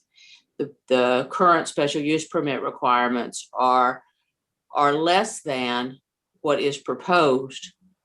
So it brings it closer to what your ordinance requires now than if we do nothing, which is an option to have it's not an option economically. You're going to have a dead mall there, but it is a perfectly lawful use. And so what I was trying to articulate is that it's an opportunity to pull it closer. Your ordinance provision allows you to do less than your current ordinance if it's meeting the purpose and intent. And I think it meets the purpose and intent of your ordinance to try to pull it closer in a modification to what would be required now. You're getting more now than you had when it was built. And you can't undo the fact it's out there, but we can undo a chunk of it. And that's what we are trying to do. With regard to the approval of a modification for a special use permit, it's an evidentiary standard. The applicant has the burden of showing you that it meets the 4 findings. If the applicant meets that burden, unless there's evidence to the contrary, that it doesn't meet those 4 findings, then the permit is approved. And so it really is an evidentiary question. And I think we're fairly early in that evidentiary process as we get information out, but that's the standard. As distinguished from a conditional zoning, which is in your discretion because that's legislative. So when you are being legislated in a conditional zoning, it's absolutely discretionary. When you're being quasi-judicial, there are evidentiary standards that apply to the decision-making process you're going through. I don't know if that helped or hurt, but. A little of both, thank you. Sorry. I have one question for the applicant. Were your project designs based on the Blue Hill form-based code or derived from that? Yeah, so there are elements that that resemble Blue Hill. There are elements that resemble Glen Lennox, Caraway Village, and again, we've tried to take lessons learned from each of those and apply it to our comprehensive design standards. Okay, because when just comparing the two documents, I found much similar language from Blue Hill, and I need. If I'm going to judge this project, I really need evidence on where the changes are that you've made from our other standards in town, so that I can see what sort of variance you're asking for from things that we again, consider standards for our other developments. So that just requesting that evidence from you. Ms. Ryan, for your next, assuming you're continuing the evidentiary receipt in the public hearing, and I think that's what you will probably be wanting to do, would it be helpful to you for us to do a sheet comparison that says this where things are just different? That's what you need to see, right? Correct. I mean, I prefer red line documents. They're just easier for me to read than an item by item list, but however you provide the information, as long as we can have that evidence, that would be great. I would second an itemized list, that easier for the public to see the difference as well. We'll see. I'm fairly new to working with this, but we'll see what we can do to get you something that makes it easy to see where it may be different than what you've previously done. That would be great. Thank you. Mr. Parker, then Ms. Gu. Michael, you're muted. People generally like me better that way. A few questions for the applicants, and they're sort of in random order, but the phasing dates. So you laid out 3 phases, 23, 25, and 27. Are those dates, committed to, or would you be able, should you want to accelerate the changes to the site or delay them? Are those just general, estimates, or are you committing to those dates for the phases? Yeah, so those are general estimates, and those estimates I think were a part of Judy's presentation, and those dates were, and the square footages that were a part of that were what were in the traffic impact analysis. So that's where that came from, and those are at this point estimates. Our first phase, we can say we're ready to move forward, as quickly as possible. And then because there's likely an office component, potentially hotel, I mean, those are just uses that aren't viable today. And so that's going to be dependent on market conditions. And then lastly, because, we're talking about leasing 150,000 square feet of retail in a challenging retail environment, I think some of the future phase will depend on the success and timing and lease up of that first phase. So in a perfect world, that would be extremely successful, and it would trigger our second phase sooner than what was on that slide. Okay, and so in terms of the potential or possible conversion from in Pod C from commercial to to potential multifamily, 2 questions there. Number one, could that happen at any time, or is that tied to a specific phase and could not happen before a certain date? And then are you committing to a maximum square footage that you would build out if that conversion took place? You mentioned approximately 775 square feet for apartment for approximately 250 apartments or so, or 300, somewhere closer to actually 300 apartments, no, 200 apartments. Are you committing to a specific, assuming you got an SUP, are you committing to a specific size of buildings at this point? What would be the benchmarks that the town would use to see that what you're building is in compliance with the SUP? Yeah, so the last part of that question may be a question the town should answer. I think it's a little more technical about how it'll be regulated.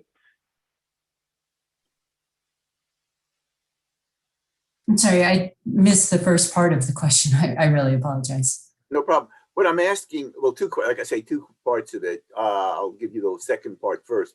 Is what would be the, essentially when they would apply for a ZCP, let's say they were doing the multifamily, would it be contingent? Would it be based solely on the number of units? Would it be based on the total square footage of the building? What would be giving them permission to do in a possible SUP?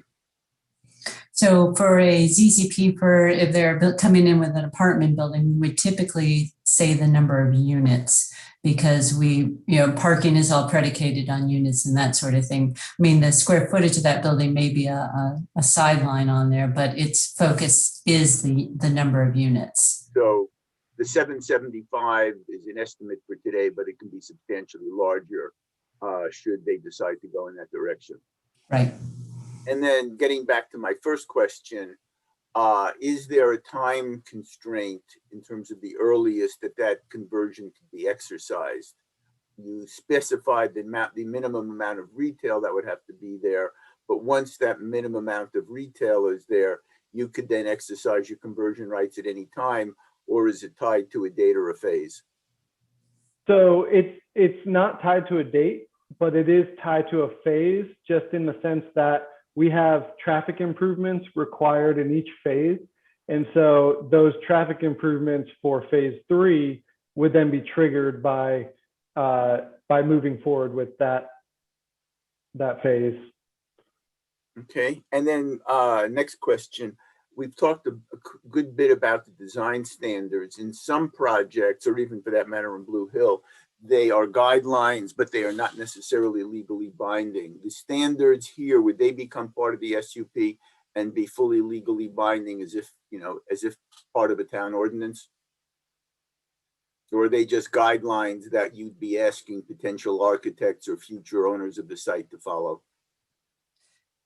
I'll answer from, and possibly our attorney can jump in, but we've been talking about that. That is a refinement that we need to further discuss over the next couple of weeks. And I do want to bring you back probably a refined stipulation on that. We are trying to figure out, there's still an evolving standard at this point, and want to have them tied to something. And if Anne wants to add to that.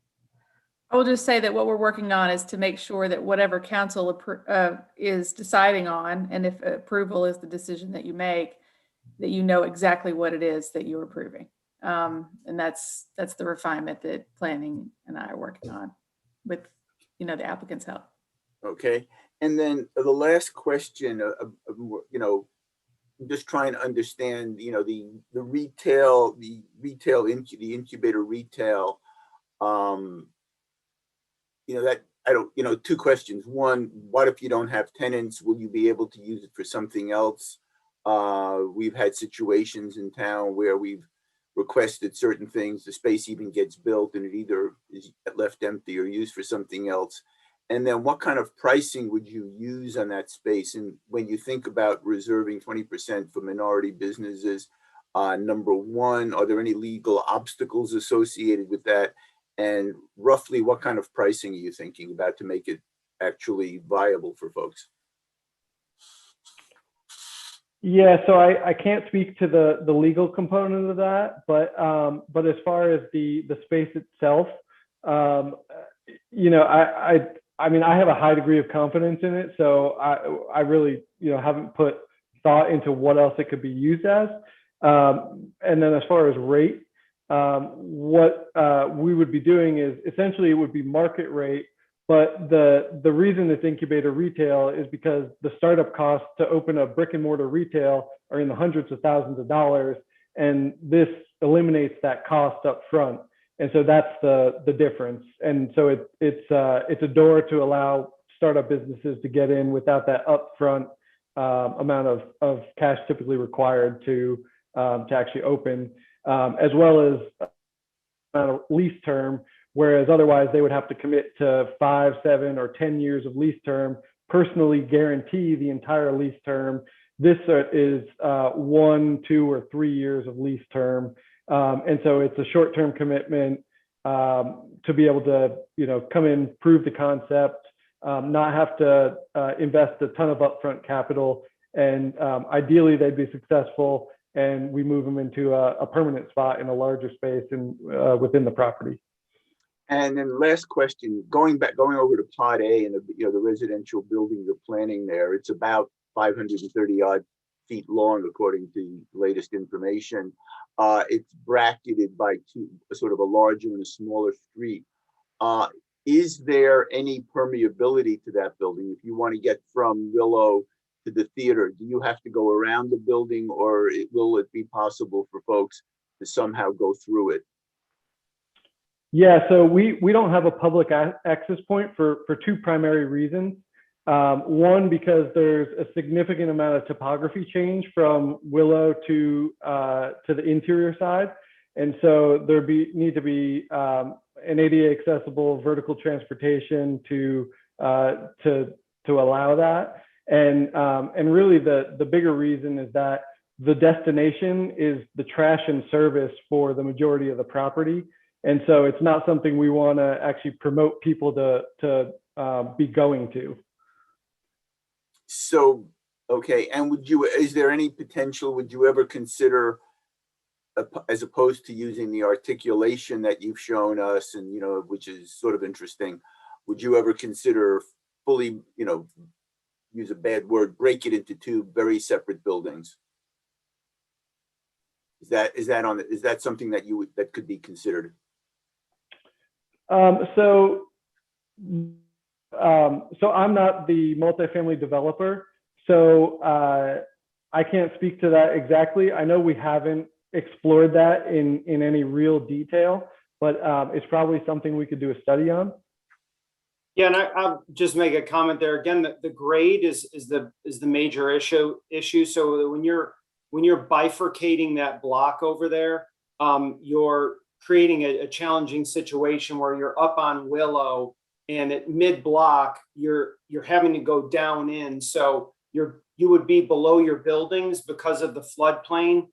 We have ground floor parking that would be covered with the apartment building. So you're really, again, going down into something that's not really, a nice place to be going down into, because it would just be covered parking down below. So that's why, our intent was to bring the building up to Willow to create a street front presence on Willow that's very walkable. And then around the ends of the building at the drive aisles, you're creating a walkable environment then there to draw people into the project, which on the south side, leads you right along over to Stony River and the movie theater. And then on the north side, leads you in over to Harris Teeter. And we actually are looking at some retail on that north corner of the multifamily project as well to, again, kind of activate that. Okay, thank you. Mr. Parker, I'm going to build on. on. Yes, I am done. Yeah. Okay, I'm going to build on, since we're on the building, I'm going to build on that. Something else does need to be looked at. We have a hotel in Southern Village that has a walkway that's higher up that comes into the back of the building, and you build a bridge across to get to the building, and then you have stairs coming down the other side. But I definitely agree with Mr. Parker's concerns at looking at that, but I wanted to know what else you considered. In our Blue Hill design guidelines, we spent a long time talking about block lengths and what felt comfortable to the community. And if you look at the block lengths on Willow Drive already, they're nowhere near 530 feet. So it's a huge concern. But Ms. Gu had her hand up next. And then Mr. Buoyancy. Yeah, well, so I heard you in your presentation, you talk about the flood limitation for on the commercial spaces that you're able to provide. I do not, can you explain more of that and why or whether this flood limitation also apply to the residential space as well? Does that a certain limitation with regard to how much residential spaces is allowed to be built on a floodplain? Yeah, sure. So the it's not really applicable to any specific use. It's more about the footprint of the building, which impacts the flood storage. And so by adding building footprint, you're displacing water and so potentially impacting the other properties. And so with the plan for the multifamily on Pod A, that building is actually elevated with the parking below. And so it has a pretty minimal impact to the building footprint in general, other than the vertical transportation, the incubator retail, and a small lobby that for the residential there. So the Pod A multifamily is pretty minimally impactful to the building footprint overall. But since that main mall structure is so large, that's the biggest impact, and that's part of why we're reducing that. And as part of the flood preventative measures, we're adding the protective floodgates to all those buildings that are within the floodplain. But why is that a justification? Or maybe that I misunderstood you, but why do you use that as a justification for limit the amount of commercial spaces that you're able to provide? Because I heard you repeatedly citing the number, 400,000 or 375,000, or do I misunderstood something? Because first there's a certain amount of square footage that exists today that's remaining. And so we can't elevate that. And then there's, what I explained on Pod A. And so with the new commercial space that will be added, it can't all be elevated. So the ground floor retail space will be a building footprint. It'll be on the ground floor. And so in order to be able to produce a no-rise certificate, we have to stay within a certain total building footprint. Otherwise, we're going to be failing the no-rise test. Yeah, but I understand that. But you can always build a hotel or office building or something that has the vertical commercial spaces. Right, and that's what I mentioned is, by changing that conversion rate to 1 per 800, it'll allow more commercial to remain. And because we don't have the capacity for building footprint, that square footage would have to be in a vertical building. And so it actually promotes office, since retail wouldn't be in a vertical building. Okay, so you're saying that your limitation that you cited is mainly for the retail. You're just saying that you cannot put in that much retail, but you can still put in the commercial spaces if they're vertical. That's right, and it's mainly for the reason that there's over 300,000 square feet of retail ground floor already today, and retail has to be ground floor, has to be street level, at least in this setting.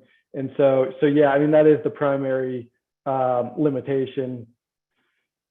Yeah, well, I think, I will stick with the clarification question. I will make comments later. So another clarification question. So you mentioned about this for this special use permit, we should be like the current LUMO apply, right? The current LUMO apply. But I remember your attorney mentioned several times that even though that the proposal that you proposed does not meet the current LUMO standards or criteria with regard to impervious spaces or green spaces or tree canopy, but you're saying that it brings us closer. I mean, comparing to the previous, the situation, it's closer. But why is the closer is a justification? Legal, because it's a quasi-judicial evaluation. Why is that a justification to say that it meets the LUMO, the current LUMO standards? I don't get that part. Maybe I should answer that since you're addressing something that I said. So right. you have a provision in your LUMO that allows the council to make a finding that the public purposes are satisfied to an equivalent or greater degree when you're making a decision that you may modify some provision of your LUMO.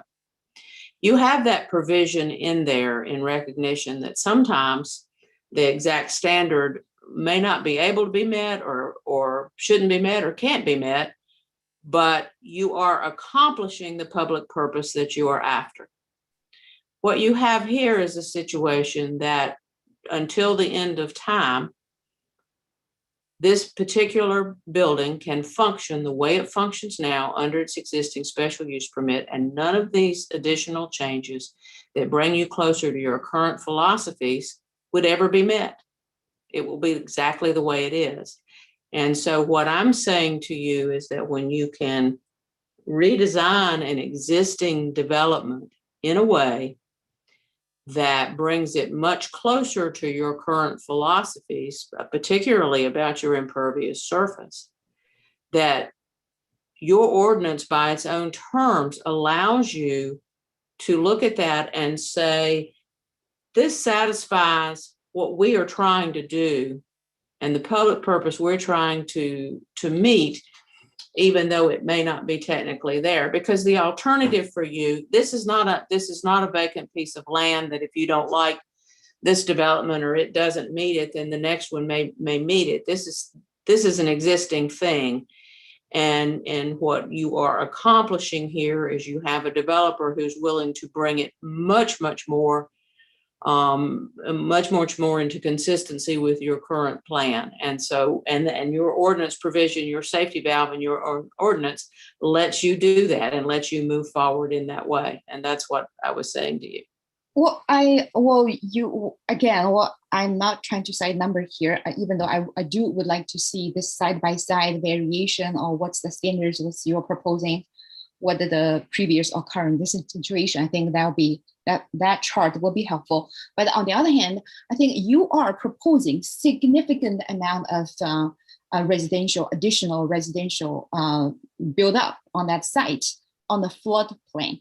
So, okay, I'm trying to, this is a clarification period. So I'm just asking this question that when you're making that judgment, whether or not this, when we're making this legal judgment, of course, a judicial judgment about those 4 criteria, so that the number of people or the amount of area that will be subject to this risk of flooding, especially given the climate change, we're seeing more and more frequent flooding, like 100-year flooding events more frequently that's shown in the past few years. We have seen multiple of those events.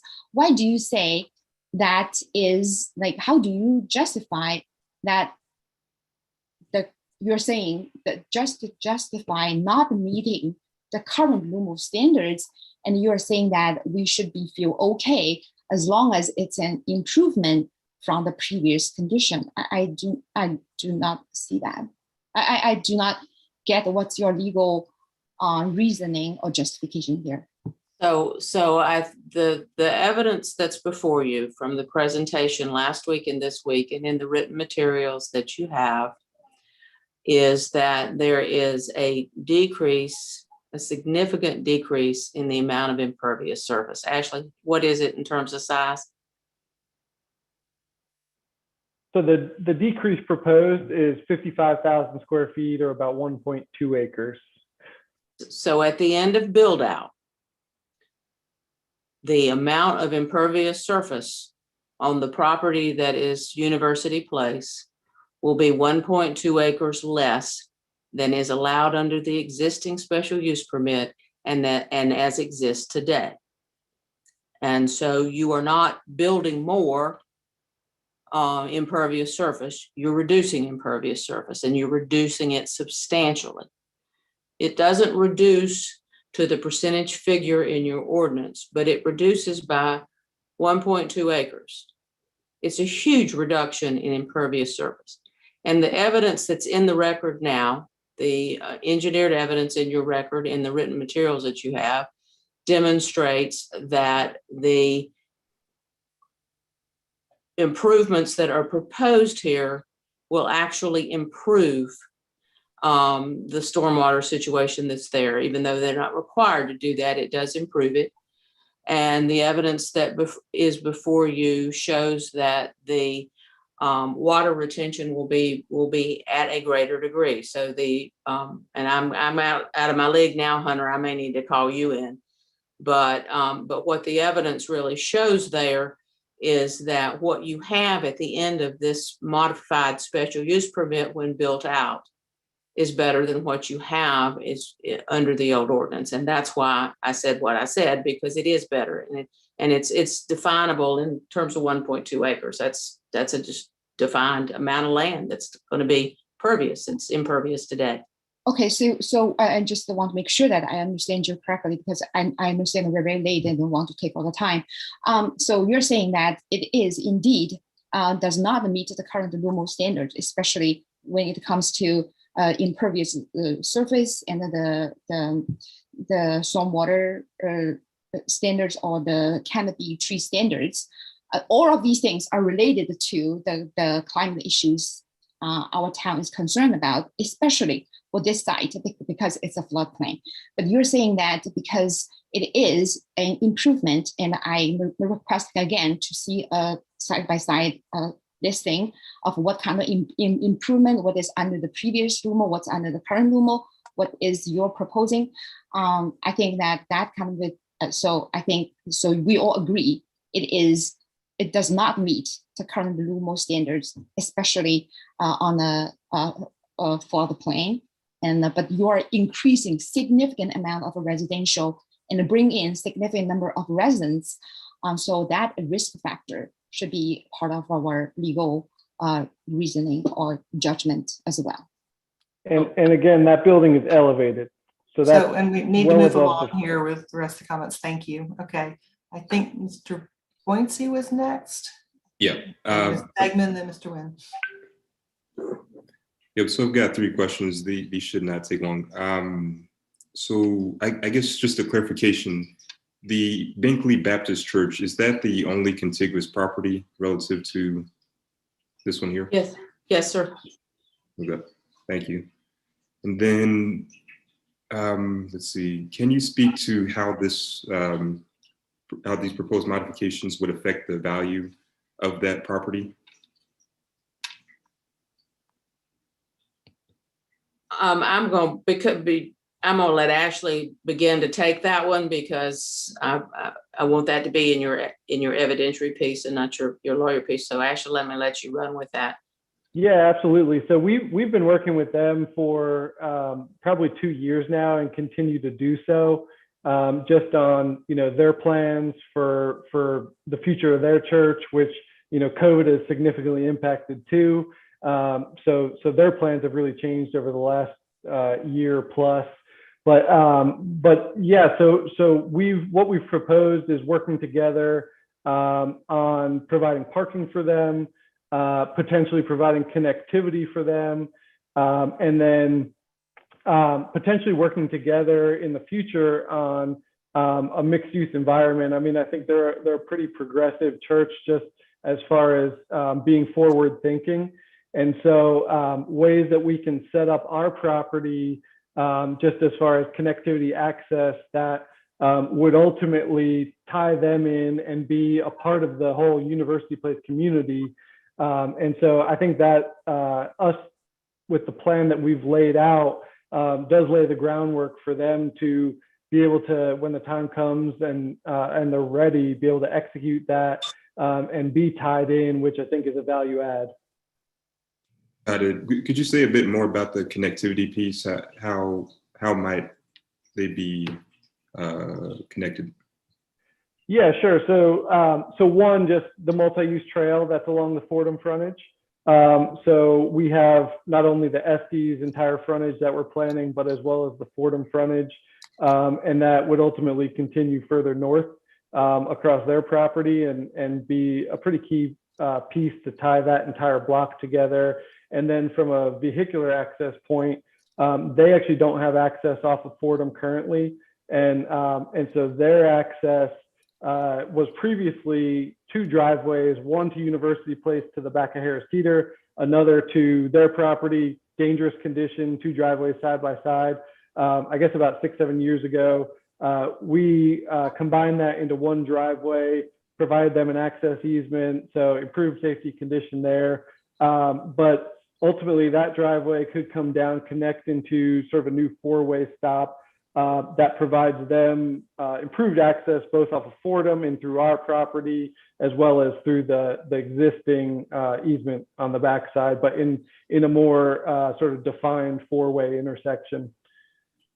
Got it. Thank you. And then let's see, this last question is a bit of a compound question, so please bear with me. So with the outdoor amenity space, is there a sense at this point of what kind of access there would be to that space? Like, is it something that would be kind of limited to to certain hours of the day, or would it be limited to certain events going on? Would it be closed off, gated? Can you say a bit about that, about access to the space?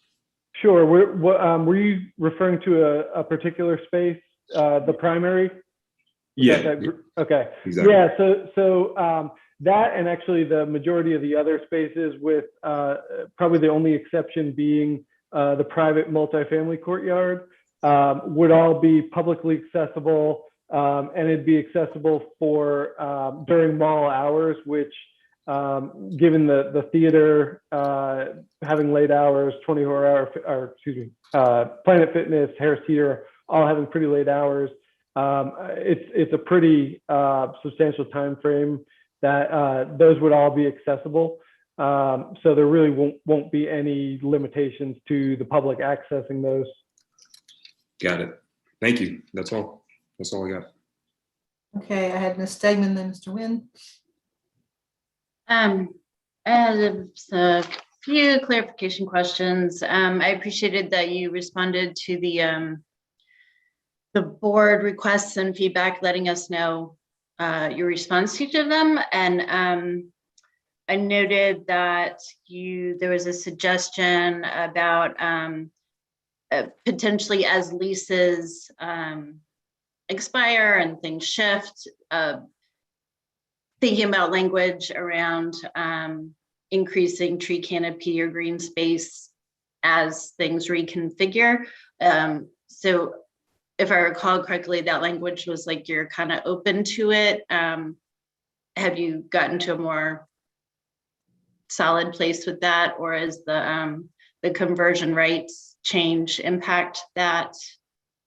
No, I don't think anything we present tonight changes that. I just, what I tried to convey, and hopefully did, was that I'm concerned with the language because there's so many overlapping rights that I don't want to create a situation where one tenant leaves and then there's an expectation or just the way something's worded to where we have this requirement per the SUP that would get approved, that we actually would then be in violation of another tenant lease.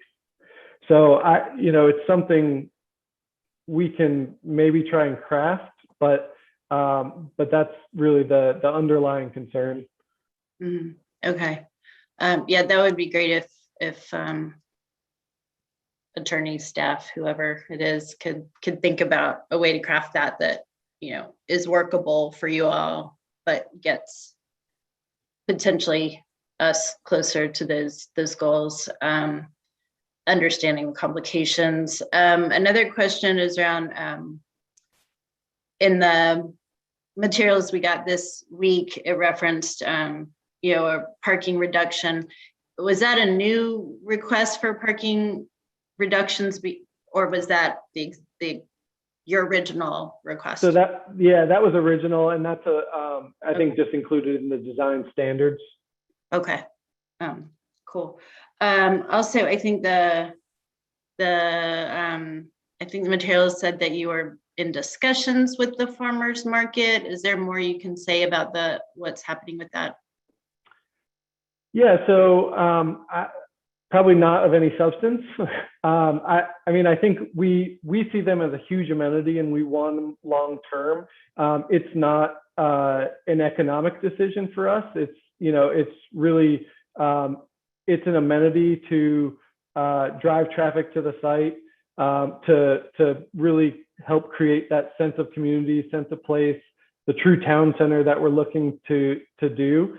And so part of what we're hoping for is that it'll be a multifunctional space rather than a single purpose space. Mm-hmm. And I think that's where we're trying to bridge the gap. Who's the gap?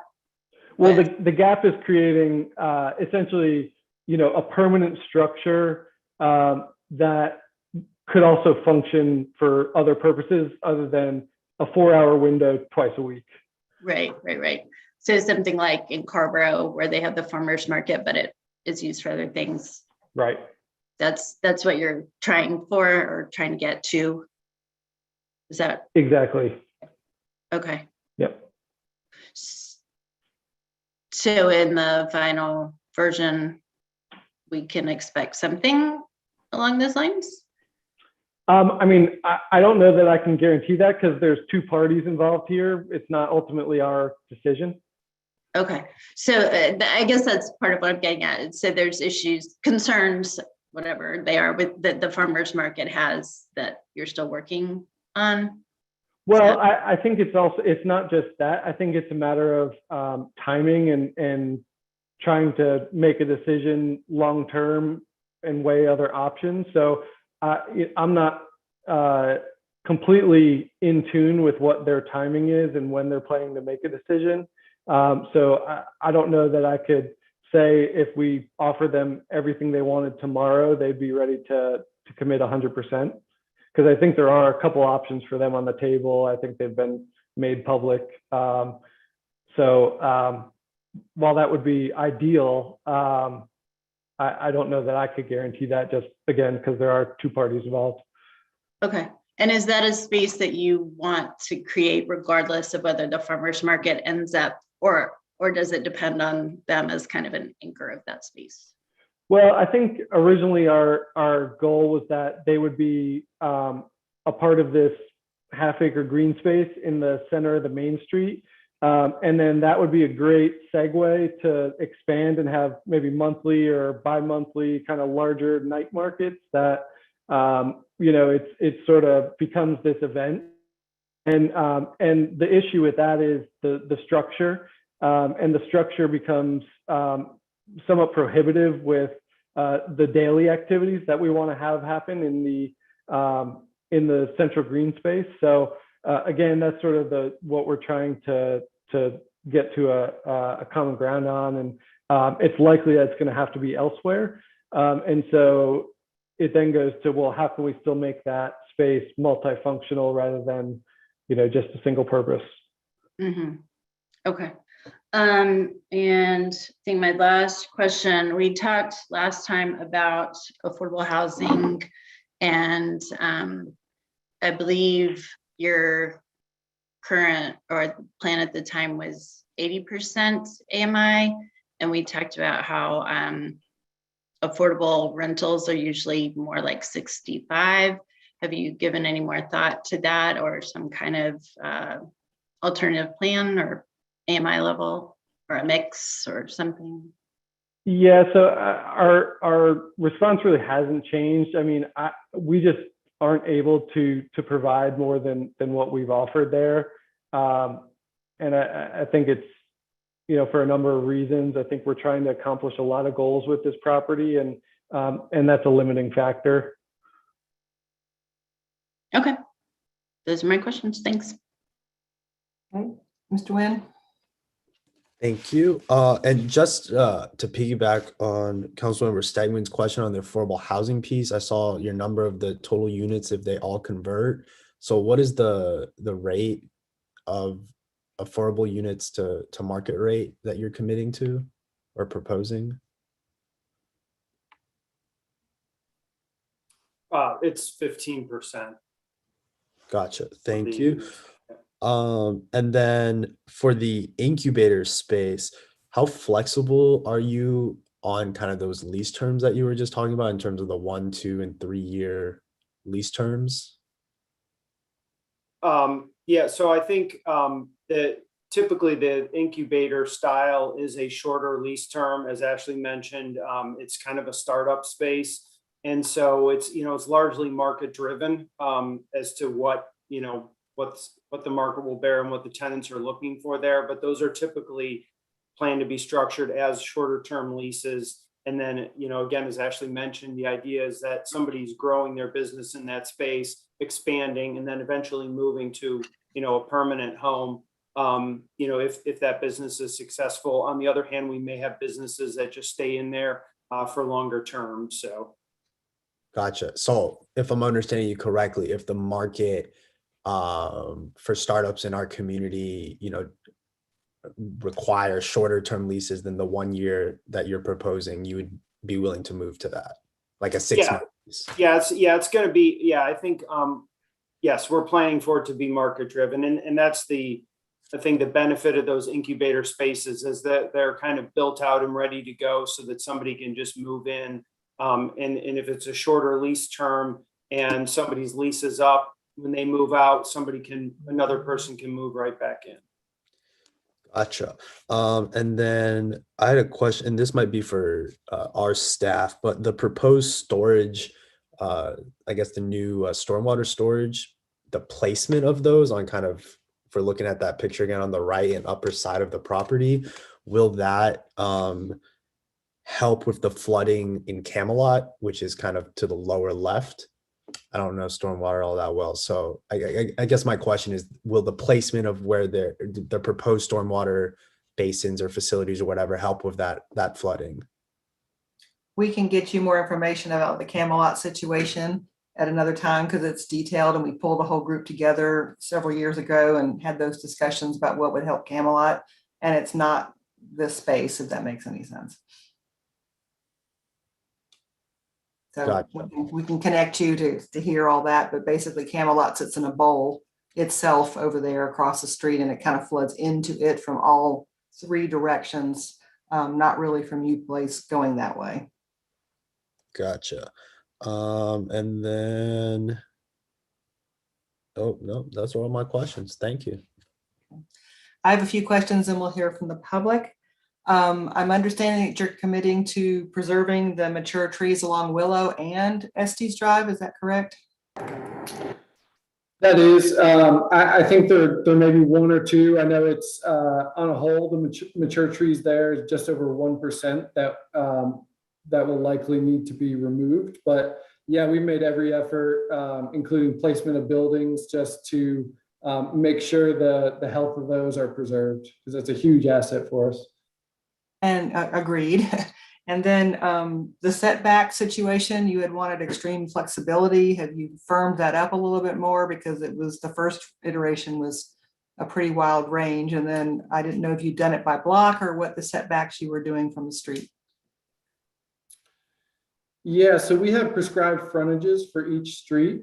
And so there are, just based on the characteristics of each of those, they have different requirements of percentage of building within the build to zone. Are you going to be able to chart those out for us? Because we're going to need to see what you're talking about especially along Willow.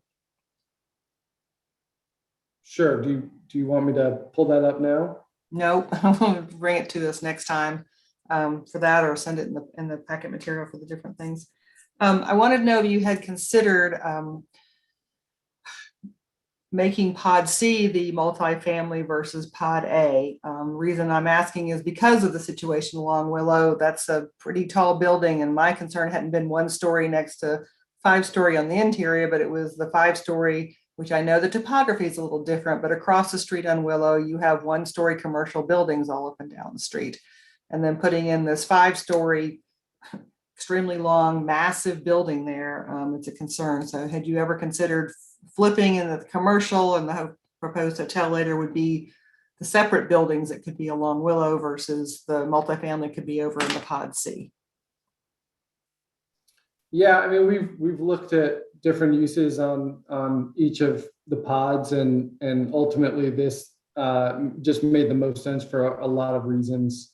And so we've tried to address those concerns with the articulation of the building. We have the building an average setback between 30 and 40 feet.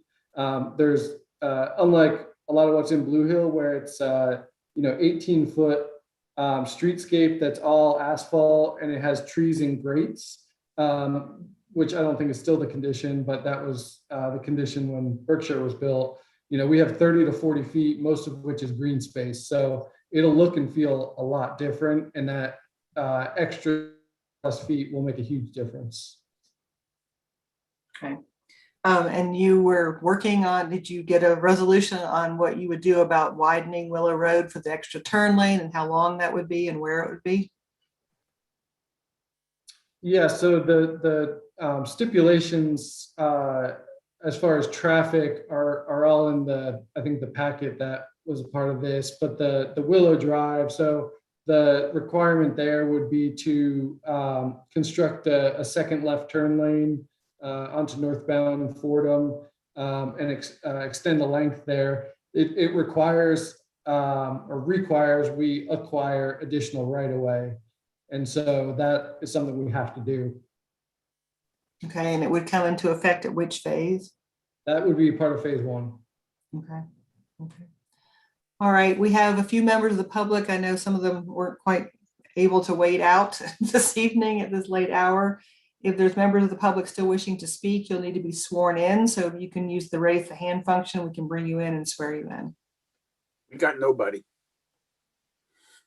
Just calling out there to see. Okay. All right, I'll bring it back to council for council comments. Ms. Ryan? Mayor, if I may interject, I believe that the applicant's evidence is continuing on to the next meeting. Is that correct? Yes. In an evidentiary hearing, typically council comments and deliberation type proceedings would occur after the evidence is closed. So I'll make that, I mean, obviously, Ms. Brown, if you want to weigh in on that, I didn't mean to, but that's just a little different process than a rezoning.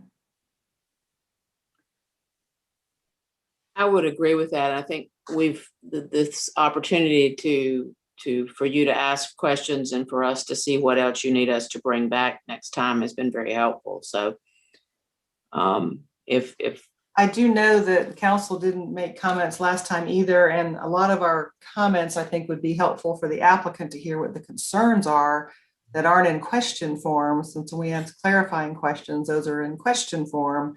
And so council was, I think, counting on being able to express some concerns so that the applicant would have time to address those concerns that aren't necessarily in the state form of questions. Your pleasure. All right, council comments or concerns that you wish to express? Ms. Ryan, you had your hand up.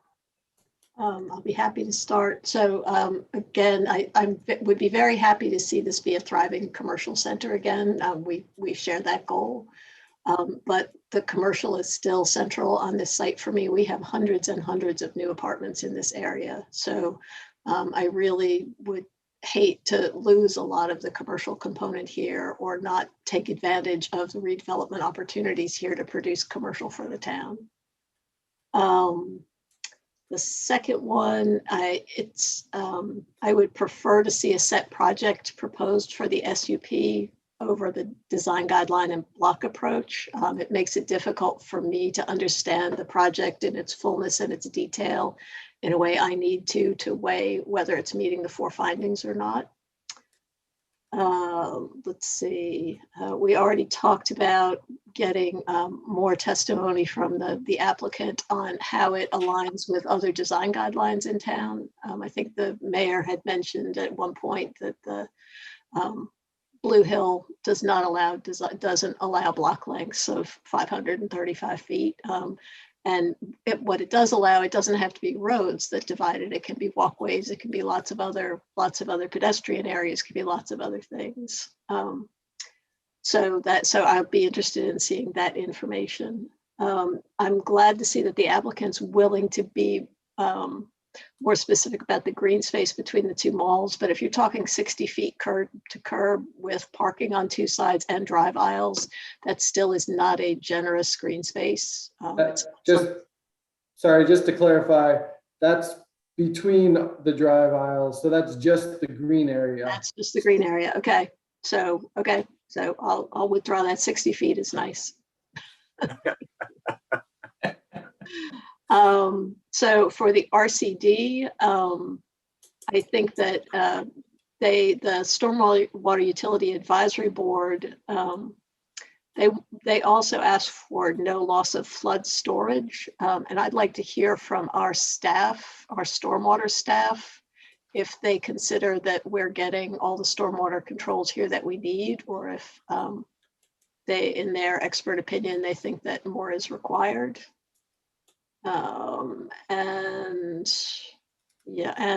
I worked extensively on the town sign ordinance for a very long time. And the 24-foot sign request is very much not in alignment with that document, so in that ordinance. So I would very much like you to scale that back to what the ordinance calls for. That's all I have. Thank you. Okay. Mr. Parker? So just a few things. I think you've heard from our mayor, and I will second her concerns about the multifamily building on Willow.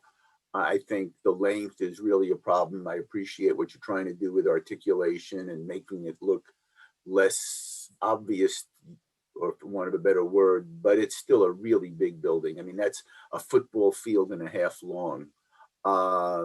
And so I think we really need to do a better job there, whether it's dividing it into two buildings, simply making the building smaller, figuring out, through clever engineering, how you can make it permeable, but I have a real problem with it.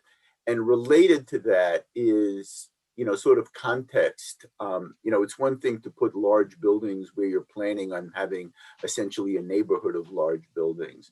But you're taking Willow Drive, which is essentially on one side low rise, on the other, kind of nothing, and putting in this single building that will just be there all by itself, and there's no context for it. I just, you will come along Willow, it's low rise, massive building, low rise again, with no intent ever to create any more urban environment there than that one building. And while I understand your desire to move it back, and have the setback in the trees, I think that just further points out how concerned we all are about the visual impact of that building, by trying to move it back and hide it. So I think I just have I'm just very concerned about the impact on the neighborhood. It's a sort of mostly the small, low offices, and I have to look at a map again to see if it also, gets in front of the condos that are there. The second is the conversion rights around the, from commercial to residential. And so one, I think I am not comfortable with it, it's sort of just happening at any point where your targets are met. I don't know whether, there would be, it might require some sort of a provision where before you could exercise it, you'd have to give notice to the council, and the council would have, X number of days to either say, fine, or let's talk about this. I really don't know how those kinds of things might work. But I think also the reason I asked about the temporality is because, we know Chapel Hill will continue to evolve over time. And so at some point in the future, adding those apartments may make more sense than it seems to today. And if those apartments plus the 255-year building, at the Willow Drive frontage sort of came online relatively close to each other, I think that might be problematic. So I think, again, for myself, I would like to see, certain things connected to harder dates so that we really understand when things are going to happen and how we can think about whether they will or won't fit in with the town that will be then rather than the town that is now. Those are the really two major things that I have. I'm sure my colleagues have other things they want to share with you. Thank you, Mr. Nguyen.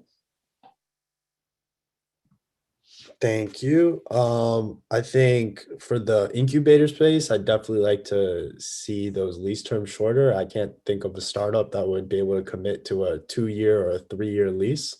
And I know a trend in retail startup land right now is like pop-up retail. So even having like a 3-month lease where, a startup could come in, occupy the space for 3 months and sell to make some revenue. I think that would be, I'd like to see some of that.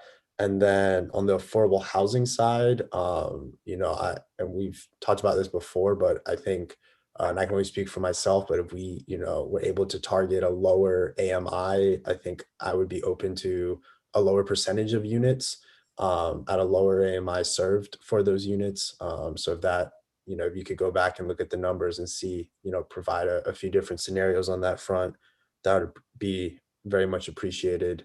And yeah, that's all I got. Okay. Other council members? Ms. Stegman? I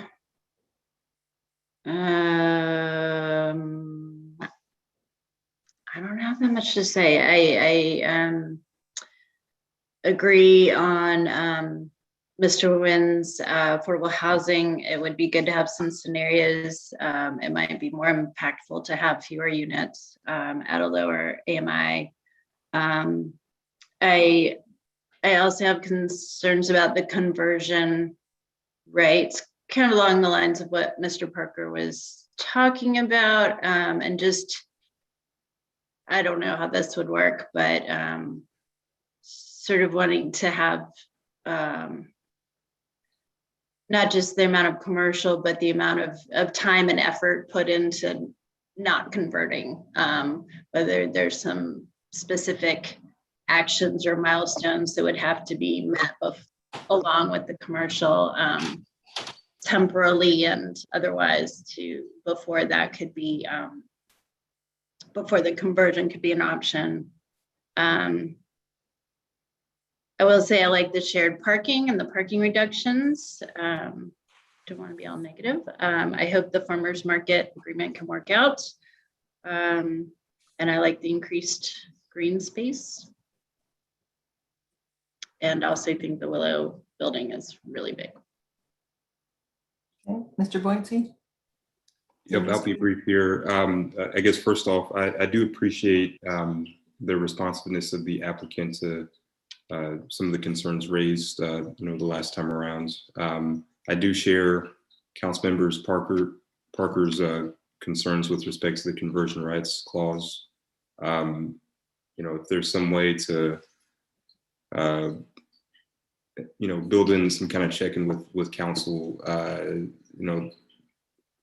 I think that would go over a bit easier. I mean, the big concern right now is at least for me, is that the applicant is requesting a degree of flexibility, and just as we're thinking about the town and our comprehensive plan and all that, it's, I mean, as much certainty as we can have around details such as conversion rights, I would certainly appreciate that.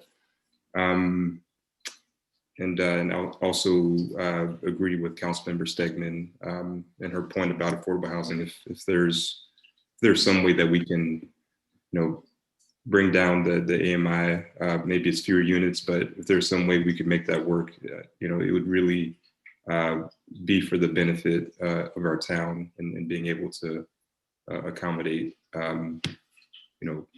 people who want to live in Chapel Hill, stay in Chapel Hill, for the good of Chapel Hill. That's all I got. Okay, Ms. Gu? Well, I think I'm continuously getting confused with this special use permit process.